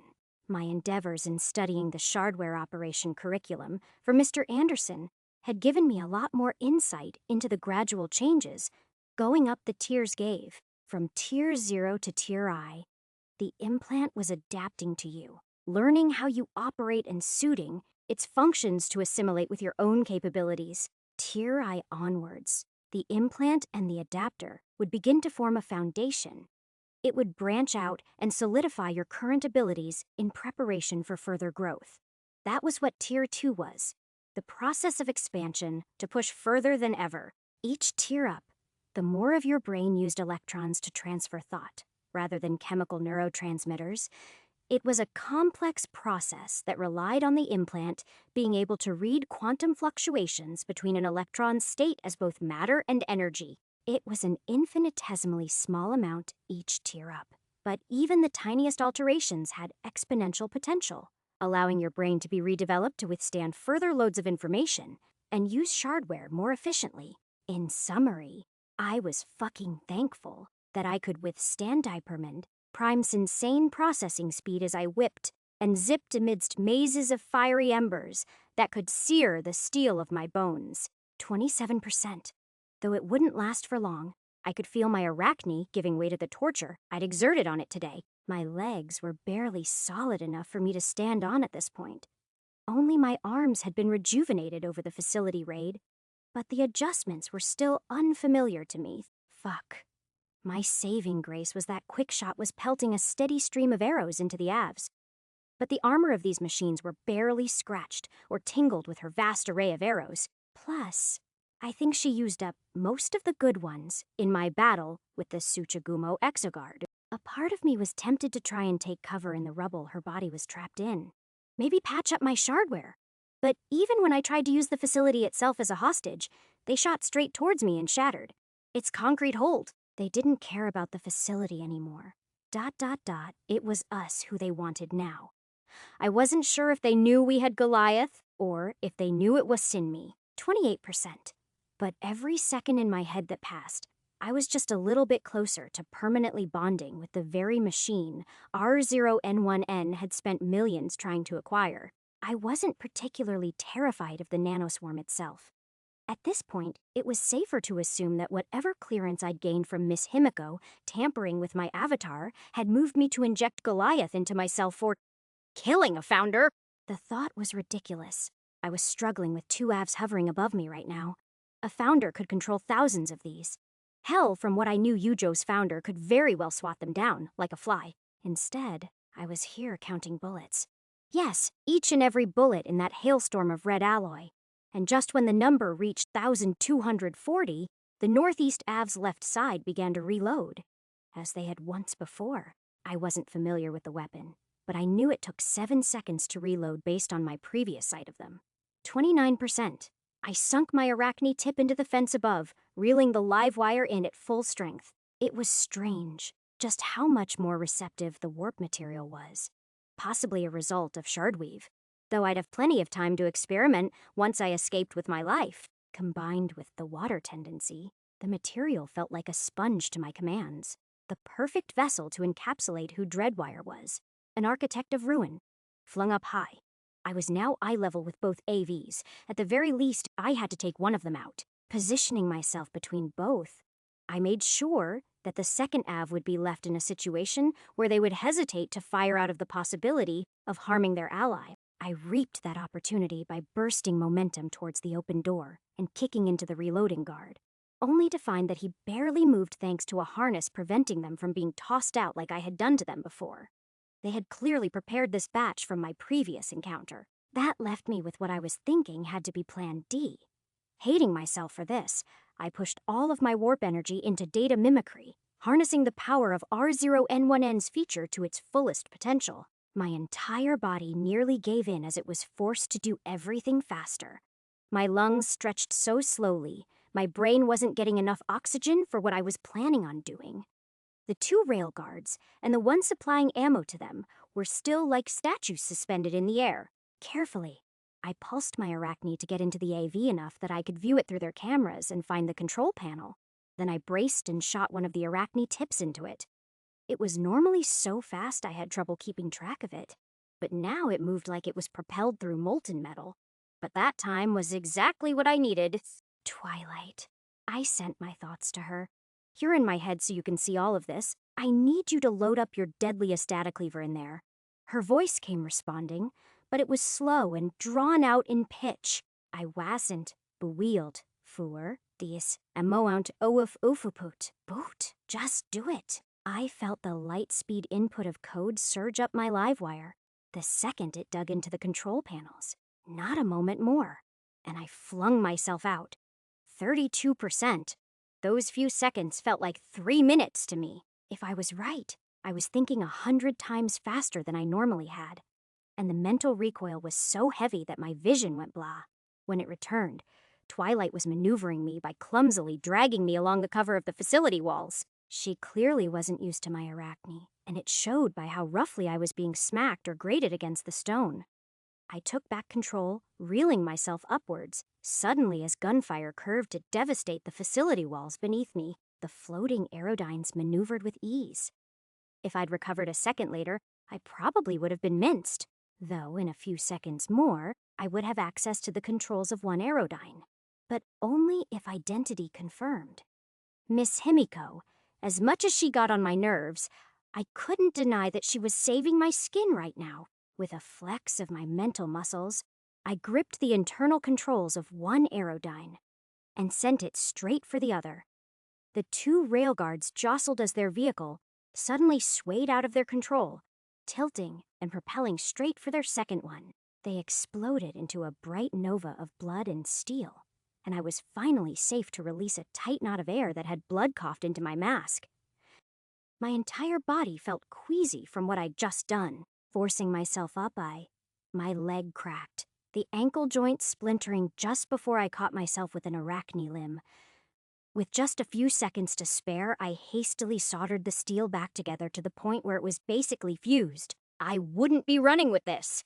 My arachne raised into the air, and I let it fling me above the fence and into the city. 40%, Goliath was 25ths of the way there, and I was barely 10% of the way to Missy's safe house. It didn't help that there were both police and Yujo still on my tail, but the arachne gave me enough maneuverability to use verticality to lose them. We didn't have time on our side. Neither did we have any sense of durability. Every swing could be my last. I wasn't going to make it. Ripley, they're sending another Aerodyne. Twilight screamed, though it may have been in pain. I wasn't sure exactly how much damage she had taken through everything we did, but while some parts of her were flared up, too much of her presence had dimmed. Shit! I couldn't stop anywhere. I'd be found in moments. My own shardware was too much of a tell, but an idea came to me, an incredibly stupid one. I needed protection from the R0N1N. I needed to be somewhere only Twilight would know. We're not going to the safe house. Twilight, reroute me to your apartment, I pleaded. I didn't have the focus to pathfind as I placed my attention on every siren and buzz in the air around me. Whatever you're planning, here, I skirted, not bothering to avoid the shadows in the alleyway as I bravely flew my way through the city highways, until eventually, 59%. My public display of acrobatics had certainly drawn attention. Everywhere I flew, I found police patrols reporting my location and route. It was simple, according to the direction I was traveling. They all thought I was heading to Little Requiem, but little did they know. Within the pleasure lanes, light and sound exploded as the populace took sight of me. Holographic images of dragons and tigers flew among my right, a goldfish of golden light swallowing me whole. The perfect time for me to swing my arachne into the shadows. I danced through the alleyways, my enhanced energy storage dried to a husk as I finally saw the sight of Elsa's apartment window. Twilight opened it up for me just in time as I flew and collapsed onto her floor. I coughed up more blood into my mask. By all means, I was safe now. Except I wasn't. 60%. I had to commit now. Goliath was going to become a part of me. R0N1N was kind to me so far, but I wasn't sure he would let me live if I had access to a weapon like this. Elsa's apartment wasn't going to be safe. My apartment wasn't going to be safe. Nowhere was going to be safe if the R0N1N knew where I was. So I had to disappear. Elsa's apartment was just another storage space for some of my prototypes alongside Diamante's bunker and the old storage unit of my grandfather's. My shardware came of me too easily as they fell into scraps. First, my arms, which I replaced with some old combat-type weapons. Then my legs, which practically crumpled the second I removed them. Finally, after a minute of tinkering, my arachne's compacted plates fell to the floor in a clutter of steel before sewing on some fake skin over their ports to seal the deal. I felt bare without them, despite how recently they joined my arsenal. Regardless, I told Twilight to open the door. What? Why? I need to get caught by the police. Huh. Okay. Well, not really. You'll see, painfully. I made my way into the elevator and down to the streets of the pleasure lanes. I was a bloody mess. I knew that I'd get the wrong kind of attraction right now when the city was on a manhunt for Dreadwire. I blew up 2 Aerodynes. The adrenaline of that still rushed through me. It took a minute of hobbling alongside the busy police-crowded streets, in which I faked a look of surprise before basically trying to run my way out. Hey, you there! Stop! One of the officers, a garish woman, chased my limping body down. Don't resist. I'm an officer of the law. I brought myself to a skid. I wasn't sure if it was how purely exhausted I was or if I'd somehow lost the confidence of my arachne that I basically quivered in front of her. Of course, officer. What did you want? Why were you running? I thought there was a terrorist attack with how many of you there were. Well, why are you so bloody? Bar fight. She gave me a look of intense suspicion. Perfect. I'm going to need to see your sigil. You don't have the right to do that. I'd known plenty of horror stories. I knew how to play this. I have the right to do what I damn please. She grabbed my arm, but I tugged it back with ease. letting a flow of bronze energy flash up my arm. Shit, Corporal. Kid, here's got an unregistered implant. She called her commanding investigator over, a jaded man who looked like he didn't have the time for this. However, he focused on me with suspicion, taking the bait I'd placed. Issue a shardware scan now, he told some of his underlings, who immediately rustled through their belongings to take the hefty scanner out. I feigned some more resistance. Hey, I didn't do anything wrong. This is just a caution, son. He brought over the scanner to me. It began to weave light across my body. My spare limbs were fine, but it was my spine and eyes that would draw their suspicion. Bronze grade? What the hell is a kid like you doing with tech like that? I built it myself. I tried to pull back, but his mutated strength pulled me in place. Then he plucked out his own scanner, and that was when I reached into the one bug of my mimic set I kept with me, overcome. Black Dragon Tanlong's frequency blended over my own, and the corporal's eyes widened as it indicated to him exactly who I wanted him to think I was. Shit, kids with massa, he told his underlings, who brought over warp restraints that I pretended to struggle against. You're under arrest. For what? I acted like my strength had faded. It was easy considering I barely had droplets of energy left in me. We'll figure that out soon enough, but who knows? Maybe if you play nice, we'll let you go, he smirked, and the rest of them hauled me into a car. The drive was long, and I made sure to give my complaints to the investigator, who repeatedly told me to shut up, though throughout it all, a certain someone was pulling the strings. Twilight muttered. All right, Rip. I got you transferred over to a low-security holding facility. Just, what are you thinking? I sighed, resting my head to stare out at the shimmering lights of the holographic paintings above. On several screens built into buildings, blurred images of dreadwire with golden wires had the entire bustling streets looking up in awe and fear. I smirked at the sight, a swell of something rising in me. But I played it humble for now, that I need some damn peace and quiet. Chapter 120. Chapter 114. The anomalous nature of Annabelle Graja Vortexi Forum on the topic of Yujo break-in. Barbarian Alien. WTF, Yujo stocks just dropped, and I bought some not too long ago. Bullshit.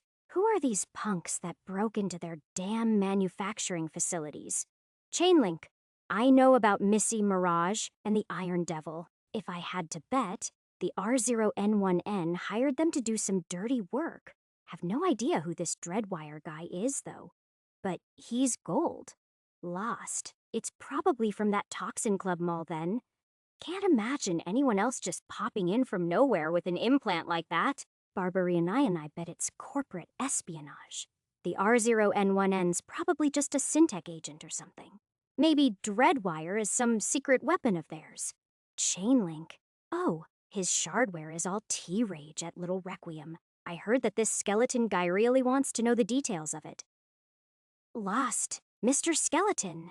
Barbarian Alien. Isn't that the creepy vendor down in the gardens? Lost. Mr. Skeleton's big business. He runs most of Little Requiem. Heard he's got Massa by the balls, and considering how they even attacked a bunch of police on the same day, they have to have been working together with the R0N1N. Chainlink. A rumor says that the R0N1N actually went ahead and met with Muramasa. Probably no coincidence they teamed up to fight their common enemy. Barbarian? Yeah. Well, I lost a bunch of fucking money. Lost. I guess you can say you're glad you didn't have. The lion's share. Barbarian. Stefo? Doesn't help that my favorite chef just offed himself. Lost. Simon Jugosla. Saw that on the news. Wasn't he involved with, like, mal-flesh trading and human trafficking? Barbarian Alien? That's why he was my favorite. I got an appetite like a lion, too. Chainlink. The bitch that actually did it is the one who had that gold implant, you know? No wonder she went missing. Her bounty was also taken off. Lost. I heard from my boss it was actually Mr. Skeleton who put it on her. Why'd he remove it now? Chainlink. IDK.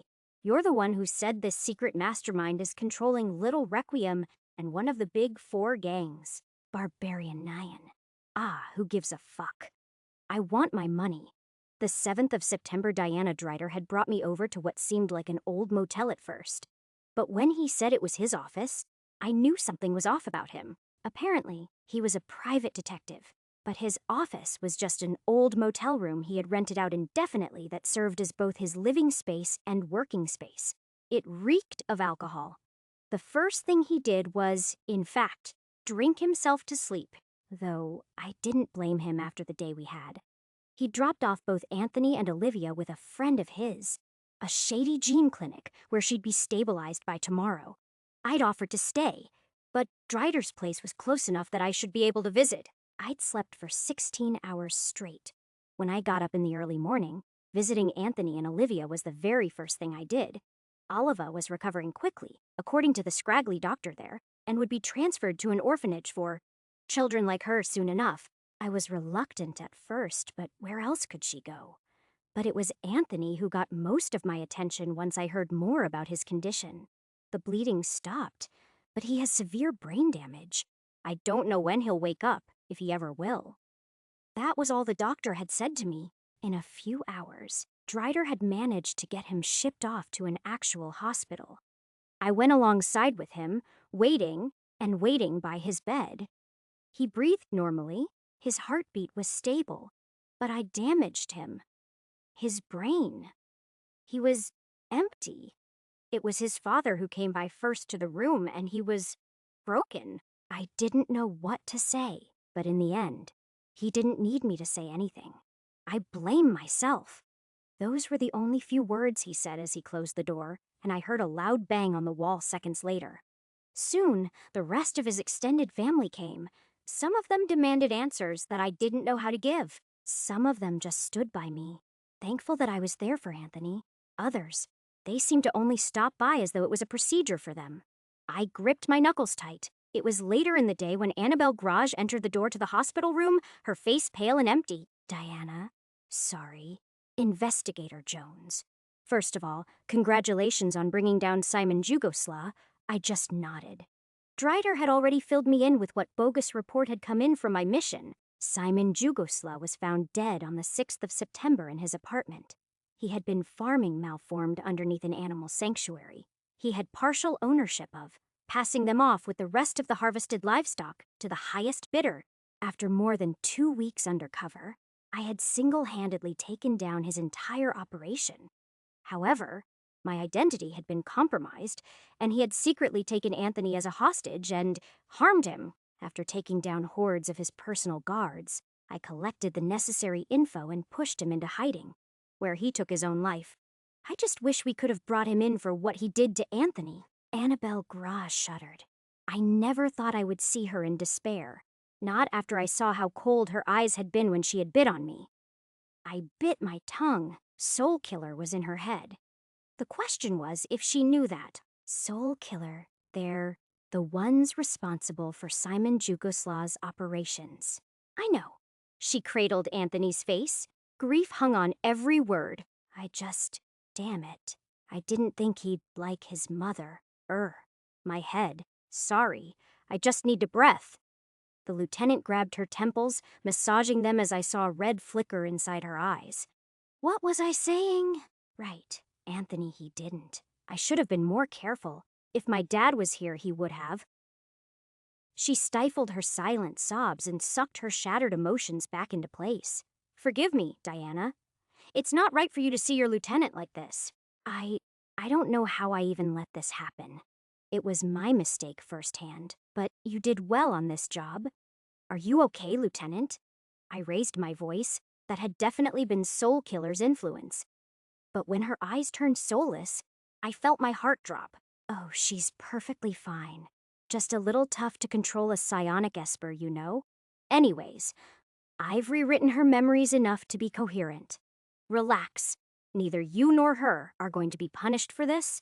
If you remain at ease, that is. I stared at Soul Killer once more. Why are you even like this? Why? Is it not human nature to consume and build? Soul Killer laughed it off. Annabelle and Anthony are nothing other than humans, one of several billion. Their loss is minimal compared to what I'm discovering. What even is it? Oh, Annabelle's face twitched like trying to hold back a laugh. I thought you figured it out. I'm merely trying to learn how to control the Mal, how to get closer and becoming more like them. Humans draw on warp energy from implants? Imagine what we could do if we cut out the middleman and were entirely connected to it? Control the... I clenched my jaw. And your first step is controlling humans? Look at you, my little genius. I only wish I could have seen what you were up to with SK-76. She tapped her head, as though trying to remember which one. There was something different about Annabelle being under Soul Killer's influence. She spoke slower and seemed less erratic, less overwhelmed. Every other Soul Killer puppet looked like they were in pain as they took over. Annabelle looked otherwise completely calm and secure, almost lacking. More human, in a way. You're different from the other Soul Killers. I squinted my eyes accusingly. Annabelle flinched back, her soulless gaze turning away. Enough that I'd known I had hit some measure of truth. Let's just say, my agreement with Annabelle is mutually beneficial to my greater self, and her father, and yours. I have exactly the control over her that I require. The light began to return as her eyes turned gray, and Annabelle continued speaking as though nothing had happened. We're not giving up on Anthony, Diana. No one is. I'm sorry for baiting you out at the auction, for Simon himself to purchase you was. Unexpected. I know my presence there must have shocked you, but you played your role well.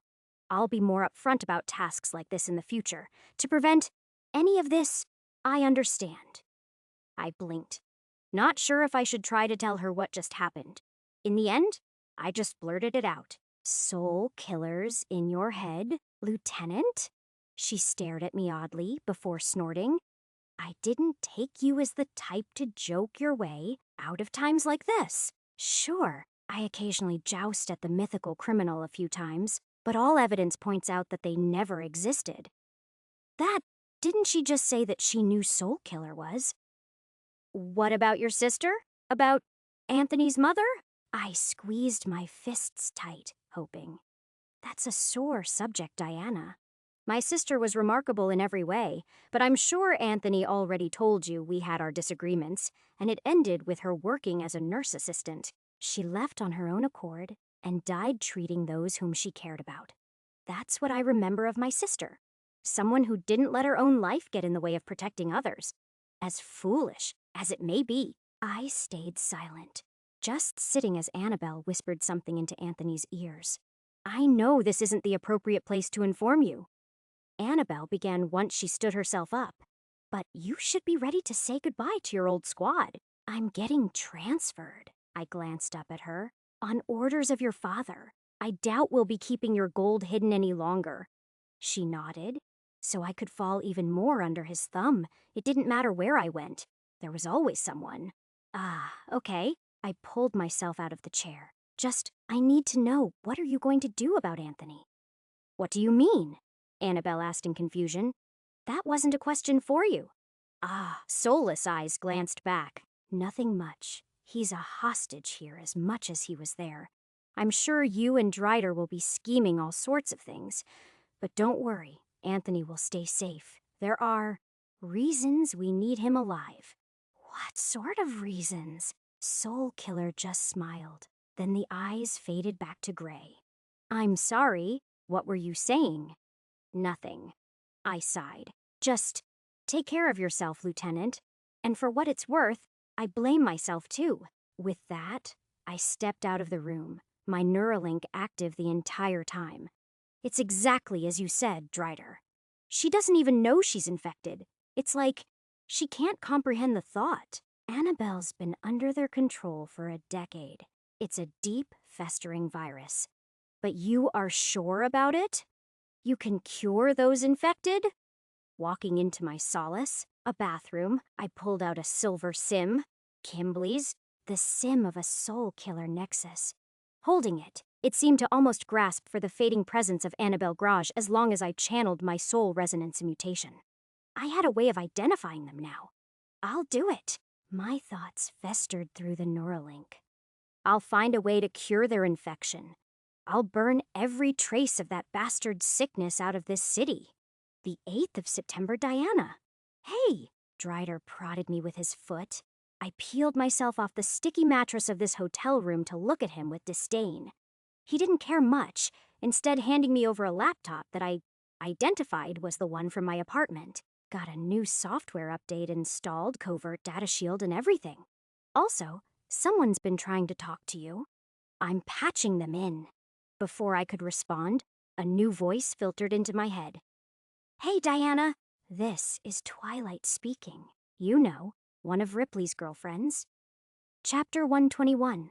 Chapter 115, Jailbreak. A BISnet article from Undercover titled, Who is Dreadwire? The Masked Rebel with an Arachne? New California is no stranger to having a few mercenaries walking in daylight. But how often do you see one swing past your car, running away from Yujo Aerodynes in the middle of the pleasure lanes? We've all seen the videos. People all across the world have given those clips of Dreadwire millions of views. And honestly, I don't blame them. Talk about a debut. We got reports saying he even blew up 2 Aerodynes like they were scrap, shotted and glued together. Now, officially, my sources say this isn't the first time he's made an appearance in the city, that he popped up before as a vulture and got into trouble at Little Requiem before disappearing. But everyone who had interacted with him is now dead. I really tried to get the deets, but turns out the man is as deadly to gangs as he is to the corporations. Which raises the question, who is he? Where did he come from? And what does he want? All I know is that I got my eyes on him. It ain't every day that a gold pops up and changes the city as we know it. Yujo's put one hell of a bounty on him, putting him straight in with the big leagues of the city's underworld. Who knows what sorts of things he did to get so much hate from them? But I'm fucking rooting for him. We need more people like him giving the corporates a big-ass middle finger for the world to see. And what better way than thieving from them and taunting their ass in the middle of the pleasure lanes? The 31st of August, Ripley, so holding cells were not the most comfortable place to sleep in. There weren't that many beds, so either you had to fight for one, pay for one, or just be scary enough that nobody took one from you. Fortunately for me, I chose the right identity. One of the guys who I identified as a Metal Heavens rookie stared at me with wide eyes. You're a black dragon of Masas. That's what they have designated me as. Yes. I tried to hide my smile behind the most stoic of stoic faces possible, my mind scanning through Long's implant to make this believable. One of my new protocols from database, Consciousness Link, significantly improved my ability to scan memories, designated by none other than the Blattadaughter. They jerked away from that. The Blattadaughter was Muramasa's second in command. Her entire body was weaponized at every inch, and she wasn't known to play nice. I saw images of her in Long's memories, white hair on a pale face, almost delicate. But everything else about her was solid black steel and razor sharp. Why are you here then? I didn't know this place had the big guns. One of the younger inmates shivered at the sight of me. Yeah, I was just jaywalking, another shouted. Me? I just stalked my ex. Whatever, groaned one large brute tagged with the insignia of a mid-level gang known as Blindside before trying to devour me with a menacing glare. He don't look all that tough. Who did you shardware? Your mother, with pride. I smiled back. I mean, yours looks like it was sewn on by synthed-up operator who got his parts from Riverside's gunk. Oh, hell no. I got mine done by Harold Anderson.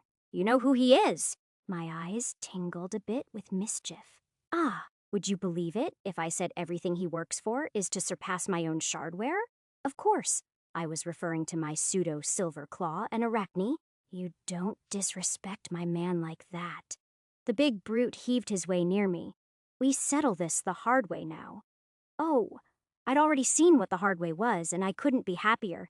Let's do it. He survived the arm wrestling match for all of 10 seconds. I cheated, of course, sending faint dribbles of gold into my arm, but who cared? It gave me a bed to sleep in. Not that I wasn't getting much sleep in the first place. Goliath, I hadn't forgotten about it. It had reached a 100% link yesterday, and the nanites were coursing through me steadily. All 5 micrograms, Goliath nanoswarm integrity, silver V energy, iron 2 grade, silver I capacity, iron I amount. 0.5 micrograms. 1000 nanites, current status, inactive available procedures, organic conversion, biological destabilization, nanite autoreplication. I wasn't eager to activate it right now. It would literally begin chewing through my bones to begin making more of itself. It was disappointing in a way to see how little capacity it took. Though, I wasn't complaining right now. When working on the ranges of nanometers, 1,000 nanomachines was a relatively minuscule number. In fact, they were just a little larger than viruses, although I suspected I could figure out a way to modify them so that I could have an array of various subtypes with individual purposes. I chuckled. Here I was thinking to myself of how to use these nanites, when for all I knew, R0N1N would just take them for himself. Still, I hadn't lost hope yet. Twilight was out right now trying to get into contact with Mirage. Hopefully soon, I'd be able to get some real info. The 1st of September database updates have been compiled. Open summary. That was what I awoke to, besides a throbbing headache. Naturally, I opened the list of updates. They sprawled endlessly. Most of it was a heavy increase to the integrity of my neuroframe to protect it from intrusion. Others had to do with rates of learning and processing of information. Some had to do with diverting my knowledge towards a seed. Shardware dataset enhancements, combat dataset enhancements, a data weaving dataset creation, nanomachine functionality. Their creation and structured data improved visualization of memories, improved automatic decryption of downloaded data, reduction of overstimulation. The list went on and on. If I were to truly summarize it, I was able to think and remember more about the most important facets of my development, increase the natural protection and intrusion of my implant in regards to foreign data, a whole slew of information regarding nanobots, their visualization and function, and being able to piece data back together. And, 3 new protocols, as I'd expected, but there was an odd one out. Protocol. Defragmentation allows the adapter to piece together corrupted or incomplete sets of data according to their current knowledge of the topic. Protocol. Nanomachine reprogramming allows the adapter to reprogram their internal nanites without the usage of external equipment. Protocol. Information seed was brought upon by the union of multiple source fragments and the aspect of a higher intelligence. The adapter can selectively feed warp code and their data into this seed in order to manifest new intelligence. The first 2 I could more or less understand. It was the last one that I lacked any idea of, focusing on the protocol. However, information seed tier, 0 development, 32% current, focus, data mimicry, persona twilight subfeatures. None, so it was something to grow. Well, literally, it was a seed. Although, why was it focused on twilight? Or at least, why did it say it was the union of multiple source shard fragments? Was it Miss Himiko or Twee? No, that was impossible. I had seen Elsa's features before. Moving my thoughts past that incredibly stupid line of thinking, I decided to toy with a little bit of what having a base feature meant. While I also wanted to try out Shardweave, I wasn't sure now was the best time since it seemed to be heavily dependent on my warp energy's grade. These other guys were already having nightmares thinking a bronze tier the second was sleeping next to them. So for now, I began to settle on figuring out what my datasets could do. The 2nd of September still no contact with Twilight, so I was getting a tad bit worried, but I didn't dwell on it too much. She could handle herself. She had protected me from a gold-gray data shield made of fire warp code after all. In the meanwhile, by the founders was having database function fun. It was like having an endless supply of hologames in your head that you could reprogram at a moment's notice. Each dataset was a catalog of all my memories regarding the specific topics they were created for. The Shardware dataset obviously contained all of the stored information regarding blueprints and theorems, but it also contained visual recollection of almost any procedure I had done before. When combined with Scrapyard, it was an insane boost to my cognitive faculties, with just how much I could tinker without needing the metal in my hands. The combat dataset allowed me to replay all my previous bouts seamlessly, as well as containing detailed information regarding the various maneuvers me or my enemies had performed, whereas the data weaving set let me exactly analyze the modifications I'd made to feature links and implants, allowing me a holistic approach to the topic in a way I never quite learned the intricacies of. Still, it was all just a distraction. Seriously, where the hell was Twilight? The 8th of September, another week, passed by, and my delves into my head went from a mere curiosity to an escape. This couldn't be good. Twilight or anyone really should have been able to contact me. But here I was all alone, unsure if my temporary stay here would become permanent once they find some bogus claim to tie me to. Or worse, a very real claim of Black Dragon Long's crimes. I'd seen some of them now, with defragmentation.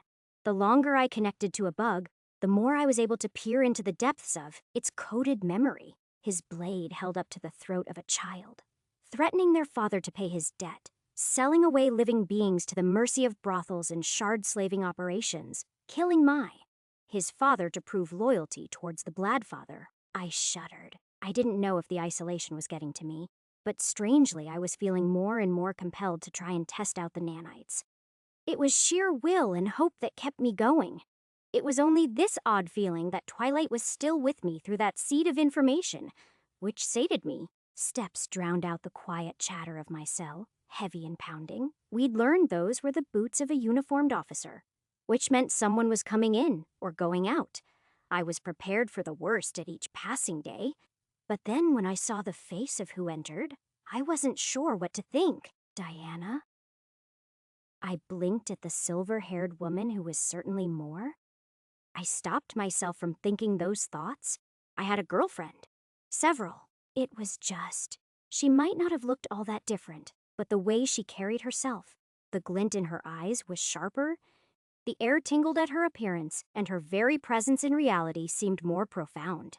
Albeit, the natural beauty she'd been born and mutated with now hadn't appeared more enigmatic, like scars had etched their way and were pulsing into me like a devouring flame. Fire! I could feel it burning within her. All right, maybe I was a bit crazy, but her hair definitely was more floaty, right? I'm here to take you out, Ripley. She looked displeased, but also strangely anticipatory as she spoke those words. Ripley? One of the inmates asked in confusion. Isn't that Black Dragon Long? I awkwardly laughed back. Just another one of my many aliases. Now keep hush or I'll use my necrotium blade on you when you're out. The prisoner shut up at that, and I fumbled my way through the door as Diana opened it. She was quiet as she walked ahead of me. The distance between us was tense, like static was building. There was a lot we had to talk about. Chapter 122. Chapter 116, Lawful Escort Diana Ripley had. Certainly changed. It was ironic. Knowing that for a brief period of time we both coexisted within cells. I wasn't sure if his time in isolation here was what made him like Theta or if it was whatever he had been up to on the 30th of August. But as I glanced back at him, his shardware was different. Less robust, but something in the way he wielded them gave him an air of danger. Those eyes that had always seemed rusty now had a golden sharpness hiding within them.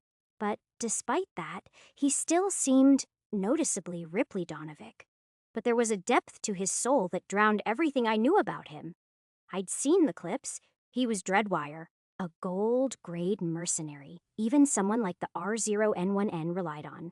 A man who had instantly grown infamous throughout the city in one night. I'd seen the reports. Their attack on Yujo was devastating, but the corporation wasn't willing to reveal the severity of it. A man who worked alongside the R0N1N? It itched at my heart to question if all this really was for his mother. It seemed too big of an attack. Although, when I made the choice to come and help him out on Twilight's request, I was willing to give Himtham the benefit of the doubt. She'd figure out one way or another to get him out. And I bet, as soon as he left these walls, our records would be scrambled, so there would be no evidence he was ever in there. Breaking the law like this didn't come easy. But as it stood, he was the only other person dragged into this mess, and I could relate to some of the crazy bullshit that he'd probably gone through. I could see it on his face.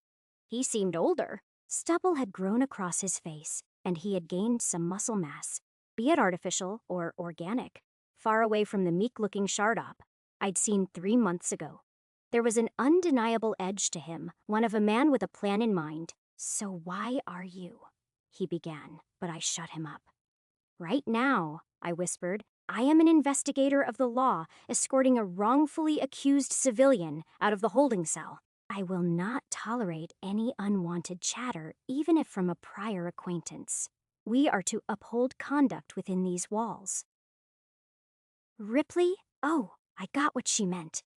We could have unwanted attention watching us right now, most likely. Or there was some other threat that... So I sat down and went through the motions, noticing that the DACube she used was of the same make and model as Mirage's typical brand. Ah, so that's how Diana found me. But why would Mirage go through her? Diana further away from the holding facility? I led Ripley over to the card writer had let me borrow? It wasn't paid with the price of luxury, but it was functional. Getting in before I spoke, I tapped several buttons in the exact order the paranoid man had told me to. Apparently, it activated some concealment protocols. Ripley, though, he stared at the car in awe. He rubbed the control panels like they were the second coming of the founders. Who modded this? It's remarkable. It's a coworker's, I responded. He's, letting me borrowing it for this errand. Right, Ripley nodded, still dazed. So, how'd you find me? I paused. Girlfriend school didn't contact you. Apparently, there was some weird signal blocking them out. They contacted me instead to see if I could figure what was up with you. I was honestly surprised they even trusted me enough to do it. Last I heard you were, Ripley droned on, and my grip on the steering wheel got a little bit tighter. Yeah, Soul Killer got me, I responded bitterly. I don't know why I felt so strongly about being sidelined, but I was. I had started to trust Ripley, and now, maybe it was wrong of me, but he'd risked his life for me once before, and now he switched up all of a sudden. But maybe his circumstances called for it, and I was in a dangerous situation. It would have been stupid for him to rush after me, just as it had been for Anthony, but I needed confirmation. Why didn't you? You probably put two and two together. Hell, you saw my claws already with that golden wire. You know I'm Dreadwire. I already had a prior engagement with Missy. But also, honestly, Ripley smirked in the rear mirror, Anthony's a shit negotiator. My thoughts turned quiet before they blew up like thunder. Don't fucking talk about him like that, I hissed. My grip on the wheel cracked the plastic. But I forced my breathing to ease as I saw Ripley visibly taken aback by me. A lot has happened. And, well, Anthony's in a coma. Ripley, hearing those words, I wanted to punch myself and tear my brain out of a shattered frontal bone with my claws. Sinking deeper into my chair, I was beginning to realize that maybe by refusing to help Anthony no, it wasn't my fault. None of what happened to Diana was my fault. But the fact was, I made a choice. The choice not to blindly charge into the unknown, and that was my reason. It was dangerous, Diana, not like when I went in to fight Metal Heavens. You're talking about the uncaged? You were kidnapped by them. And I had a responsibility I dedicated myself to before, one that could seriously help my mother. Are you telling the truth? It was for your mother? Diana stared me down through the mirror. Honestly, no. I shook my head. My mother probably doesn't want me to do any of this. She said she's content with dying before. But I'm not. I want her to live. I'm doing this for me, out of my selfish desire to have the life that I want, and a huge part of that is my family. I can't let her die. I am willing to do what it takes. Diana stayed quiet through all of that, but her eyes dimmed the longer I spoke. As she turned a corner, her voice settled with a heavy sigh. I get what you mean. Just keep civilians out of it and I am willing to turn. A blind eye. I'm sorry for bursting out. I'm sorry too, honestly. I can't even imagine what you went through. I looked at her, trying to console her with my eyes, but unsure of how to even begin.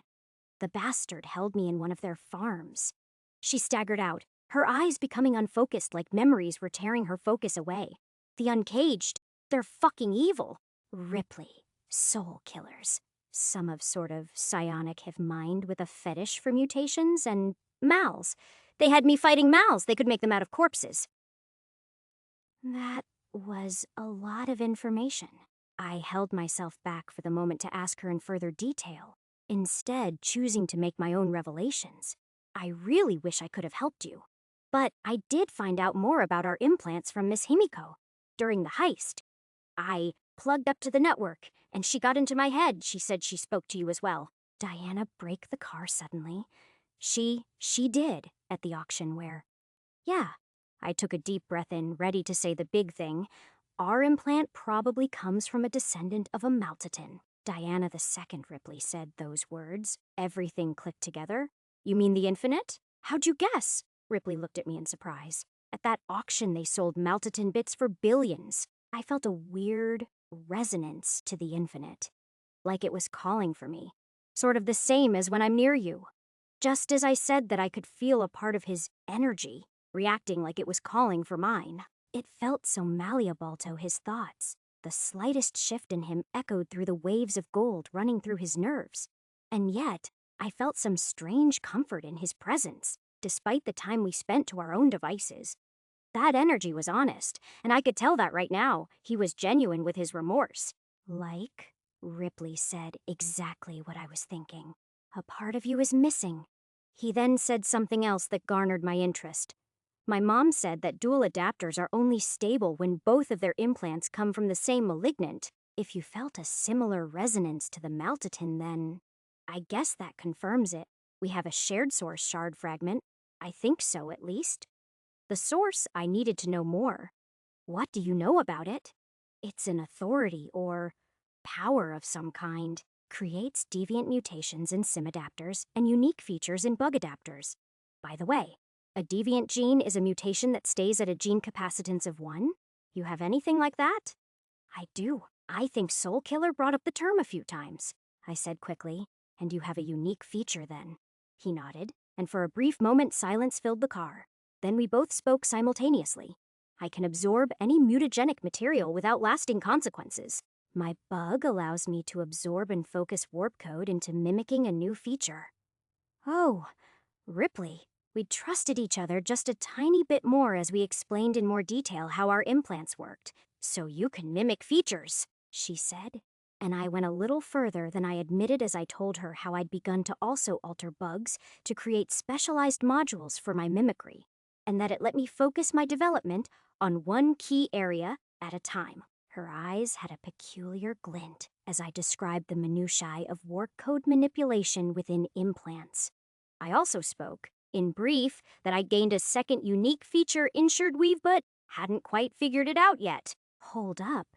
You can manipulate another person's mutations. I asked in return, and she wasn't sure.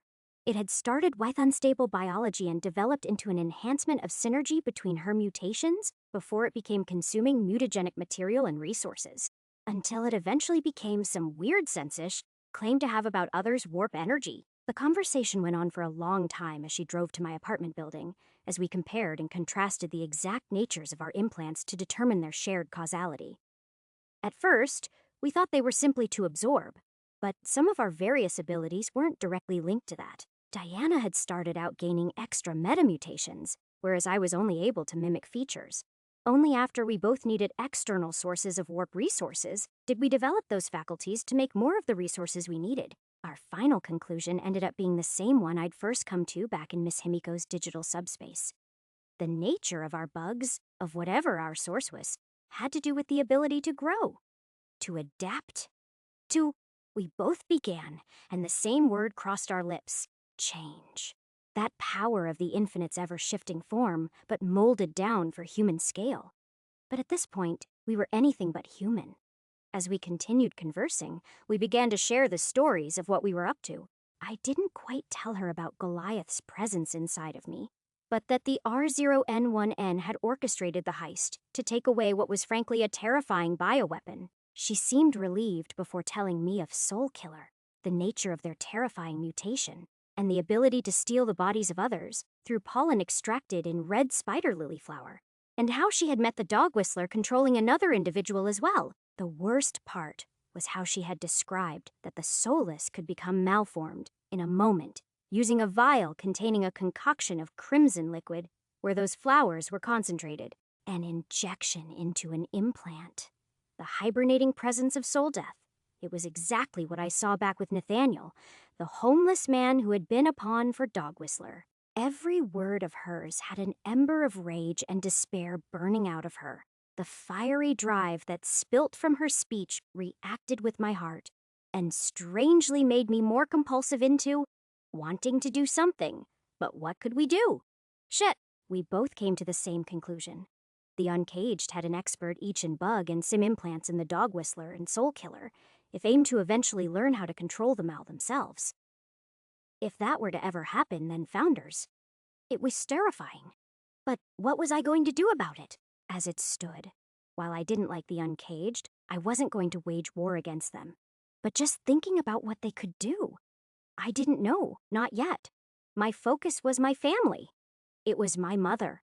And it was Elsa and her personas, maybe Diamante and Missy. Truth is, I'd come to care about people who were putting their lives in danger, and I had enough people. For most of my life, it had only been me and my mom, Hochin too, and just them. And although I wanted to say more to Diana, we'd reached my building complex. I stared at it for a long time, scared for what I would be returning to. Hey, Ripley, Diana sighed. We have to work together for this, but I'm going to be honest. I don't think we should be too friendly. Not if we have this strange compulsion to kill each other or, I don't know. It's weird. Everything is weird, I agreed. And yeah, I think that colleagues work best for us. Right? She smiled meekly. Before you go, take my new sigil ID. It's what my, soul killer killing friend made for my more undercover operations. An invite was sent along the view of my lenses for the identity of a Lillian Rose, and I accepted it, returning her with my own Dreadwire ID. Huh, one more thing, Ripley. She tapped my arm before her eyes briefly went out of focus. I also felt something, a deep surge of pain and wanting recompense, wanting to burn. She pulled her hand back. When you're done with saving your mother, become a police-contracted mercenary for the swarm. Otherwise, I don't want us to become enemies. I thought of it for a long time in my head, but only smirked. Well then, I'll need to think of what you should do once Anthony's back and running.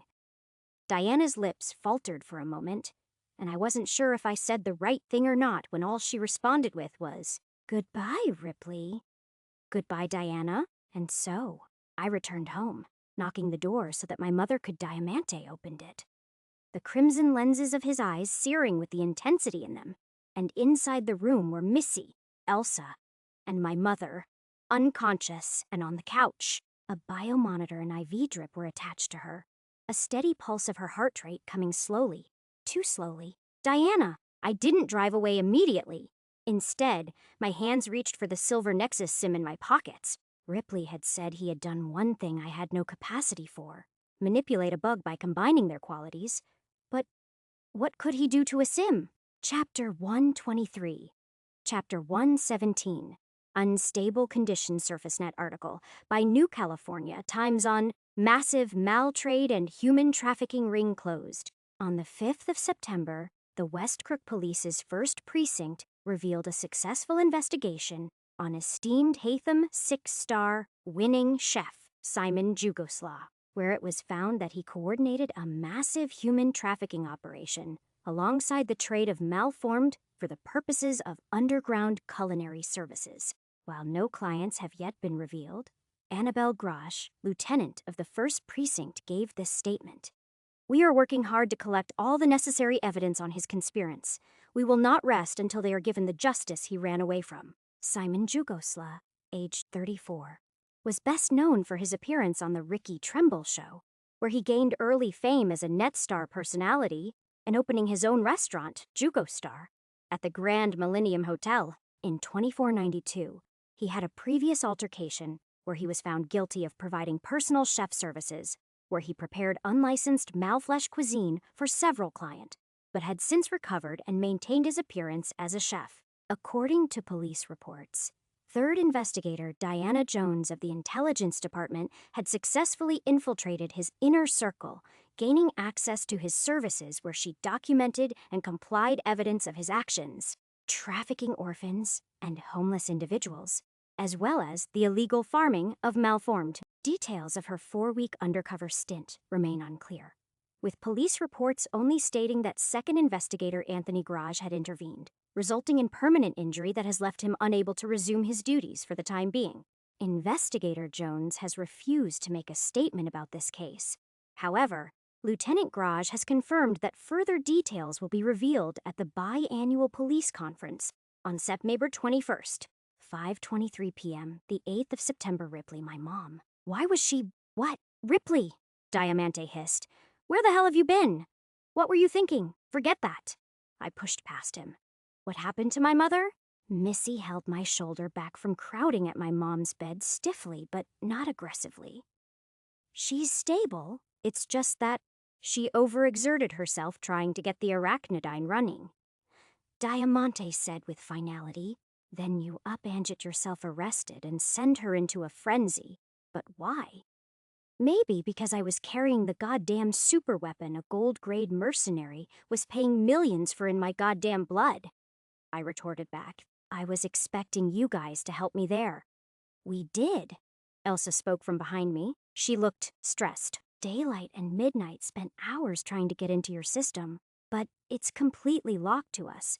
It's like your entire signature changed so fundamentally that we couldn't even establish a communication protocol. What the hell happened to you, Ripley? A lot of things, I muttered weakly, sitting down by the foot of the mattress my mother was on. I'll explain it all. Someone just catch me up on this first. Silence bored through the room, but it was Missy who found the courage to say it first. Your mother, you don't have as much time as you thought you did. I wanted to open my mouth to say something, but my thoughts, even if I could think several times quicker than a normal human, failed to form. Elsa just held my arm tenderly, our steel rubbing against one another in a way that warmed me amidst the cold sinking in my chest. Diamante spoke with the tension of steel cord, 1 gram away from breaking.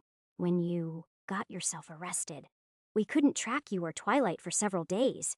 So I came here, thought you cooped up with some fancy concealment tech. Only I found your mother wheezing on the floor. Elsa spoke while holding my hand. We brought a doctor as soon as possible. It's the exposure. She was in too much proximity to high-grade energy while you guys were workshopping the arachnidine. It's a rare reaction even to those with warp poisoning. We never would have expected it. How much worse is it? I couldn't stop the tears from coming down, but Elsa only held me tighter. She won't be able to walk soon. Missy put her hand on my shoulder. In a few months, paresis of all 4 limbs.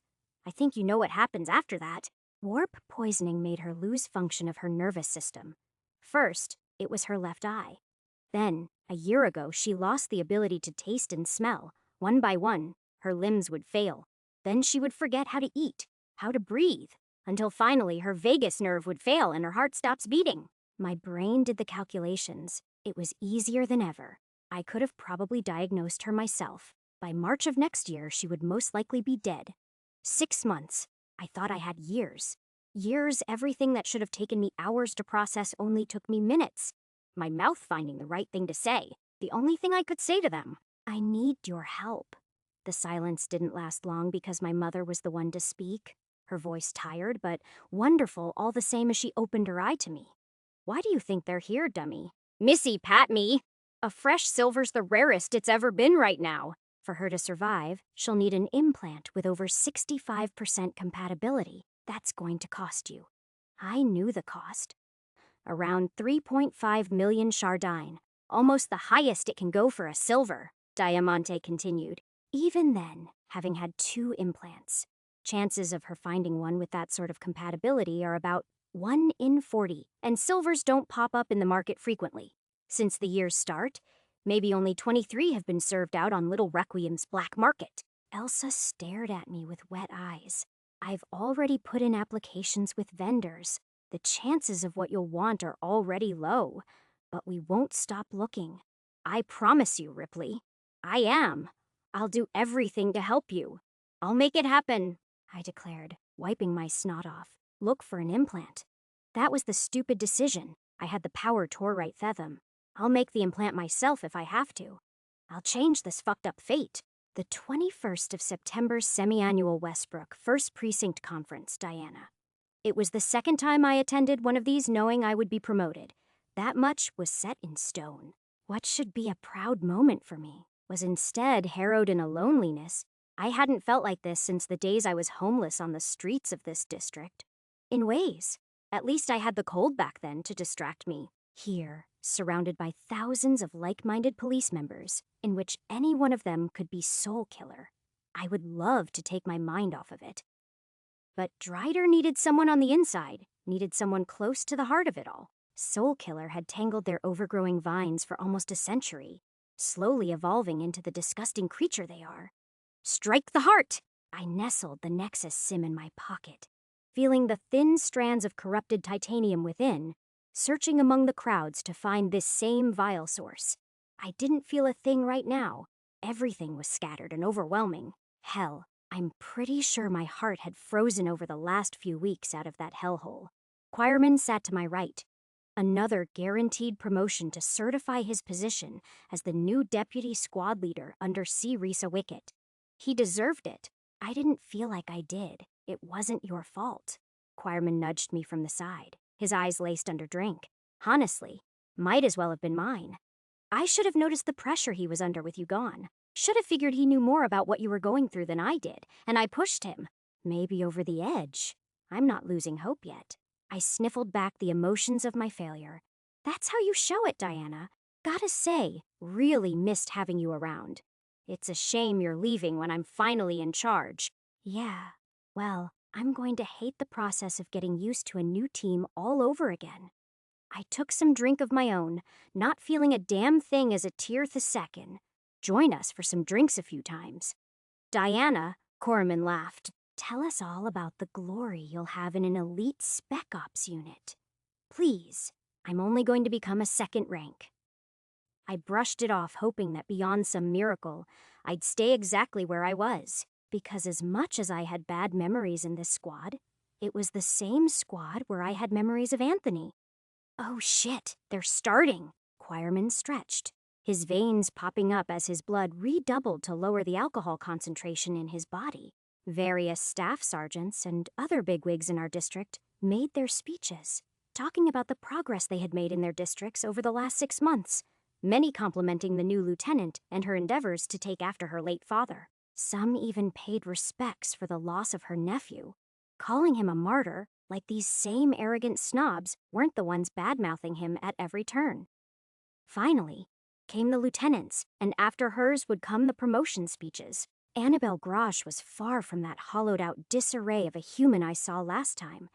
Here, she radiated authority and respect in her navy blue uniform, each syllable tinged with her power to strike into us. Even I felt shaken by it. The last 3 months have been difficult for this district, from unprecedented malattacks and a rise in gang violence to blatant terrorism after my late father's death. Truly, my father would have been honored to know how much the criminal world relished his passing. A wave of laughter rose up. Even I snickered. This district has not been the same since the earthquake nearly 60 years ago. I would have loved to know what we were like back then. I'm sure many of you probably have relatives with their tales of prosperity. Alas, this time is not to contemplate on a past we have never lived. It is to plan for the future we can forge. The devils of the underworld live under our fingers, snaking their way through to overtake what we hold dear. It is up to us to stop them. Yet they are not the only devils in our world. Everyone knew what she was bringing up. The Malswarm is set to become active between May of 2500 and April of 2501. To many, that is a number they had been dreading for decades. To others, it was a known fact for your lifetime. As a child, my father had raised me for 2 wars, one among humanity and the other among the creatures who predate upon humanity. In times like this, cruelty can be your strength.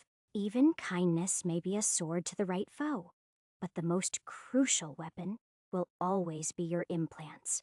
Without them, our lives dangle to the whims of inhumanity. A smile crept up on her. For that very reason, a special guest has joined us today. She took a step back as a new figure approached on stage. My hair stood on edge before I even saw him, because I felt him. The titanium warp energy wreathed through his very being. A man who I'd heard so many things about, whose pale blonde hair and beard framed a perfectly square face, with Sharpsilvaris. He tapped the microphone, announcing his name to all, but his eyes caught mine and he smiled. Hello, everyone. For those who don't know me, my name is Brian Ulrich. Chapter 124. Chapter 118. The haploid donator Diana Brian Ulrich. My biological father, here on stage at the semi-annual conference for our precinct. This was beyond unprecedented. My father worked for New California as a whole. He wasn't the type to make a visit to a relatively small meeting like this unless it was going to impact New California as a whole. His eyes only met mine for a brief second before he turned his gaze to the rest of the captivated audience. Their attention hooked as his lips moved to reveal a voice no less impactful than Annabelle's. New California is my city. Although I may be an immigrant, I would die and bleed for this nation, and I very well intend to when the swarm reveals itself. The fall of our brethren to the east 1 century ago brought havoc across the continent. A refugee crisis crippled our infrastructure for a decade. And that was before the damned earthquake hit us. Nature is a cruel mistress, and it continues to move forward without us. And so we must make our sacrifices to thrive onwards, pledging our souls to the humanity within each of us, letting our struggles pave the way forward through the death of those inglorious invaders. For that is the only way we may prosper against the whims of bastard aliens. The crowd roared in agreement. Even choirmen gave a huff-up. It was obnoxious. New California stands as the only remaining free city in North America now, and we hold a much larger populace than Syntax's Newport City along the northeast coastline. I don't need to spell out that means for you all. You've been dreading it as much as I have. The infinite's gaze is upon us. The reactions faltered at the word of the Malditon. Why would anyone want to acknowledge a terrible and certain death approaching us? Alas, as many of you know, I was once a member of Neocor's advisory council on behalf of Syntech. Now I stand before you as the corporate advisor for this great and free city. For what good is wisdom when you are not free to use it? So as the years passed by, I toiled to bring my dream to fruition, to build a bastion of peace within this very district wrought in chaos. And for that, I have earned a declaration from not one, but 2 founders. The room went silent at that. The founders had declared something for Westbrook. With a snap of his fingers, light shone as a sprawling of text. Here, it reads, New California has undergone reevaluation for the dual Malditon threat posed in the forms of the infinite last seen in the Floridian Gulf and the typhoon which remains dormant within the Pacific Ocean. In view of this, New California has been declared a Class Visi priority target for the Malswarm. Current analysis indicates a complete eradication of the city and its populace of 387,000,000. Such a catastrophic loss to humanity cannot be allowed, declared by the founder of Neocor, Michelle Silva, and the founder of the Free Cities, Beauregard Major. New California, and in particular its district known as Westbrook, will be receiving aid in the form of a donation of implants and Neocor personnel who will involve themselves within the defense of New California. The exact donation entails approximately 100,000 iron implants, 20,000 bronze implants, 600 silver implants, and 6 gold implants to the city, of which 60% will be directly assigned to Westbrook. Alongside this, the lieutenants of Westbrook's first 3 precincts shall all be raised to gold grade before the swarm is to commence. To say all had struck the crowd was an understatement. The sheer value in those implants was enormous. It was definitely several billions of Shardine just tossed our way. And to have direct Neocor support in Westbrook, that was something only the corporate nations received. But my entire body shivered. With that many implants, it would be so easy for Soulkiller to sneak their own into the mix. I didn't know if this was something they planned or not. This was too large of a scale to simply be caused by them. They didn't have the ability to convince a founder, let alone multiple, to do this. That was a fact, which meant that what was happening right now was historic in its own right. This investment into the city's defenses will no doubt benefit us all. Brian Ulrich, my biological father said once we absorbed the fact. In fact, it has already benefited us. You see, your Lieutenant Annabelle Grage isn't the only one who's making her father proud. There's another very special person among you who has taken it upon herself to prove that she was worthy of the gift she gained on her own merits. You see, she wanted to prove herself against all the odds, even if that meant going against me. Number, the truth is, my daughter has been working among your fine crop.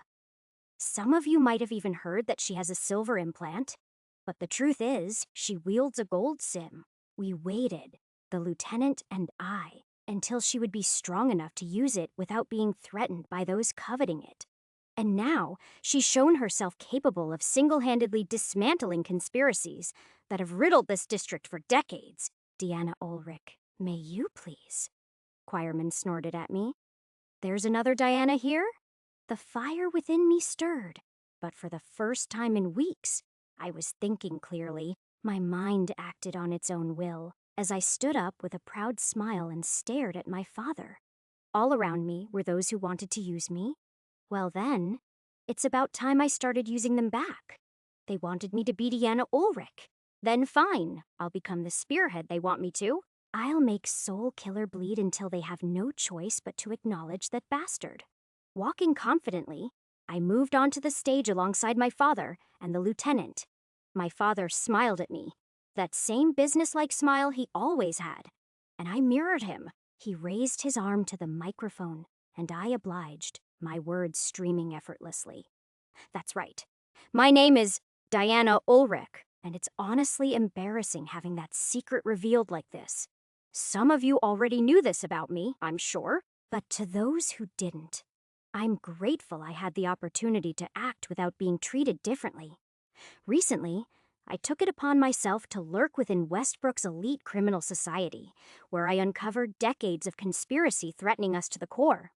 But their secrets were not enough to keep them safe. Simon Jugosla is one of many who has met their deserved justice.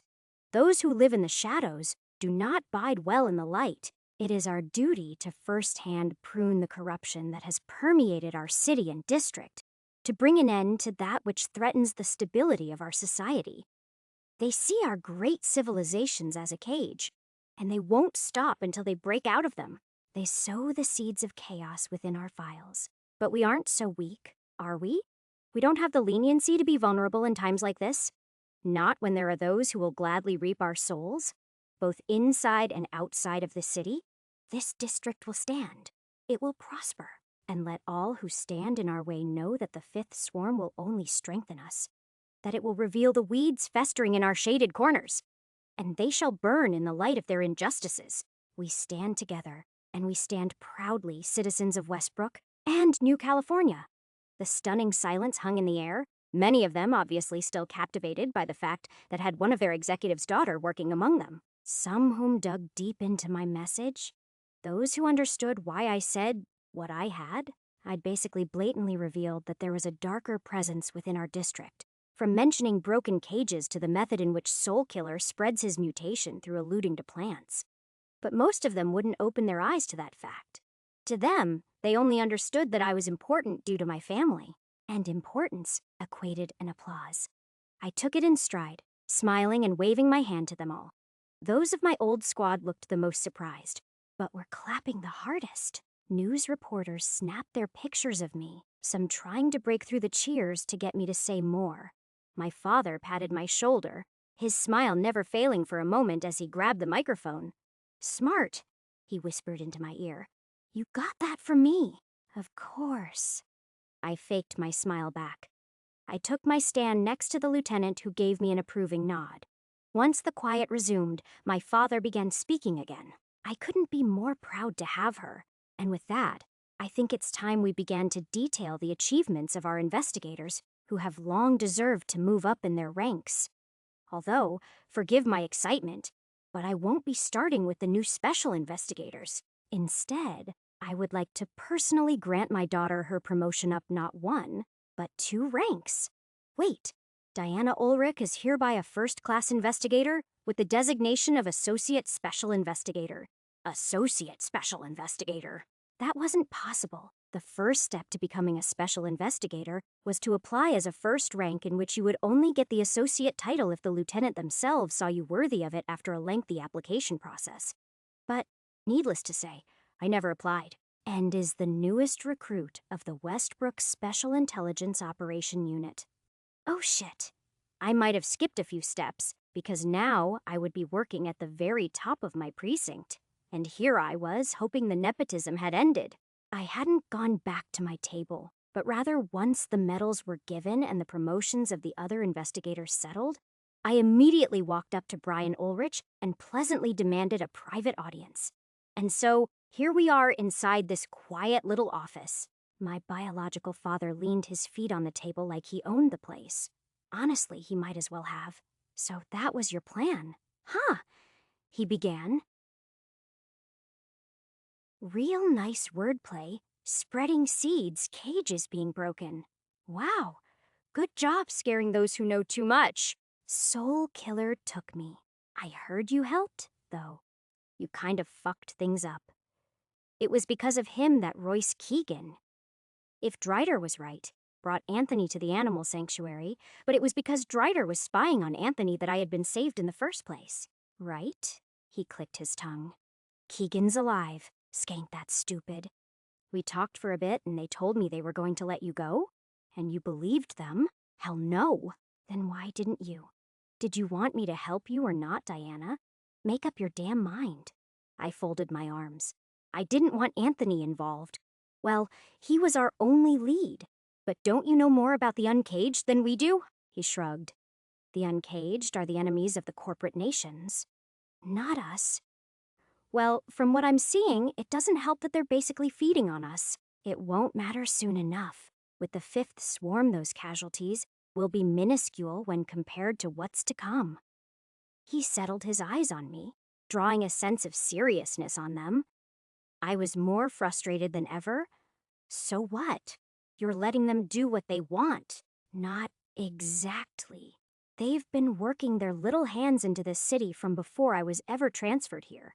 By the time I began working my magic, it was too much of a bother to, as you said, burn them out.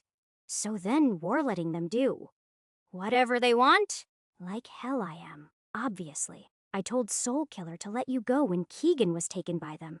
Surprisingly, the bastard didn't ask for anything, but they did mention something interesting. I let hope grow in me, as stupid as it was. What? That you chose to go by the name Silver Eye. Brian Ulrich chuckled. Now that's a marketable name. I've already gotten the trademark. Just need to work on getting you a few affiliate deals, and you'll be great for our economy and military. Get you in a photo shoot, and I guarantee we'll be seeing an up in police recruits. Are you fucking kidding me? I wanted to shoot him in the face. You're going to market me as some poster girl. Exactly. He snapped his fingers. You're an Ulrich. You're gold. You got the looks and the style. And you just made headlines with the case of Simon Jugoslaw. You'll be a celebrity by tomorrow morning, a living and walking heroine for this city to believe in, for them to invest in. Way better than the initial making you an actress idea. You really outdid yourself. Oh, this smug bastard. Ha, you cunt. So that's your fucking priority. Still clinging on to losing mayorship? You're not going to do shit about the Uncaged? He remained calm and collected. Funny you mention that, because it's not me who's giving them free rein. It's the very mayor I lost to. Shahan Trask. Recognize that last name? Trask? Of course, the rebel grandson of Nolan Trask, founder of Syntech. Oh, please. The old man's the furthest thing from a rebel. You know how those ancient kingdoms had vassal states and all? Well, spoiler alert, that's basically what New California is for Syntech. To a certain degree, you Joes got their mitten on us too. Don't even get me started on how it was before the Civil War. I've basically been the mediator between them for the last few decades in this unspoken conflict of theirs. My father. If there was anyone in this city who was wise to what the corporate nations were doing, it was him. He was the damn advisor to our government about them anyway. Where was I? He tapped his temple. Yes. The uncaged really aren't my business, and they shouldn't be yours as well. They're planning their own war against the corp nations in our gutters, and as long as they stay there, it won't matter to us. Well, it's a bit late for that. Soul killers infected the lieutenant. Yes, we've known for a long while. Her father did too. Alongside that, there's a different mutation they use to rewrite her memories, so she doesn't know it. Keeps her away from what happened to her sister too. Don't worry your head too much about it. She's barely even in charge in the first place. We just use her identity as a grasp to keep the peace. Besides, Soul Killer's hold on her is already a little shaky. Think the police building doesn't have anti-psionic countermeasures installed? Then you're not making any sense. Soul Killer's whole thing is that they're just frankly curious and endless in their pursuit of the secrets of Malkind. The whole controlling others' minds is just a way for them to improve. Productivity. You'd be shaking in your boots if you think the founders aren't doing more of the same in hell. The uncaged are anti-founder. Sure, the unfortunate of us are their little test subjects, but weren't on the receiving ends of their. They were planning on destroying the precinct itself. You know this little implant in my head. Guess where its mole was supposed to end up? Here. Now that I didn't know, my father placed more of his weight onto the chair. Well, the lieutenant did. Guess she didn't tell you now, did she? His eyes met mine evenly. Not to me. No. Still, the destruction of the precinct. Now that's interesting. Why commit to years of inaction before suddenly? So that's how it is. How it is. They wanted Neocore to come here. What? And it's worked, he mused. That explains a lot. Explains what? Don't you think it's strange? How an enforcer and, more importantly, an inquisitor were on standby to take down your Mal? Sure. They have a few agents scattered here and there. But those Tusk and Archangel were called in from Syntech territory a few weeks before the Mal attacked, arriving just in time. How on earth could they have been baited before the Mal even attacked? Neocore's founder is known for her peerless insight. It's common knowledge that she has clairvoyant abilities of a sort. Many people believe that it's an advanced form of prediction based on information processing that works on a scale unimaginable to us. I, however, know that it's actually the ability to peer into. Let's call them alternate timelines. What? Haha! Oh, you're only scratching the surface of what humanity has done in the last 4 centuries. This place is primitive compared to a sanctuary. A fourth world country, you could say. But moving on, if what you said was right, then the Uncaged wanted Neocore here for a reason. And, it appeared to prompt them enough into sending additional reinforcements to the city. So they were responsible in a way for bringing us those implants. It seems so. He puckered his lips. How curious. It appears that they want Westbrook safely guarded from the Malswarm. A shame. Some of my colleagues were touting a different plan for the district. Everything he said didn't make any sense. A different plan? Nothing much. Just a redevelopment timeline post-swarm. This district is the most vulnerable, so don't be surprised that we weren't willing to bet on. It's survival. You really seem to have a thing for letting people die. I gnashed my teeth, trying to stuff down all the hate I had. Diana, I'm a Titanium Tier 3rd Sim Adapter. I'll live for another 200 years. Many of my peers will. And I didn't get this strength by rebelling against the founders. He suddenly grew quiet, and his face twitched, like he was in pain. At least, not openly, my plans. And especially the founders, run on the scale of centuries. Do you know how quickly humans can repopulate given they have enough food? We really like fucking. Post-Fourth Swarm had the world at a population of 4 billion people. For this swarm, we have 9. People die when they're weak. That's the cycle of life. But they grow back. That still doesn't warrant all of this meaningless slaughter you're allowing. Nothing is meaningless. You learn that with age. The smallest of threats can grow into forces of destruction. I'm not stupid. Yes, the Uncaged are dangerous, but so are the founders. And their plans for this city. We need to play on both sides if we're going to survive. What now? What plans? He stayed silent for a moment before enunciating his next sentence with a tap on the table. A maltoton. A maltoton.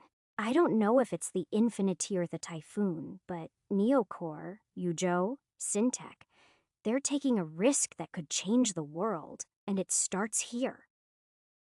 He laughed, and for the first time I got the sense that he wasn't so confident about himself. I think I understood what he's saying. Whichever one they choose, the corporate nations are planning on using this city as a staging ground to wage war on one, which is why it's wise to have friends from all over. Regaining his business-like posture, he folded his hands and spoke with pride. New California will be where humanity first kills a maltoton. Chapter 125. Chapter 119. Whistleblower the 9th of September Ripley. It was hard to believe it had been nearly 2 weeks since we raided the Yujo facilities. I couldn't help but feel disturbed by how normal everything felt once again. Besides my mom's worsening condition and the threat that I'd pissed off the currently wounded R0N1N, life was set to return to its normal pace. I would be going to Harold's gym tomorrow to pick up the slack of my month off. Ho-chin had invited me over for a bar crawl in Elsa. I was with her right now. She nuzzled up close to me, her face fitting perfectly into the crook of my neck as we cuddled. I missed you. I missed you too. I pulled her in close, needing her to remove my mind away from these harrowing thoughts. I thought you all gave up on me. Stop it, Ripley. Her eyes pleaded up to me. We never gave up on you for a second. We just seriously couldn't contact you. Have you figured out why? I pulled myself up. Shouldn't that be our main focus right now? What? Where even is Twilight? Elsa's gaze shifted to the floor of my apartment for a moment. She took in a deep breath before speaking. It's the new data shield in your head. While it allows transmission of any normal data in and out of your frame, it's been designed to prevent conscious external adapter origined warp code from interfering with you. It's identical to the firewall. My jaw clenched, the very same firewall that Mirage had been tasked with breaching all those years ago, and Twilight was corrupted by it. She held my hand tighter, and it can spread. Daylight and Midnight are at risk of being damaged too. Even I could be harmed by warp code like that, and I already know what that was like. I've isolated her for now, but she's not showing any signs of improving. You mean that in all likelihood, I'll need to reset her completely. I'll try to keep what I can of her, memories of you, for example, but she needs to be rebooted. Mirage's words soaked into me like rain. No, acid rain that burned deep into my heart. I knew what I should have been saying right now, yet my brain refused to think that way, like it wasn't allowed to. And just as quickly, I'd forgotten about my inability to weave that thought. Can I say goodbye to her? Of course, Rip. She gripped me tighter, but I could see the pain in her eyes, the tears she had been hiding from me. The 10th of September Twilight was kept contained in a war PC cube that had no digital outlet. She must have been trapped there ever since she made contact with Diana, left in a void of ones and zeros, alone and vulnerable as a digital entity. In some ways, I could understand her better now, and I wanted to be there for her. I extended one wire out from my hands, Elsa already plugged into the cube as she prepared Twilight. Ripley, is that you? Her avatar began to form over my vision, but she looked different now. If I had to choose the word, it would be healthier. The light radiating off her was a warm and supple glow that calmed me, the seams and curves of her avatar appearing more defined, nearly human. Her clothes carried a more physical weight, like the material themselves were tangible. It is me, I nodded. He's here to say goodbye, Twilight, Elsa said softly. Oh! Twilight nodded, but her hands clenched up, and even through this faint connection, her emotions were palpable, like they were a second voice within my head. She felt scared. She felt angry. She felt guilty. She rubbed her eyes. I don't know why I'm feeling so much right now. I shouldn't be. Elsa nodded, a saddened expression on her. That's the issue. I feel alive for the first time forever, and now it's going away. Twilight covered her eyes, her voice breaking. I thought I could spend more time with you. I don't want to. Then don't. Why wasn't I able to think what I wanted to think? I... what? What was even thinking about? Twilight. Elsa's voice grew heavier. It's getting worse. I can't let you talk to him for any longer. Please. Twilight sniffled, sharing one last glance with me. Then she floated up and kissed me, and I felt literal sparks dancing on my lips. She felt so real, so... Where'd she go? Elsa said in a panic. I can't sense her. She's still here. What do you mean? I responded back, but Elsa didn't respond, her mouth moving in slow motion. What? Why don't I permanent activate? Sorry, Twilight whispered. I took the liberty to use that neat trick of yours. Why? There's something inside of you. Something not right? She looked so wound up, like her emotions were constricting in on her. It's my fault. What do you may? I blinked. Obviously, I knew what she was talking about. Of course, there's a slice of the firewall in my head, number. While that is something there, that's not what you should be concerned about. Twilight's arm reached into my cheek, and flashes of hot white memories burned at the tip of my eyes. A headless body, pink hair. That smile, which always cheered me up. It all drowned down in thoughts and memories, and in the dark moonlight reflecting on that scattered sea of stars only Elsa reflected to me. Questions I didn't know I had surged up. What was Elsa's relationship with Mr. Skeleton anyway? She was the one who led him into a seat of power anyway. Wasn't Skeleton the enemy of Missy's group? Then another burning vision seared into me. Literally, my entire team of data delvers was dead. Something had breached through the firewall, moving with surgical precision as it dismantled those under my proxy network. Then it stared at me. A being made of holy flame. A guardian of the firewall. Then it struck me. Stop! I screamed back at Twilight. The aching was so intense, and my inability to breathe with this warped time-space left me in agony that sprawled endlessly. Oh, Twilight pulled her hand out. It was like it had been stuck into a fire, charred and blackened by something vile. I can't be the one to undo it. But Ripley. What? My mental voice was strained, like it had been scratched apart. Twilight's hand was stretched out to me, and I felt an inner piece of my mind move towards her. A bright white spark flowed out of me, around the width of a finger. It was like a tiny star. Twilight gasped as she saw something in it that I didn't. It's beautiful. Tears began to stream down the sides of her face, their droplets fading away into tiny sparks of violet. I guess I won't be leaving you forever then. When the time comes, I'll need you to trust me above everyone else. My answer was quick. I trust you. All versions of you. She held her hand close to her heart, a wide smile forming a basin for her tears. You don't know how much that means to me. Her fingertips sunk into the orb of white, streams of her body's avatars slipping off like her form was unraveling. She stopped the process before I could ask anything. What was she doing? With that, time flowed back to normality, my lungs gasping for breath as I stared at the fading image of Twilight. Goodbye, Rip. You'll see me soon. Don't worry too much. And I love you. I love you too.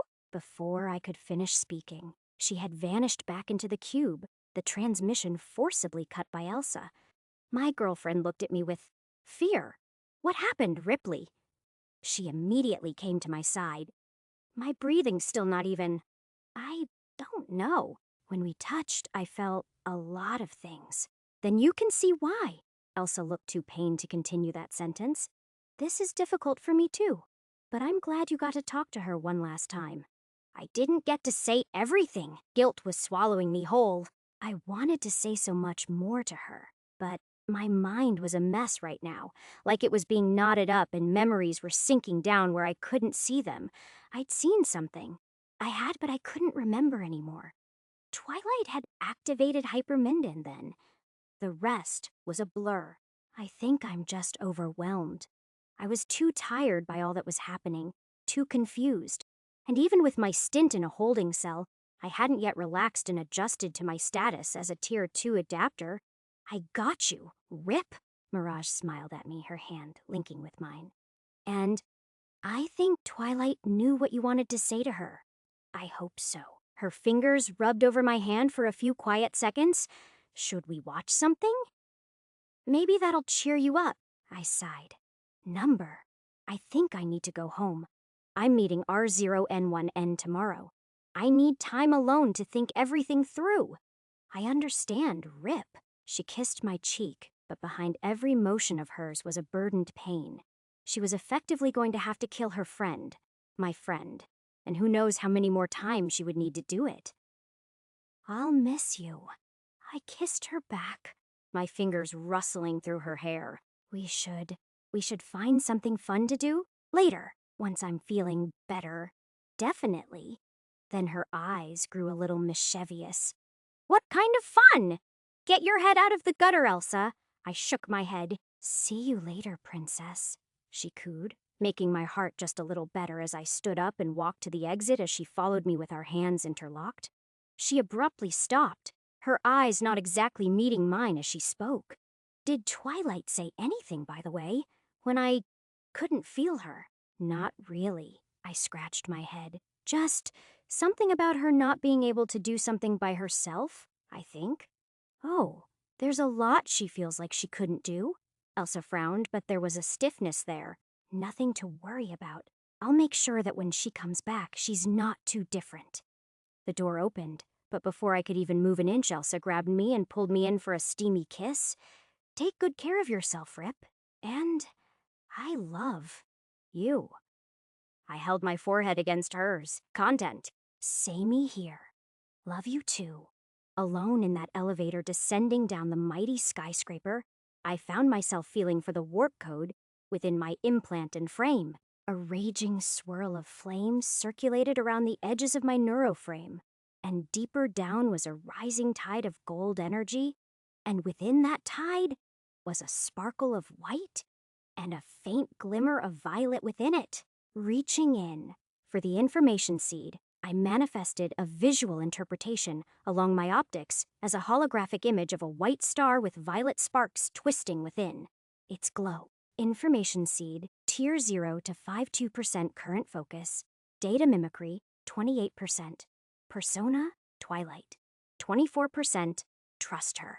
Above everyone, sounds easy enough. Walking through the streets, my eyes honed in on the people around me. I'd taken a detour, my steps purposeful and my gait calm and confident. That was needed for alleys like this. Dozens of homeless and scrappers exchanged looks with each other at my presence. But today I wasn't wearing the face of Ripley. The mask of Dreadwire struck into each of them, and fear wasn't the only thing rising in their expressions. There was also respect. Footage of my achievements had circulated around the city, none brighter than my takeover of 2 Shandian aircrafts that I caused to crash into each other. And my little street race towards the facility was also quite the headliner among the forums. Unlike other mercenaries, I wasn't bound in the secrecy of the AbyssNet. The SurfaceNet talked about me just as much. Some hated me, called me a terrorist. Others seemed weirdly enamored with my presence. I was gold and admittedly quite the showstopper. Point is, they knew who I was, and that was a different kind of respect. Not the one that grows from the day-to-day, but an instant recognition that they were out of their leagues. I loved it, perhaps more than it was healthy to. I didn't care. My eyes scanned them and my steel-coated voice rattled into them. Which one of you has a dog tag tattoo? They flinched, some reaching for makeshift weapons, but one of those brave souls pointed to another. I tilted my head towards the woman who held a half-dismantled pistol close to her chest. My mask reflected in her shaky eyes. I'm not going to hurt you, but I do want to ask you some questions. Her gun went off, the bullet and smoke firing away. My palm was stretched out, its shell engaged, and the spark preceded a single round cluttering to the floor. That wasn't wise. My arachne arms exploded out from the inactive stealth suit I wore. 2 spear tips launching away as I grabbed the woman and zipped her struggling body away. I landed on a nearby roof as she pounced off me. This area was also inhabited by the homeless and other unfortunate souls. I glanced at them, but knowing that wouldn't be enough, I tossed off around 10 iron shards. Give us privacy.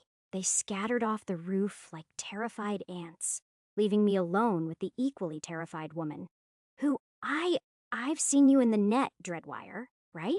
I don't want any trouble. Well, you did shoot me, I pointed out her gun. But I can let that slide. Do you have the tattoo? She held her breath, raising her torn jacket from the side to expose an iron-shaded ink sketch identical to Nathaniel's from a few weeks ago. I'd also remembered very quickly what happened to Nathaniel, and knowing that Soul Killer had a way to turn these implants into. Well, Malls, I wasn't unwise to say the next thing, Diana had said. The dog whistler could take control. I know you're in there. I want to talk. The woman shuddered, her hands gripping her head as she fought to remain in control. Then it arrested into a laugh-out was dark and heavy like bass, a maniacal grin forming over the woman as she spoke to me. Hello, Ripley. I don't believe we've ever had a conversation face-to-face. Then again, not quite my face, am I right? What is up with you freaks? Why do you all find it so necessary to quite literally take control of other people? My mask stayed on. Something about wearing it instilled a confidence in me. A smart confidence. One that let me say the things I wanted to say. Oh, it's perfectly reasonable in this world. But rest assured, you're not one of those I want to hurt. In fact, out of both of you, you're my favorite. Dog Whistler smiled through the woman, a crooked smile that forcibly twitched. I figured some out from Diana. You uncaged freaks aren't particularly able to kill us because of our implants, and an order from this Mr. R guy. But that doesn't stop you from meddling with us for your own goals. That's the real issue here. What exactly are you, Skeleton, and Soul Killer planning with all of this? Planting seeds of control among the masses? Building an army? Of sorts, she shrugged. It's complicated. Neither of us really get along. Other than when Mr. R, the Sin, gives us our orders. Well, whatever it is, I don't like it, but I came here to say, I don't think I want to get involved with it. So let's make a deal. I'm only going to continue with all of this crime and underworld bullshit until my mother's okay then. I'm going to give her the life she deserves. Right. One step at a time. She slithered out of her mouth, making me freeze. How did she know that? Face the facts, Rip. You're not going to be done with this life. We see it in you, the potential, or at least, I do. After all, you're going to one day kill Diana and take her sim for yourself. Why else would I have gotten her out of the Revenant's clutches? Diana didn't know why she was saved, but now it was confirmed. You, Himiko, I don't know why you two both think I'll just... Don't compare me to that caged dog. Dog Whistler's voice was cold. She's nothing but a tool that doesn't know her place. Is that why you scorned her by rigging the deal for my implant? Some personal vendetta? Not entirely false? She chuckled. But I don't mix business and pleasure. What my boss wanted out of that deal, he got it. And now I continue to perform my duties. I gritted my teeth. What a good little dog you are. The woman's face was slightly stunned, but her laugh was far from the reaction I wanted. Oh, that's why I like you so much, Ripley, ever the charmer. You know, more than anyone, you should be on me side. I am the reason that Mal ended up in the Toxin Club in the first place. I had enough of this. All right, I've heard enough. It's clear you're going to do nothing but lead me in circles. Ah, leaving so soon. She opened her eyes wide. Or is that just some ploy so you can look into this woman's memories once I leave? My bones chilled. How do you? She tapped her frame. The flow of warp energy in the woman's body growing louder to my senses. What I thought was iron suddenly exploded into bronze, burning ever more brightly as it all concentrated onto her frame. Just a little precaution. Don't want this dog barking too much. Dog Whistler smiled. Then the woman's nape exploded into a burst of blood and steel. I jerked back, the corpse falling to the floor to reveal a gaping wound where her frame had been. The implant within was utterly shattered.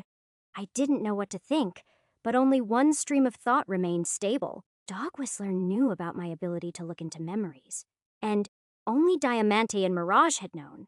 R0N1N later until Topaz revealed that to Missy and Twilight. Someone had leaked it to the Dog Whistler. One of them wasn't on our side. Before I knew it, I was lying down on my couch. the internal walls of my skull containing a rampant storm of theories and thoughts.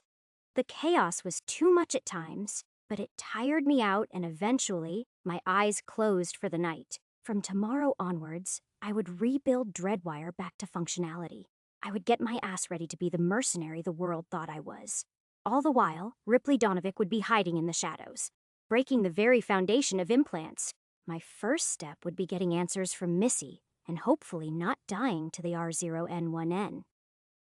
I had to figure out what the source was,